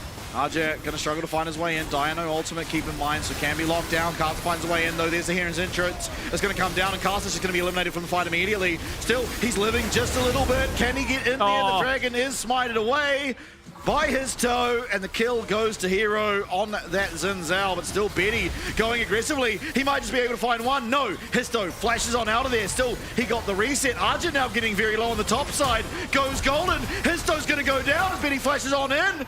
And if Fofo, he's had time to respawn and come back to the fight, but no cigar as Hero will get on out of there. Dyer gets his ult back even. That's how long this fight's gone on for. What a scrappy affair, but an affair that was won by Team Secret Wales nonetheless. Betty was so hungry, looking for fights, looking for kills, looking for anything, and he very nearly found himself a good triple kill there by the end of it, but strung along. Team Secret Wales, they find themselves at least something back into this game, but they are fighting on a nice edge time and time and time again. And this was the setup that started it all. Just caught out there on the tail end, and for the most part, Team Secret weren't sure if they wanted to follow it up, but the Whales make the call. They dive on into Fofo. He's such a prime target here. They get so much damage out. I mean, there could have been an argument made, yeah, just disengage here from this point, but they know they need to take Fofo down. Yeah, and they are importantly able to do so. That gold, 800 of it, does go onto Histo on the Nocturne, making his engages just that much more scary. The replay continues though. Caster goes in. Hero's entrance immediately pulled, and they're able to get the Dragon. They're able to get the kill onto Caster as well. And importantly, the fight does not end here. Very low mana bars, very low health bars. Sure, Arja comes in. We didn't really see what happened on the top side of the fight. It's just the zoning coming out of Hero. But still, he gets the Flame Spitter off in the correct direction. The overheat as well, burning through those health bars. Betty flashes forward, gets the double tap and the Q that finishes off Histo. And Fofo does get in here, forces out the flash of Eddie, and that is the end of that play. But back to live, we do have the Baron now on the map, actually. Hero spotted on the top side. I mean, at the moment, there isn't going to be just that one standout thing that turns things on its head, but there you go, Infinity Edge for Betty. 3 items under the belt. He was hitting hard before, he's hitting even harder now. Yeah, look, you said there's not going to be anything that turns it that much. I think Infinity Edge might be something that definitely does. Because there were so many times where it was a matter of 100 HP where, you know, if Betty was able to do just that much more, you'd get the kill. And with the Infinity Edge now finished, you all but ensure that those situations don't occur again. Difference being here on the top side is Seeker's arm guard not available for Aja. It has been used. It is there for Hero, so he can be able to aggressively. Oh no! Misses. BD doesn't have flat. Remember, BD might just be eliminated before the starts, and he is. Hero's entrance comes down on top. That's 3 ultimates down for the side of Team Secret Wales. Even a 4th now as Dye is going to commit his equalizer here to clear out the way. Tidal Wave comes through as well. Does land onto Hero, and Caster's still playing aggressively onto the Zari, but he's going to get locked up. He's going to have to be forced to use that ult and the heal to give him that movement speed to get himself out. So Team Secret just brute force fights to start the game. They overcommit on a fight. Talon comes back. And Team Secret's answer is to just keep brute forcing fights. I love it. It's great. BCS gaming. Now, Atakan started up half HP for his toe, but no response really coming through from Talon. They are pinging towards this Baron. They don't have their AD carry up, so it's not a very realistic take. It should just be that this Atakan goes down. Archer does get himself a tower, but they're starting it. Caster does Eon into that Baron, and they are certainly starting this objective up as Betty is hitting there. This could have been a massive misplay. The Atakan, sure, is better than before, but it certainly is not worth giving over the Baron. You have a Hawk shot. There's no reason you shouldn't get this information, but the TPs are coming in. Yeah, Nocturne nowhere near. Histo has to get so close to get that paranoia off, and he's not going to get anywhere near this Baron, but Enchanted Cristero does connect once again onto Fofo. Baron picked up by Talon. The fight, though, as a massive hostile takeover does come across. The Cullington trying to sway Team Secret Wales from going forward. Fofo having to try and dart away from Dyer. Isn't going to be able to. He's the sacrificial lamb. Reset does come through, and Paranoia online. Keep an eye out as Hero's going to get them vision. They might just find a way into there, but no. Talon have cleared the distance. They get away with 4, and what a heist. Yeah, that's a bit of a misplay there from Histo in terms of positioning. I mean, look, it's not the end of the world. I think more than anything for Talon, it just denies it away from Team Secret Wales. And that is the biggest benefit of it being cleared off the map. I don't think they're going to get a huge amount of pressure. Maybe Aja does head off. And yeah, look, that was definitely a bit of a slip. Arrow lands onto exactly who you want it to, but that equalizer is such a problem. Such a menace, and Hero in the middle of it does so much to draw attention. Fofo's so low already. Just caught out, split off, forced to go golden, and he is just easy pickings from that point on. Yeah, absolutely, does go down. But importantly, I mean, Talon have 2 more minutes of this Baron. They should be able to find some of these side towers. They're going to get the Baron, or the Dragon first of all. Dyer actually teleport, commits the ult. Blind goes everyone. Teleport coming in though. Able to get the channel off once Fofo. It's the Dragon has picked up 3rd of the game now onto the tide of Team Secret Wales. Dino ultimate available as Casa in the midst of everything is getting very, very low. Hostile takeover is going to come in onto Betty, and Betty is just one-shotting his own mid laner. Unfortunately, Hero does go gold in the middle of the fight. No. But Eddie might just go down. No! It's a disaster for Talon. As double kill comes through from Eddie. Archer left golden in the middle of 5 people. Might get himself the one that goes down. An ace to Team Secret Wales. Again, how is the answer for Team Secret Wales off of the back of a couple of misplays? You just keep forcing the issue. Don't give Talon the downtime to reset mentally. Just keep fighting. Fight, fight, fight. Don't let them sort of reset mentally or anything. They just sort of stuck in fight or flight mode and die. Great teleport. Massive ward there down on the bot side, and he just does so much work from the backside. They come and they steal it, and the attention is split. He catches the charm onto Fofo. He's still sitting there. They turn their attention on, and the Berserk turning on Fofo with a hostile takeover takes so much damage. And look, here comes Dice, threads the needle onto Betty, and the Orb of Deception lands onto him and Fofo as well, and from there, it's just over. Yeah, Aja does a lot of damage, but there's just too many targets. Team Secret thriving in the chaos. And elation in the back room, as you would expect for the side of Team Secret Wales. Now, certainly not over yet. It's been a back and forth affair. 3 dragons on the board for Team Secret Wales. Cleared out all of those Baron buffs, so no momentum gain from Talon in that regard. Still, it's going to come down to execution in these fights. It's still very, very close. Fofo now has that Zonya's finished up for himself. Aja, of course, we saw in that last fight, did as well. Medjai's 10 stacks for Dyer. Yeah, upgrading that Dark Seal now. Essentially full build. Still wants some more stacks on that book, but for the time being, about as strong as you can wish for. Giant Cristero does miss. Dodged away from by Betty. Would have had to cleanse otherwise if they decided to push the issue, but not going to be the case. They just back off. They then, I mean, realistically for Team Secret Wales, there's no objective coming for at least 2.5 minutes. So they can just sort of wait for that Enchanted Crystal Arrow to come back up, look to force the issue there, just so long as they maintain the waves. Oh. Charm Connects misses the Q. Now, yeah, Baron, 2.5 minutes. I mean, Dragon, much the same. So, really, Team Secret Wales holding the cards now. They have the choice of which they'd rather do. They also have the classic play of just sending one person to solo out the Dragon while the rest of the team defends that Baron. Talon stuck in a bit of a pickle. Now, admittedly for them, Chemtech Dragon, not the biggest of issues. Generally, Arj's going to get hit by the Enchanted Crystal Arrow, but Carson makes his way in here. Tidal Wave doesn't find anything at all. In will go his toe. It's onto Casa, but they make their way out. Oh, it's a massive hostile takeover, but maybe creating enough distance were the side of Talon. Dire is going to be able to jump on in there, but doesn't find all that much. There's no objective to be taken. He takes the cleanse out of Betty, though. He does. Now, Equalizer going to be used to try and clear out this minion wave still. Could be an avenue in for the side of Team Secret Wales. They're able to clear out that tower. So do claim themselves something off the back of a phenomenal play and a great hostile takeover once again from Taki, constantly finding his mark this game. I mean, Team Secret Wales looking in a very, very similar position to this matchup last split, but what happened is a far cry from what we're seeing. And I mean, yeah, look, Casa tries to force something, but they bait out so much here, and Dire has been an absolute menace in the fog of war. He's coming and he's constantly hitting these flanks. You look at over the wall, he gets the charm onto Betty, forces out the cleanse. So that will not be available for the next team fight. Yes, they've got a Mikhail's, but okay, yeah, they're doing it again. He finds his way this time. It's on to Woody, and Woody does get the flash away, but Histo's there to follow. A lot of damage on the backside, and Casa trying to split the difference, but down will go Betty, down will go Fofo, and with it, here in game number 1, down will go Talon, as Team Secret Wales finally able to conquer their fears. Dire's gonna have to go golden on top of that Equalizer, but Arja in the 1v5 will not have it in the tank.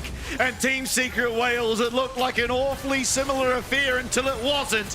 Game 1, Team Secret Wales. And the comeback is not there for Talon this time around. Team Secret Wales shadowboxing their demons. This time the demons hit the mat. Talon under the pump. Absolutely, what a performance. And I think this game truly exemplifies why you ban the Nocturne against the VCS teams. Histo himself playing phenomenally, but I think importantly, the opportunities it opened up for Dire time and time again on that Ahri to just play around the fog, jump in, not even jump in sometimes, just throw the charm, hit a key member, take them down immediately. He was just a problem that Talon had no answer to. I lost count. The number of times he just came in from a side angle and completely ruined Talon's attempts to react to whatever was going on.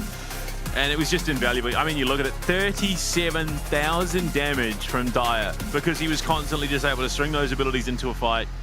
And that was just soul crushing. I mean, you look at the pivot. That was a 4.5k gold swing back in Talon's favor that then turns around again because Team Secret just keep forcing the issue. Yeah, and we'll take a look at the highlights. I mean, this really was a back and forth affair. And if you don't remember, it was a 3-0 start off the back of this invade. They're able to take one. Betty walking up a little too far. He gets one auto attack on him, and then it's just over. Yeah, I mean, they burned so many summoners. Eddie as well, just straight man fights into his 1v1 opponent as well for side selection. So he gets a bit of revenge there. And because Casa overcommits, wastes his flash, he gets caught later on. But again, they just find Fofo. They find these angles. They get so aggressive. And it's just the combination of a Nocturne Galio. It is so hard to escape. And Talon just did not respect the fact that there was that global pressure coming out. Yeah, absolutely. Arja gets knocked up here, almost gets himself out admittedly, but with Dire being so pinpoint accurate as he remained the entirety of this game. And this should have been the turning point that allowed Talon to take this game. Yeah. Like, they just so heavily overcommit. Dire is just too deep at this point. And yeah, look, the bailout committed. They do not lose anything, Talon. They completely wipe out Team Secret Wales, and Arja gets himself a massive injection of gold. I mean, the fact that they didn't even get a single kill back should have been the nail in the coffin. Like, tell them this should have been their opportunity. Absolutely, and after you fumble this, and it's off the back of, even here, another winning engagement coming through from TLN. And you feel like, okay, well, TLN are just going to be able to run away with this, but that wasn't the case. The VCS teams, and Team Secret Wales, honestly, more than the rest, always up for a fight. And it doesn't matter if they're behind, it doesn't matter if, you know, the wind was taken out of their sails, they're still going to commit. And they make it work time and time again, despite finding themselves eventually at a disadvantage, largely off the back of Dyer here on the Ari. I mean, he was just stunning. He just consistently playing an angle that was make or break for TLN. They either had to commit and try and collapse onto him, or they had to just ignore him and try and commit to the team fight. And they could just never quite find that perfect situation. They just got distracted. It was all just smoke and mirrors at the end of the day, and from there they just consistently lost these big team fights that Team Secret Wales kept forcing and put themselves in a worse and worse position. Again, to end it all, Dyer comes in, finds Woody, no way out for him. Betty as well on the back end just gets completely annihilated, and really from this stage there's no getting away. For good measure, Dyer lands just that one more charm, but Panda. I mean, look, it's hard to deal with the full court press. There's just something so overwhelming about the way that Team Secret approached that, but you don't need to be overwhelmed because everything is fine. Because you can help support us here at the LCP English. You can subscribe to our Twitch channel if you feel like it and get yourself that Caitlin Tell Me Everything emote so you can just start spamming. You could be hitting that emote like Betty does. He's a bit of a menace when it comes to the emote game, and you want to be like him. You want to match that energy. Unfortunately, it was a loss for him in game one, but it may not be for you. So make sure you support us, get behind the LCP, because we know they deserve it. Absolutely. And with that, game number one done and dusted. It's Team Secret Wales taking the lead in our series. Once we come back from our break, we'll see if TLN can strike back.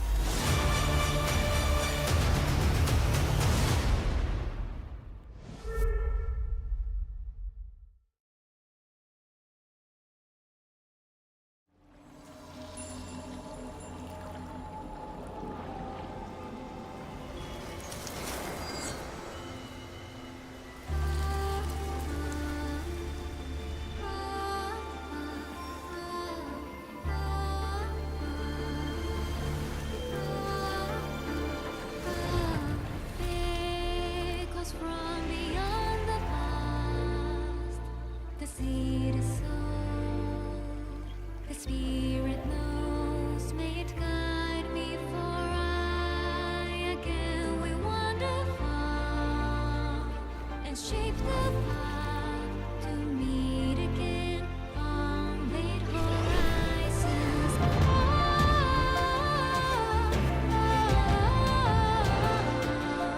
The wind is calling your name. A whisper of the souls who never leave you.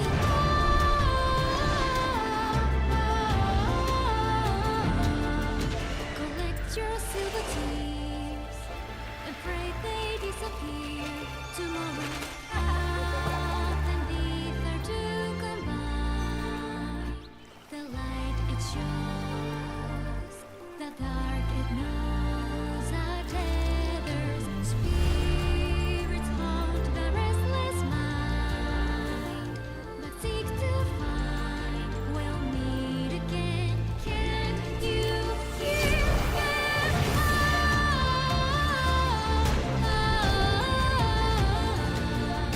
the wind is calling your name? A whisper of the souls who never leave us.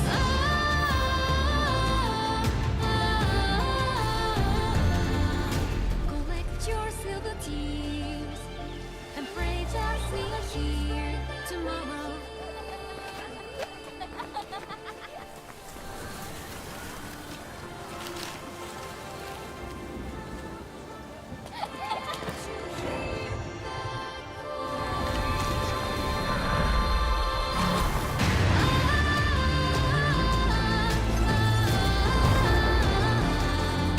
The wind is calling my name.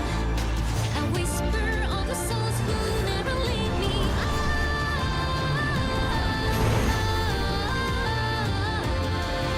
Collect your silver tears. Pray I reappear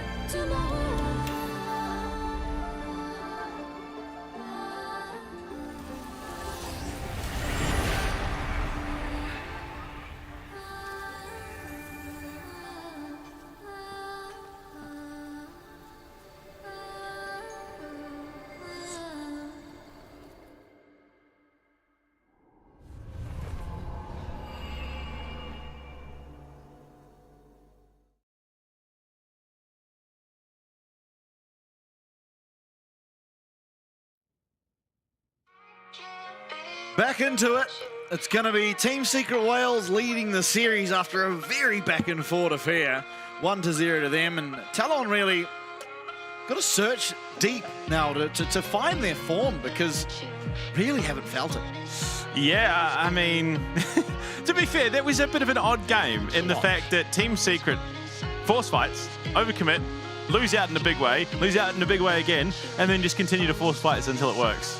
So I think it was very much a case of Talon weren't playing poorly, they just got run over. Yeah. Yeah, a little bit. Fofo getting caught out a couple times. I mean, it was just Dyer. It felt like Dyer was just on one that game. Won't have access to the Ari again. So Yeah. they don't have to worry about that at least. But still, I mean, hard to bet against Team Secret Wales after that one. Ultimately, they did just seem like they were individually playing better, and while yes, there were, you know, the big mistake up top side, it really stemmed with the back of a blast cone. It has to be said. A blast cone was kind of what caused that. And then the following fight was also the blast cone that propelled Izzo into a wall and ultimately sealed his fate too. So a bit of a salt in the wound situation there. I bet they're hoping that it's not Chemtech this time around. Absolutely. Talon are just hoping the game goes better this time around. Woody there on your screen, having a discussion with who I imagine is Corgi. Not able to have the most impact on the Nami, but you never really are. Yeah, I mean, look, it was impressive. I mean, to be fair, he still did a lot. He was still very, very punishing, even on a losing lane where Betty and Woody. So I think we are potentially going to see a bit more of the Lucian-Nami combo coming out, and the LCP at the very least, because it is looking pretty solid. Yeah. Hopefully heading into draft soon. Yep, here we go. So Jace Azir banned away. What else are we looking towards? Azir gone. I mean, no surprises there. Into Fofo. Of all the champions, I think it's probably the scariest one that you could give him. So taking it out in the first phase makes a lot of sense for Team Secret. Gwen, the response. So far, I think it's exactly the same in the ban phase as it was in game one. Yeah, it is. still. Could change up here. We'll see what Team Secret Whale choose to ban. Vi, Talia is the choice, so same as the first game. Vi does remain open. Talon did ban it as their third spot.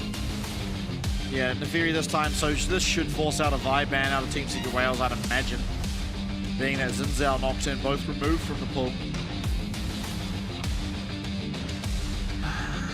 Yeah, I think Team Secret, you probably want to ban the Vi here. Oh. Okay. Oh, they're looking for the 2 reverse sweeps on the night. Yorick. So Vi should just be first picked. It's a great start to the draft. I don't really foresee anything else being that high of a priority. Yeah. I mean, look, it just makes sense. It's logical at this point. Yeah. I think you'd be foolish to take anything else. Rumble's gone already, courtesy of the Fearless draft, so he wasn't going to be a priority in the situation. Nidalee, the response from his dope. Could be top. Could be. It could be. I hope, given what we saw of it last time, I hope not. Yeah. Yeah, I also hope not. But theoretically, you've picked a flex pick early on. It actually can be support as well. It's been played support quite a lot recently. Yeah. So it's going to be the Corki. We'll see. The Emax Nidalee support truly is a thing. Yeah. Kaiser. Okay, Kaiser into Corki is a rough matchup, but Betty has looked phenomenal on the Kaiser, and it's the exact kind of champions I want to see Betty on, ultimately. It's the champions that he's got some playmaking ability, same as Lucian, but ultimately these are the champs that when he's on them, Talon tend to succeed the most. He's going to have a rough lane. Ooh. Fofo's Rise. Okay, so, I mean, setting up a great team comp so far, our Talon. I mean, the late game potential is just terrifying already. I mean, mid game potential is terrifying with that Realm Walk coming online. Suddenly, you think things are, again, an even playing field. Vi comes streaking out of a bush, jumps on your face, Kaiser jumps on your face, and then rises in behind you for some reason. So Corki's mid, Israel picked into the Kaiser, which is, again, a reasonably good matchup for Kaiser as far as matchups come. Now, supports and tops, possibly missing. I mean, we still don't know exactly where Nidalee's going. We are assuming jungle. I think with what we've seen in the LCP, I think again, the logical position for it to be is in the hands of his dope. Nico banned.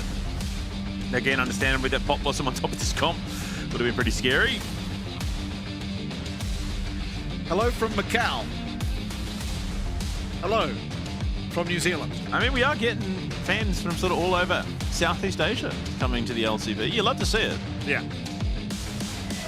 It is good to have that variety of support and live at the studio, especially for these players. Well, we're getting cheered for. Talent are not on the same page as you, my friend. They are banning the Brom, so they don't think that it is going to be an Nidalee support. Yeah, you wouldn't imagine so, but it is just an option that you have to consider. Especially when it comes down to these VCS teams. Yeah, you never quite know. Yeah, always willing to pick up the odd pick. They're not shying away. I mean, as bizarre as it could sound, Nidalee top, Ivern jungle, has a lot of targets that it's going to help keep alive, but I think you're definitely making your work a lot harder than it needs to be in that situation. I think the Ivern here is the best pick.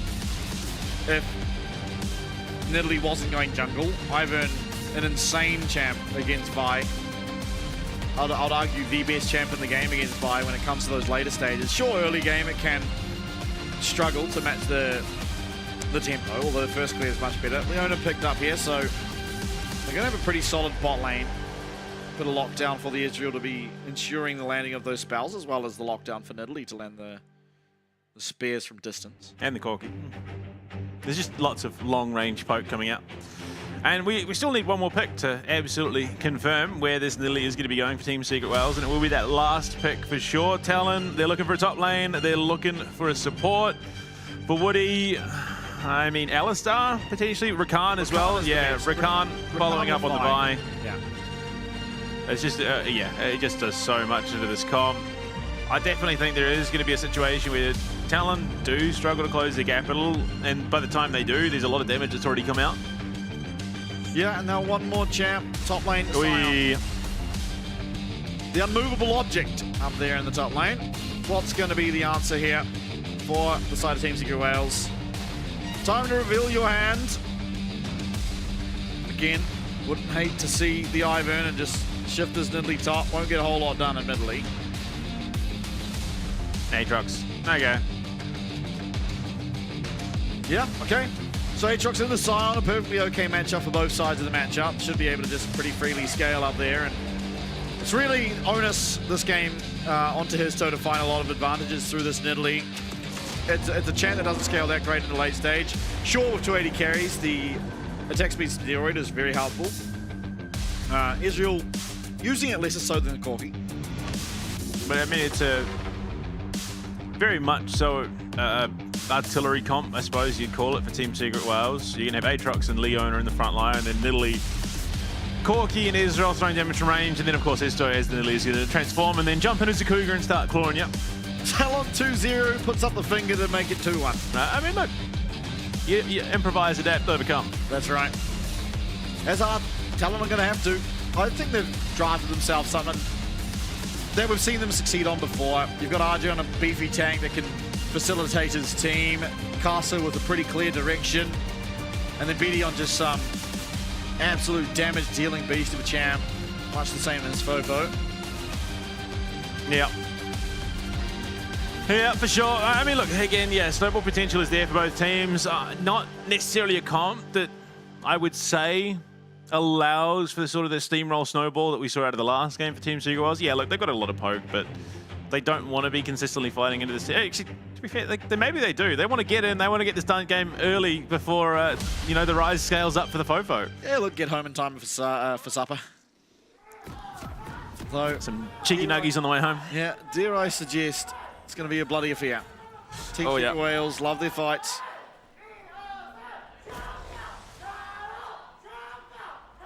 I'm just taking in the crowd.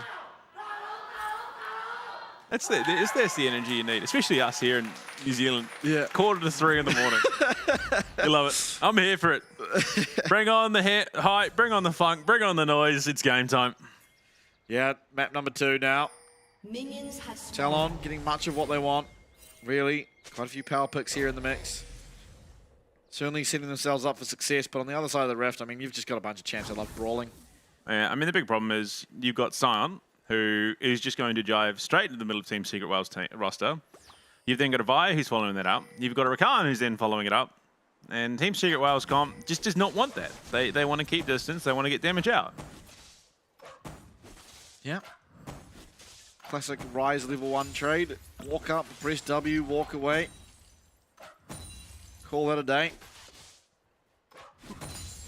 Rise is actually one of the majors that does reasonably okay into the 80 carry champs.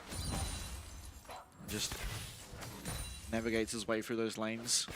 Gets himself wave clear on. And Parky going to miss out, unfortunately, on that Zenith Blade. Woody will not. Missed it by that much. However, Eddie will find that Mystic shot. Oh. Taki 0-2. Rough gig. Who's keeping score? I am. I'm a big time Leona main. You can't be missing those. Yeah, Fofo trades fairly evenly. Continues on. Auto attack trades with an 80 carry. Typically where you find success as one of these majors, but I don't know. Back in the day when you used to build Muramana at Rise, what a time to be alive that was. Back in the day you used to build both. Yeah, you could stack both of them. Histo, aggressive here, is going to spot out Casa, puts down the trap, doesn't connect with the spear necessarily, but the trap will at least give him that reset on the leap. Dire and Fofo, tooth and nail in terms of their health bar, but Casa actually gets the wolves. He's going to be able to now head towards the bot side jungle if he chose to, but looking for the reset instead. And with that, that's the early prio that you want out of your Nidalee. Early advantage now gained, going to be up a blue buff. Should be able to recall, get back out to his side of the map as well and get more. Fortunately for Casa, not much he can do but sit there and watch. Oh boy, oh boy. Yeah, luckily, Fofo, very, very quick. Runs very, very fast.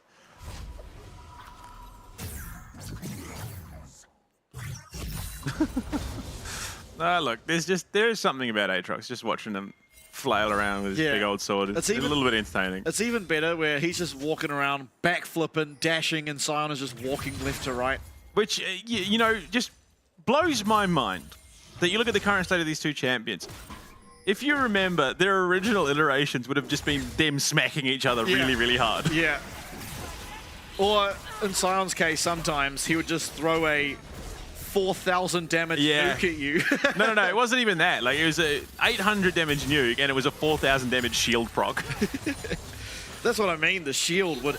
It was like a 1.5 times scaling. Yeah, it was literally a tactical nuke. Yeah.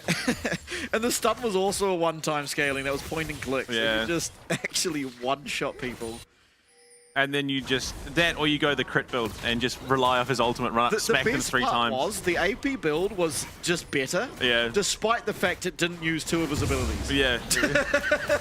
Oh, this game, it's been so, it's such a good history. In its infancy was a crazy game. You had Twisted Fate who could literally teleport anywhere on the map. And it wasn't an ultimate. Yeah. Level 1, he could just go anywhere. He could go to the enemy team's fountain if he so chose. Oh dear. The evolution of League of Legends is a very interesting topic to read into. We don't want to talk about early seasons Kassadin. Oh boy, Ult, yeah. double the distance, double the damage, half the mana cost. Yeah. Israel W used to heal. And then they took that away and it just became the most worthless ability in the game. All it was trying to stack up his attack speed. Yeah, no, you only built it but like AP. Because it would just like, through the minion wave, just ignore him. Oh dear. What a time. Yeah. Yeah, actually imagine old Sion versus old Aatrox. Literally, it would just be them smacking each other. Yeah. Like, one just has a shield and one has infinite healing. I mean, they both had, well, as long as Sion had the ultimate, he had infinite healing as well. Yeah. Old Urgot, ult just changes place. So there are those in the community that would not remember that old Urgot was an AD carry. Yeah. Yeah. Not a very good one.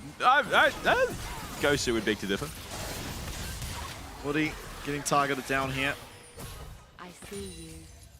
I mean, just happily scaling along is pretty much every lane. Really Arja the worst end of it, but pretty natural against the Aatrox. Isn't going down anything too egregious and ultimately requires less gold than the Aatrox to be effective. I mean, definitely doesn't struggle building the Thorn Mail into this comp at all. Exactly. Then if play connects on Woody, he's not able to get out, but he has a second charge, and now Betty trying to return fire.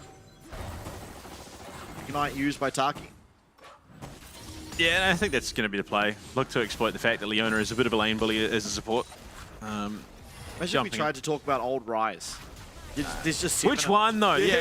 There's just 7 old Rise. It's like Dungeons and Dragons Rise 5th edition. And then there's the funny champs like LeBlanc and Rengar who got reworked and then just changed back. Or Corki with the package. Oh, I miss Corki package. Corki package I really enjoyed. And that's a little bit too recent, you know. I mean, it's still a good couple of years ago now. Yeah. Still feels too recent. Yeah. Either way, Hextech Drake taken by Hizdo, going to continue that rampancy on the Rift. Betty struggling a little bit here in terms of their HP, but should be okay, all things considered. Chinchiga Whales though sticking around. Just have to be careful. It's level 6 though. Casa here, they could look for something. They do have the info. Oh lordy, I mean it's gonna pay off, but boy oh boy did he make it hard for himself. Betty unfortunately is gonna pay the price. Okay. I mean, well done to identify it was a possibility. Poor execution. No. So we've had the Casa Vault Breaker into wall flashover, and the Casa flash at Dragon, no one sees, and they still wouldn't fight off the back of it. So maybe he should just run a different ability. Funnily enough, that's the second time this week someone's tried to Valkyrie wall and failed. Yeah. This weekend, yeah. Like it's a bit rough, but they make do. They get exactly what they need. So I think realistically, there's no way that. Oh, okay. Maybe there's a way that Eddie gets out. He, you know, essence shifts and then flashes, but I think holding the flash is probably a little bit more valuable in the situation. And they are going to look to exploit that. They will take the full set of grubs, Team Secret Wales. So even with Eddie going down, they're still coming up on top. Yeah, kind of. I mean, this just gets Betty to his power spike a little bit quicker. And if you remember against CFO, the game they won, Talon were very far behind except for Betty, who was able to sort of make his way back in that game, and off some unfortunate plays got back in. Now Sion with the ultimate just to get back to the lane, but Zenith Blade flash forward from Taki. It's a clumped up Talon roster. Hero coming in with that ult. World Ender going to be ending the world, at least of Casa and Fofo trying to run away. Does get the phase rush, does have the flash, going to use it, does get out. Near miss for himself on the rise, but a 1-for-0 in favor of Team Secret Wales nonetheless. But the main thing is, Hizdo is doing a phenomenal job of just keeping Casa down. Yeah. Has taken so much out of his jungle. Yeah, look, to be fair, credit where credit's due, Casa is only down 100 gold at this point. But Hizdo is just going to keep trying to expand that gap the way it Italy should. Thumbs up emoji. Betty going to cancel his back. Just being a little bit of a pest. Shouldn't be too impactful though. Well, Casa is pinging towards the jungle of Hizdo, so possible that it delayed enough for Casa to get one camp, but it doesn't look like it has. Yeah, Casa's potentially looking for something there down onto Betty. Eddie, rather not Betty, but no, nothing found. He's going to take the scout off for himself. 2 minutes to next Drake, so I mean, realistically, there isn't much of anything on the Rift for Casa to find. It's about him trying to right the ship. Unfortunately, you can see Hizdo is now back on the Rift, and there is potential for him to, again, head into Casa's jungle and just be a problem. Oh, Rakan's such a fun support. He is. Not if you're playing into him. No, but he's also like, the thing about Rakan is he just feels really fair. No, it just feels, yeah, good to play, honestly. He doesn't feel terrible to play against. He doesn't feel terrible to play. I mean, he doesn't feel amazing. He feels very fun. Yeah. But I don't know, he's one of the champs. I think him and Thresh is another one that just always feel fair to verse. Yeah. It's hard to get that right, I feel. Oh, yeah, very much so. I mean, I think it was trending on Reddit. They had a bit of a flowchart going of, you know, champions that are fair to play against, but fun to play against, and all the way down to unfair, and I hate this. Fizz has to be high up there for me. I think Darius was unfair and unfun. Really? Yeah. I don't mind laning against. Oh, no, sorry. No, it was, yeah, well designed and fun, unfun to play against. So, well, while, yes, designed well, was just a bit brutal. I find that, I find Garen more egregious. Garen, when he just gets ult up, he's losing lane, he's down 30 CS and one hits me from 50% HP with one button. Garen, he never changes. He's just always he's just Garen. Yeah. He is the default character of League. He is. Which is a bit rough that he never sees any game time. He did last year. A little bit, yeah. NASA started getting picked, so the natural response was Garen. Even saw some Garen mid. Oh dear. Again, just the ebb and flow of meta in League of Legends is an interesting one to watch. Yeah, the thing I always find interesting is like, you'll have a meta and it looks very dominant, and then one patch comes out that slightly nerfs it, so people stop picking it, and then 4 months later they realize, wait a second, it wasn't that bad, yeah. Yeah, and then it just comes back again. This might have been a bit of an overreaction. Posturing around this dragon now, as Talon are trailing ever so slightly. Not an easy way to find a fight here, really, for Team Secret Wales. It's going to come off the back of Taki. He does find it here onto Casa, stunned up, and he's just going to be taken out. Quickness is there, but not quick enough, and Woody now going to be sprinting away. Still a flash forward from Dyer, gets that. Where are you going? Fofo went back to his base. Arja. My guy. Yeah, I mean, wrong direction. A bit of a criminal overstep from Casa, trying to get too aggressive. Oh, yeah. Gets locked up by Taki and just taken out before he's even able to pull that cease and desist, rather. Yeah, unfortunately, double AD carry comp, they are going to be doing a lot of damage, even with just the Sheen online. Oh, Arja. Team Secret Wales starting off really well this game. Arja will likely be able to get away. I mean, there is still World Ender available, I believe. Oh, maybe it's on cooldown. I mean, look, we're still on pace. So 4 minutes from now, Team Secret Wales are going to overcommit to a fight, make it look like Talon might be back in this game, and then they're just going to close it out. And yeah, I mean, this was just so well played from Taki. Just dumps everything onto the face of Casa, jumps in on the back of them, and it just allows, I mean, just look at Dyer is just free hitting there the entire time. Yeah. Arja. And gone. Yeah, unfortunately, he arrives to the fight when it's over, has to just Hedge's bets head out. Will soon fall. Still, you've got to have that ever-lingering thought of Betty, the inevitable. It's all good and well that these things are going poorly for Talon and Team Secret Wales are doing great. But Betty just feels inevitable, particularly on this Kai'Sa. Until you start catching Mystic shots with your face. Aja has 3 components right now. Yeah, he carries that. Yeah. He's going Sunfire's cape. He's just getting the healing cut first for the Aatrox. Which, I mean... It makes sense. It makes sense, but how often does it just do absolutely nothing? Like, Aatrox just heals so much. Yeah, I mean, you just have to have it, though. Oh, absolutely. Absolutely, especially with an Italy as well. Yeah, and Sundered Sky built. There's no real option not to. Fortunately, it's another Sunfire Cape game, which sucks, but you don't really have any other option. No, not at all. Maybe it's one of those, the item will change a little bit down the line, and it won't be as uncomfortable to play in the top side, but as it stands, Team Secret Wales, again, 2 games in a row now have themselves a pretty sizable advantage. Not necessarily just in terms of raw goal, but in terms of map state.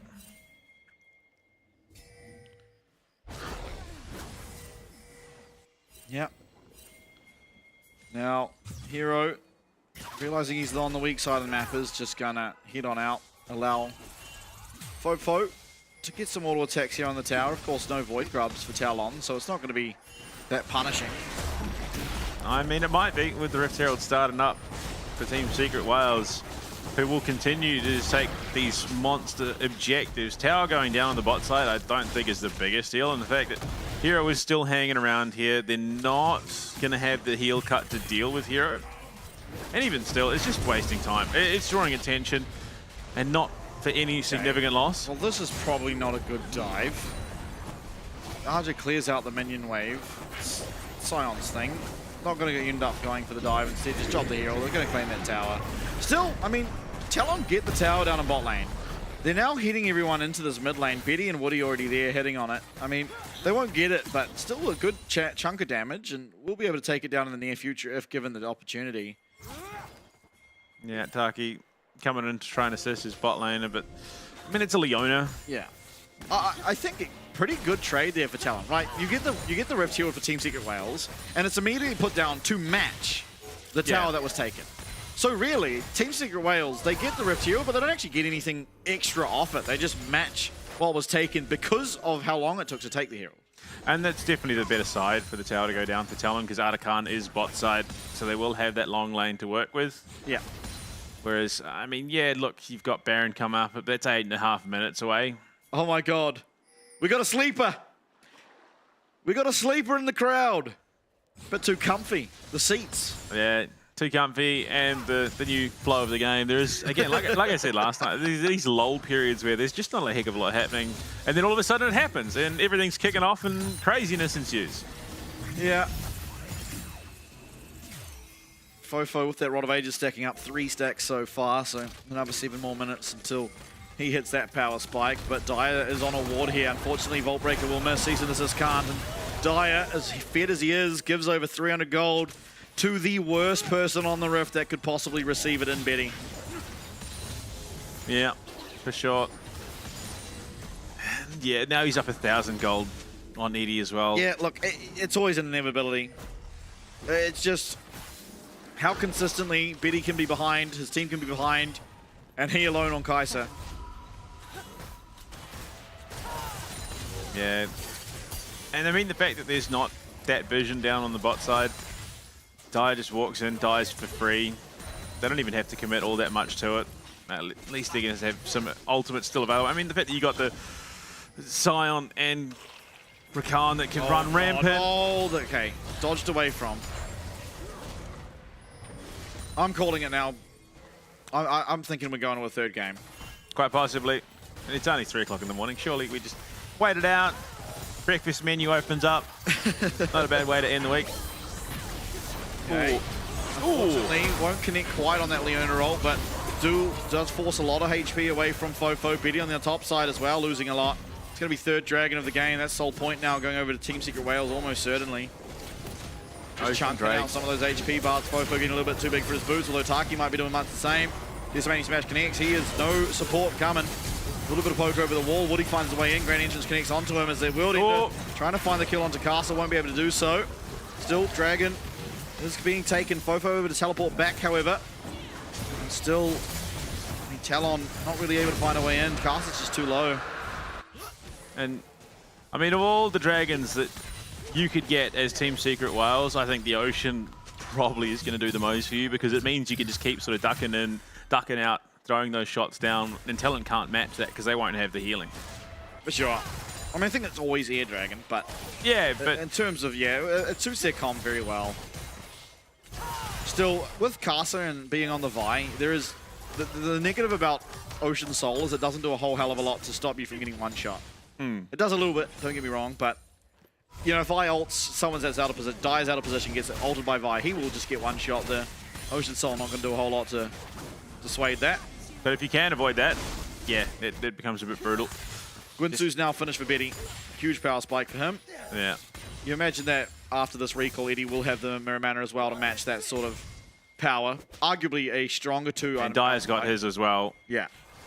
So that's just a lot of damage. While, yeah, Guinsu's Kraken Slayer is great for Betty. If he takes one Mystic shot, you're getting dangerously close to a third, if not even more of his HP gone.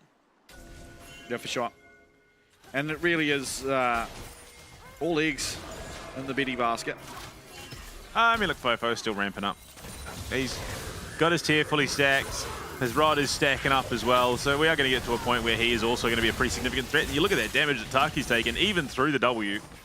Yeah, a reasonable amount. Fofo just finds a quick snare, and Betty's able to wail on the health bar pretty well. And still, TC Wales, they're not pressured to do anything. They don't have to. 3.5 minutes is going to be the spawn of that Ocean Soul. And really, with that coming up, if they are able to secure it, the chances of winning go up tenfold. But again, it is, I think, rule number 4 of the LCP. Never underestimate a team's capabilities to throw a game. So with the other Khan that's live. Absolutely. So it is one of those, you don't count your chickens until they hatch. You don't call a game over until the Nexus falls.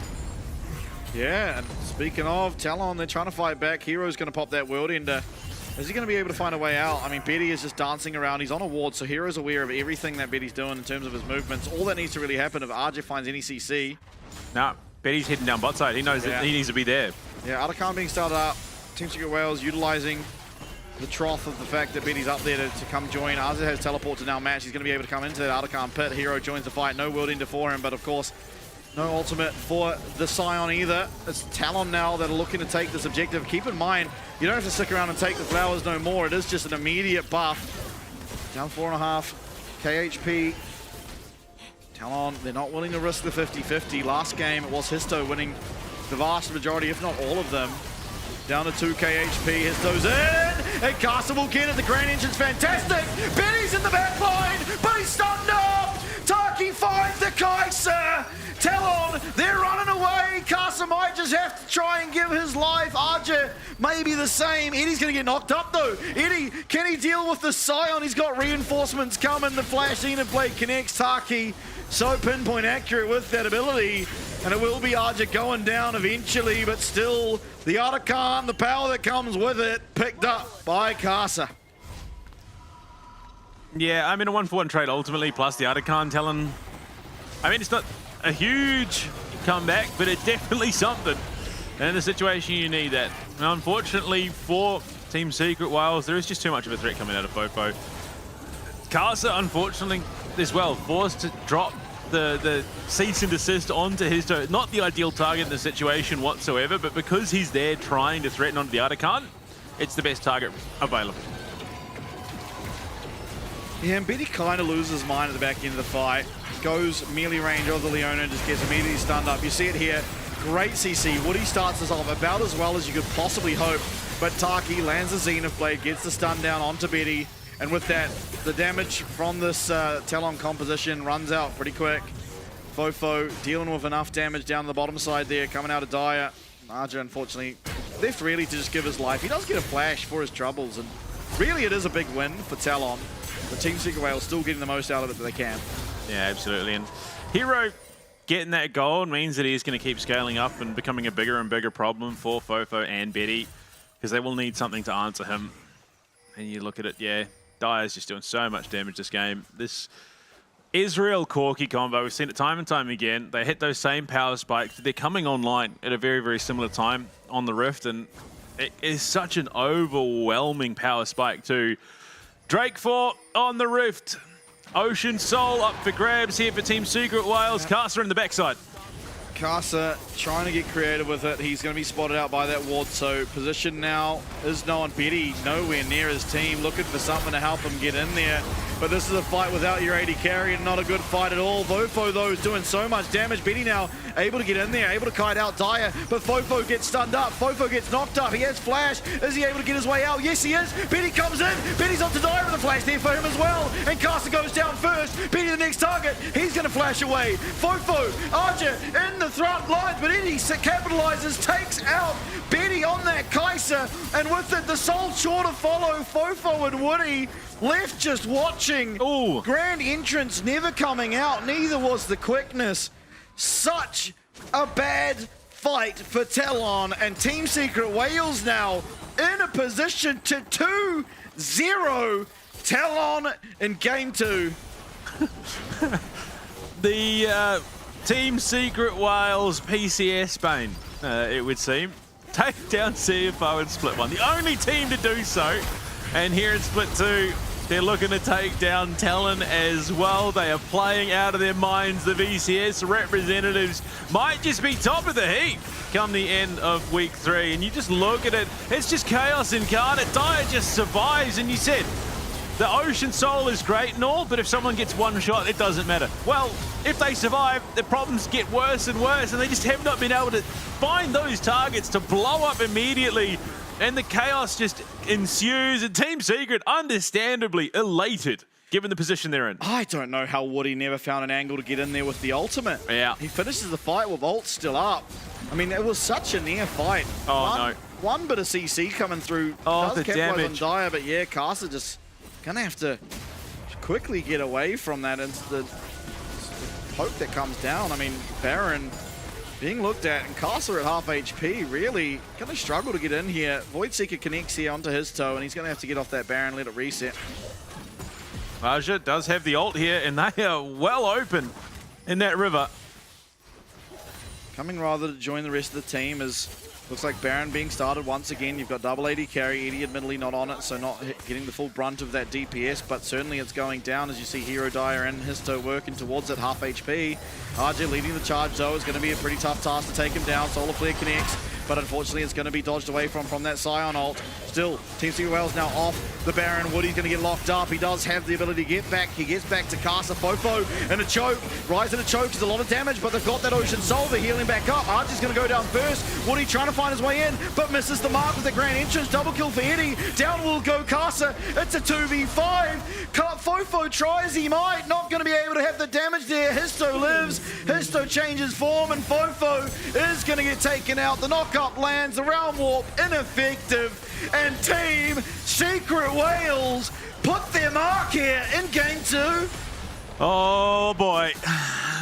This has been a question building all of Split 2 with 2 spots available for MSI. The obvious answer for first seed is CFO. That is no longer in doubt because of how good they're looking. But that second spot has been up for grabs for anyone. Anyone could rise. It's a ladder match. It is a ladder match. The belt, the title, the contract is sitting up there for anyone to grab, and they're all scrambling over each other. Chairs are flying. And Team Secret Wales taking down a team like TLN might be the ones favoured to take it. Absolutely. As we look at the replay, I mean, it's just once again Taki finding his mark on the Leona.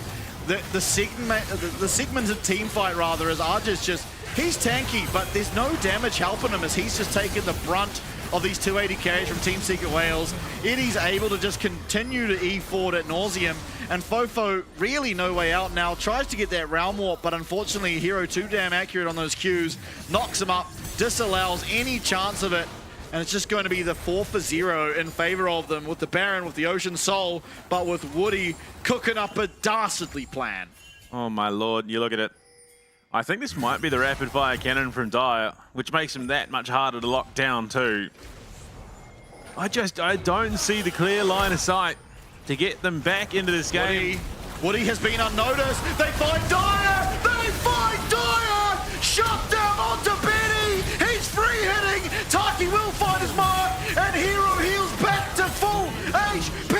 You got the pick, but unfortunately it will once again be Team Secret Wales reigning supreme. A 280 comp, they got one. They forgot about the other one. Unfortunately, Eddie just in their back line, pumping away. They get dire, but with there's so many rampant damage threats on the Rift. On top of everything, the fact that Hero is 4-0-6, he's got a 700 gold bounty. He is truly in final boss form right now. And with just Woody and Fofo remaining, there is nothing they can do. The blue Smurf's not long for this world. Fofo trying to do the damage that he can, but it's Woody going down first, and the Nexus will follow. Fofo unable to answer. Talon unable to answer. And Team Secret Wales strike back from split one and will 2-0 Talon. The PCS coming into this competition, the dominant region, bar one. Team Secret Wales. The truth is out. The PCS cannot stand in the face of this VCS demon. Absolutely, as fist bumps come across the stage, it's going to be Team Secret Wales that somehow once again come out looking fantastic. We've said it before, the highs of this team are higher than nearly every single roster we have in the LCP. And on this day, they came out all cylinders firing. And unfortunately, it was Talon that had to feel the brunt of it. Left wanting once again. It was rough in the first split, in the season kickoff. It looked like they could have done it then. One fault, they fall. This time round, it looked like the same history repeating itself, but it was not to be. They run over Talon in game one. They come into game two and just really dominate. I mean, I'm not totally surprised. You look at Team Secret, this is an organization that has been built on the shoulders of world champions. Not necessarily in League of Legends, but in other titles, they hold world titles. And they come together to create this organization. This organization trickles down to Southeast Asia and picks up this roster, an accumulation of Team Secret and the Wales, of course. And coming like that, this is why they had faith in this roster. Yeah, I mean, you got to have faith in them. If they can continue this form throughout the split, then they're a shoo-in to be able to contest and make themselves known in the world stage. But again, it's an issue that we've touched on many a time. The highs are really high, but the lows are almost just as low for this roster. It was the same thing last year, or last split rather. They went against Talon. They looked almost this good outside of a fault, you know, in the late stage of the game that did throw it. They then, the very next week, went against the Chiefs and nearly got 2-0'd. So the problem has been and remains to be for this team the consistency to play at this level, but certainly a good start this time. They make the same mistake. They throw the game, but they manage to get it back on track and get it across the line. And in game two, looked even stronger. Yeah, and I mean, we talk about this Talon roster. They are a slow burn team, but you got to question at what point is slow too slow. And I mean, they look for the opportunity, they dive, they blow up Dire. But he is only one of a number of damage threats on this team. Eddie's just untouched there, pumping away. Hero is, yeah, he's raid boss status at this point.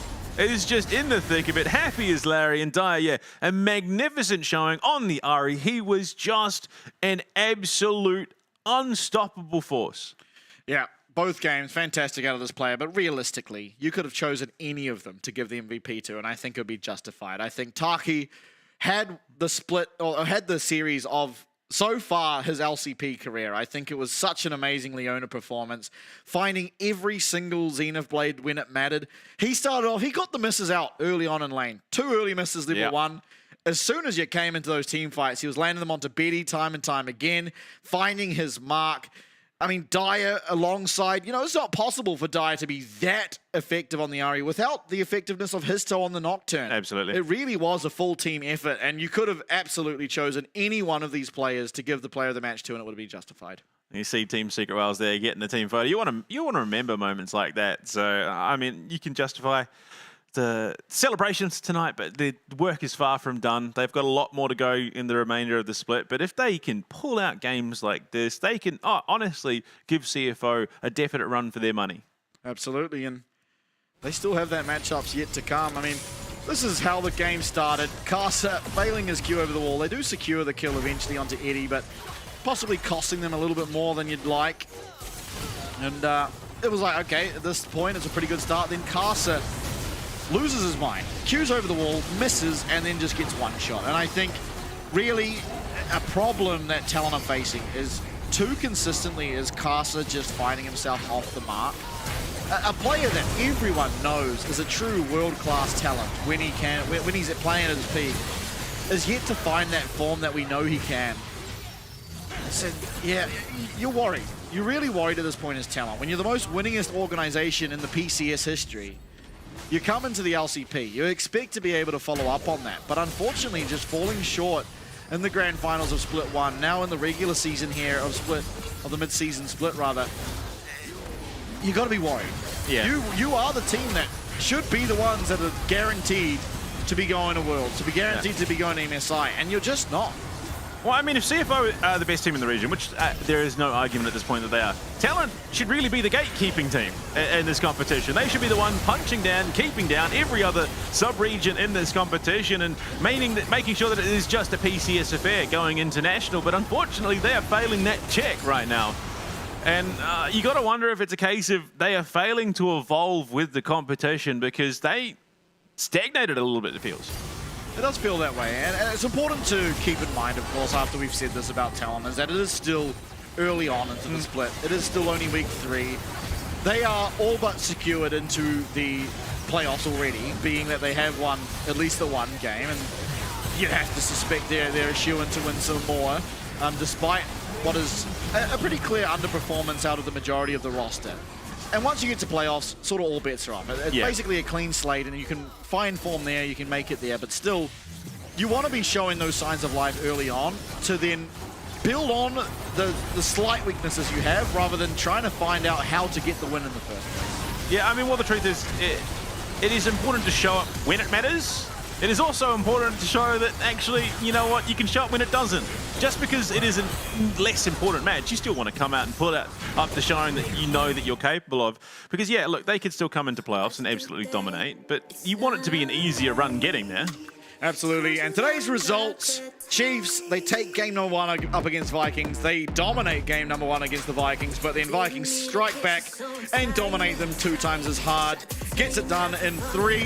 In the second series of the night that we just watched, it was Talon up against Team Secret Wales, and Team Secret Wales a pretty clean 2-0. Yeah, I mean, both matches a bit of an upset, I think, honestly. Not an overall, but that game 1 from the Chiefs, definitely a bit of an upset over the Vikings, and then Team Secret Wales come out with an upset of their own. You look at it, they find themselves entrenched in second place in 4 teams in the top 4. Only one of them is a PCS team. There's 3 VCS teams rocking in the top half of the leaderboard. Yeah, the representatives are there in force for the VCS.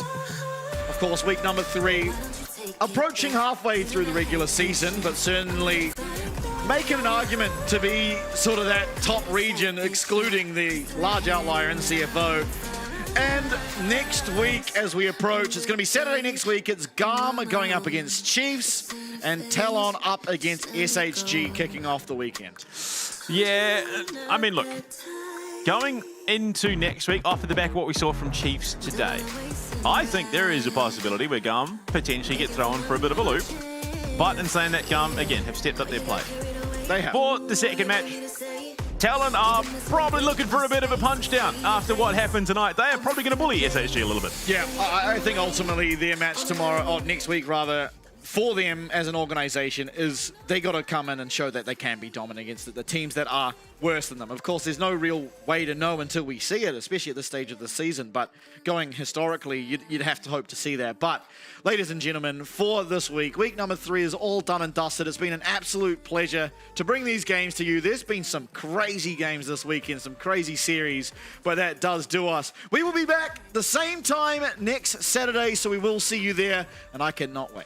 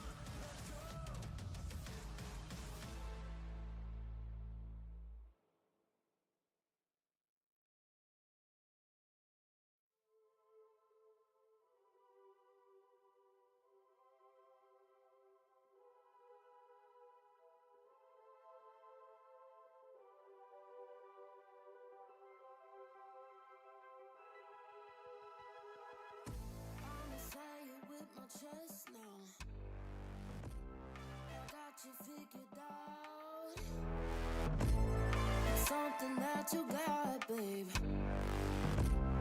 It has me going wild. It's the way you say my name, the way you touch my face. It's like our bodies move so easily. Like a movie, like a dream.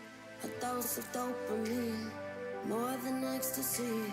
Between you and me, like a movie, like a dream. A dose of dopamine, more than ecstasy. Between you